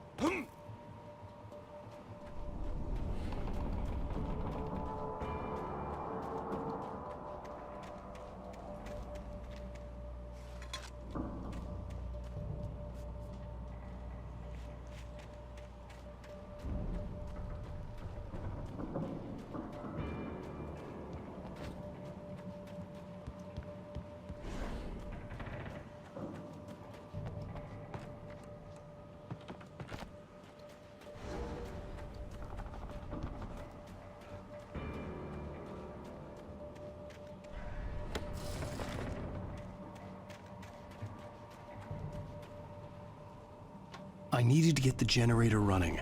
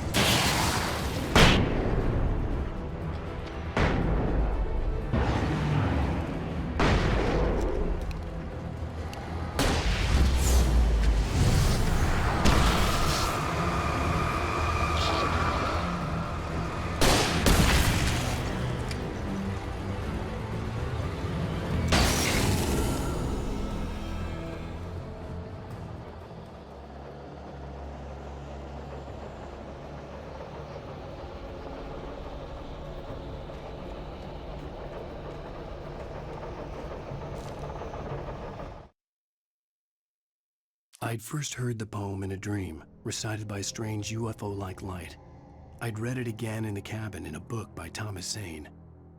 For he did not know that beyond the lake he called home lies a deeper, darker ocean green, where waves are both wilder and more serene. To its ports I've been, to its ports I've been.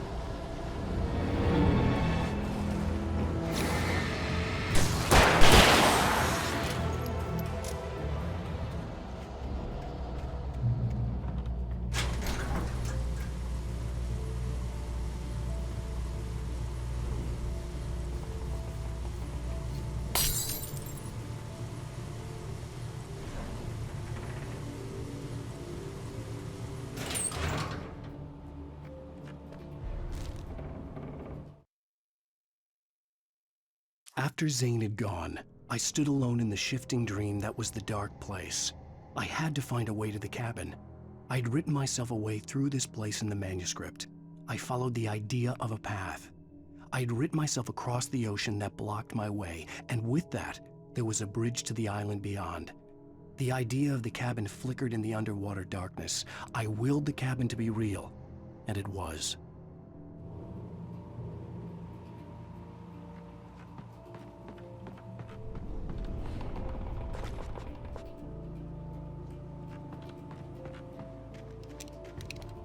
Turn back now.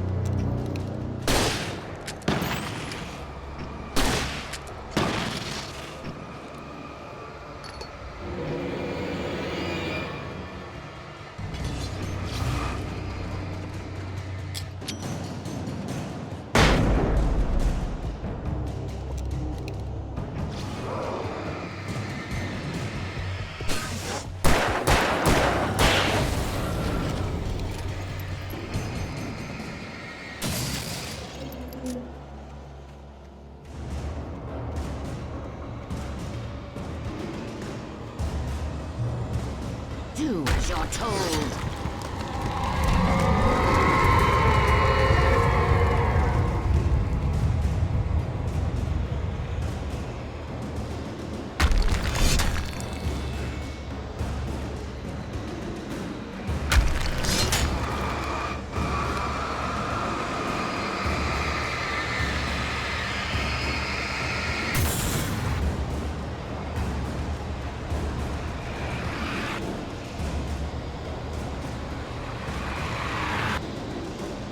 Alice never loved you.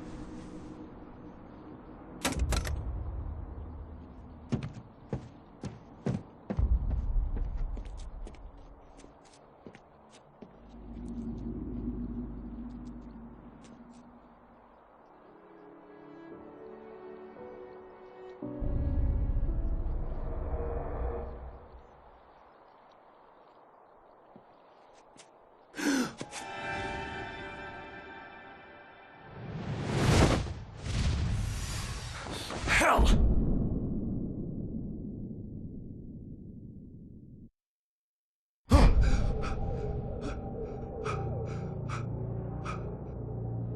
Shh, baby.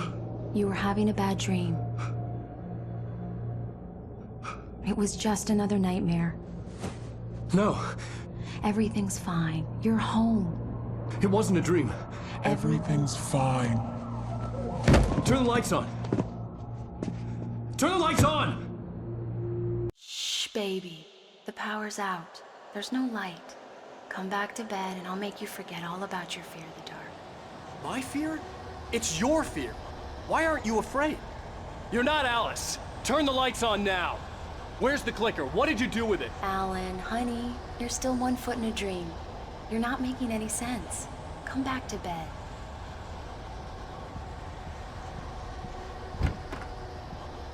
Alan, you're scaring me now. Come back to bed. Have you taken your pills? Do you want me to call Dr. Hartman? I read your manuscript. It's brilliant. Departure is your best work yet. You're a genius. I'm so proud of you. Come back to bed. We'll talk more about it in the morning.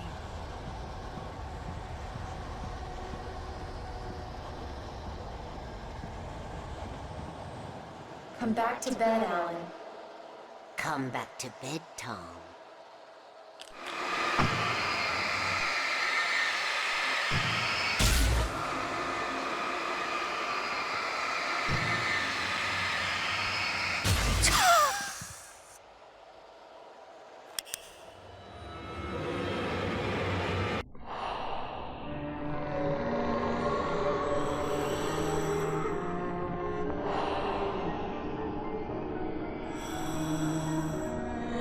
Find your way to the cabin.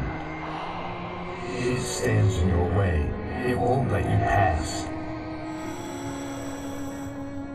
It has no heart. It's filled with darkness.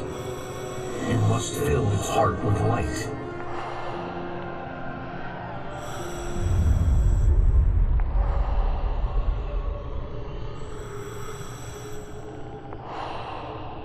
Don't mind him. He's Mr. Scott. Your friends will meet him when you're gone.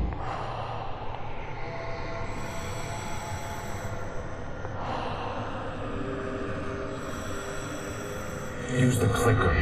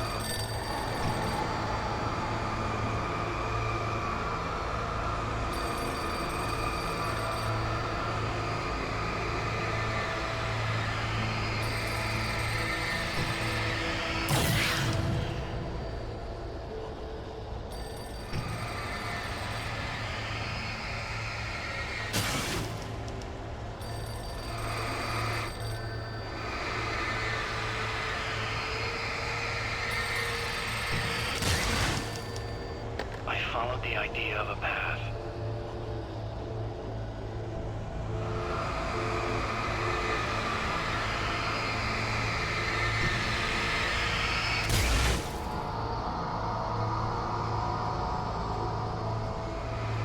I'm leaving you. What? I'm leaving you, Alan. I met someone. I'm in love with someone else. Alice? No, what are you saying? You can't. You don't love me. How could you? You don't even love yourself. All you do is torture yourself with work you can't do anymore.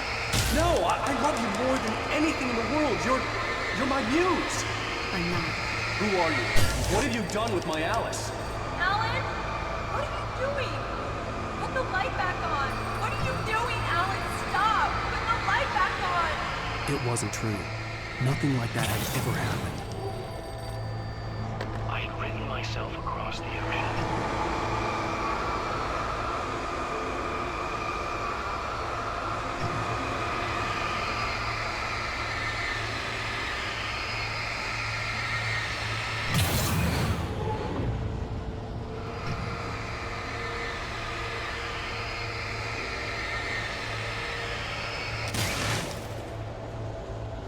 You're not my Barbara. Tom, let me go. I promise to be good. Please, untie me, you naughty boy.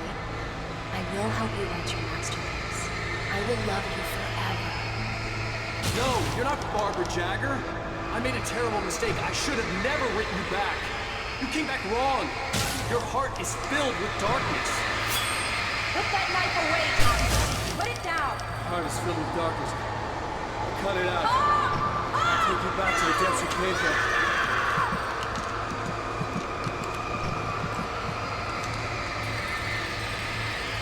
Filled with darkness. I willed the cabin to be real.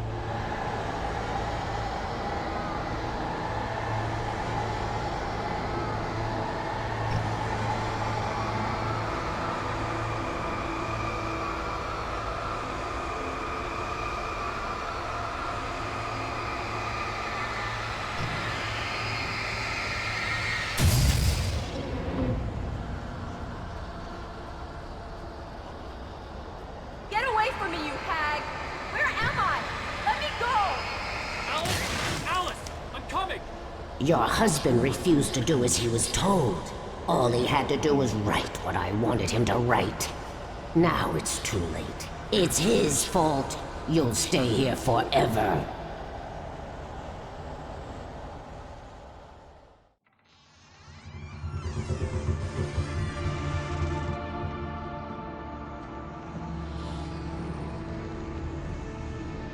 Now you will never get her back.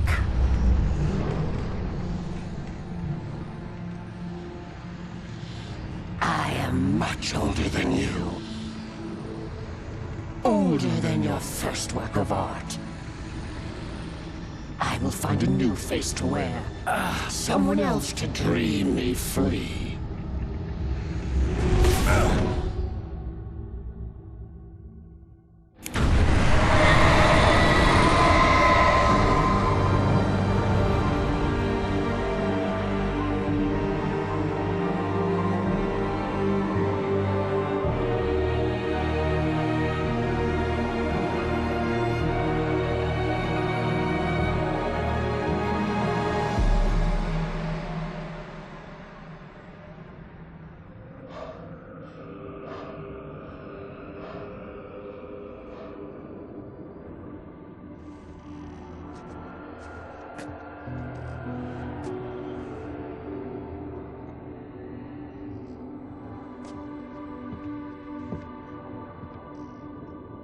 I could feel Alice's presence close by.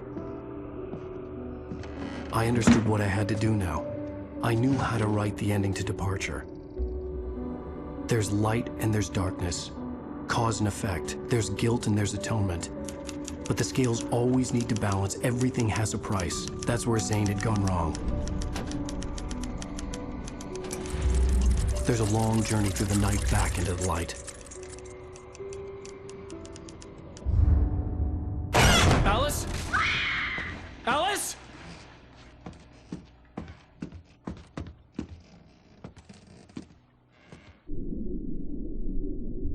Oh no!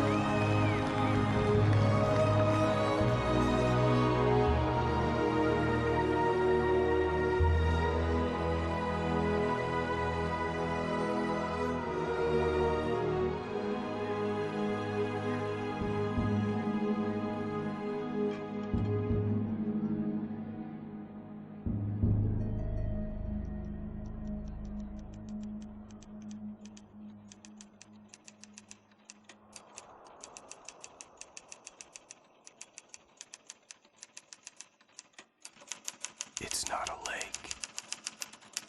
It's an ocean.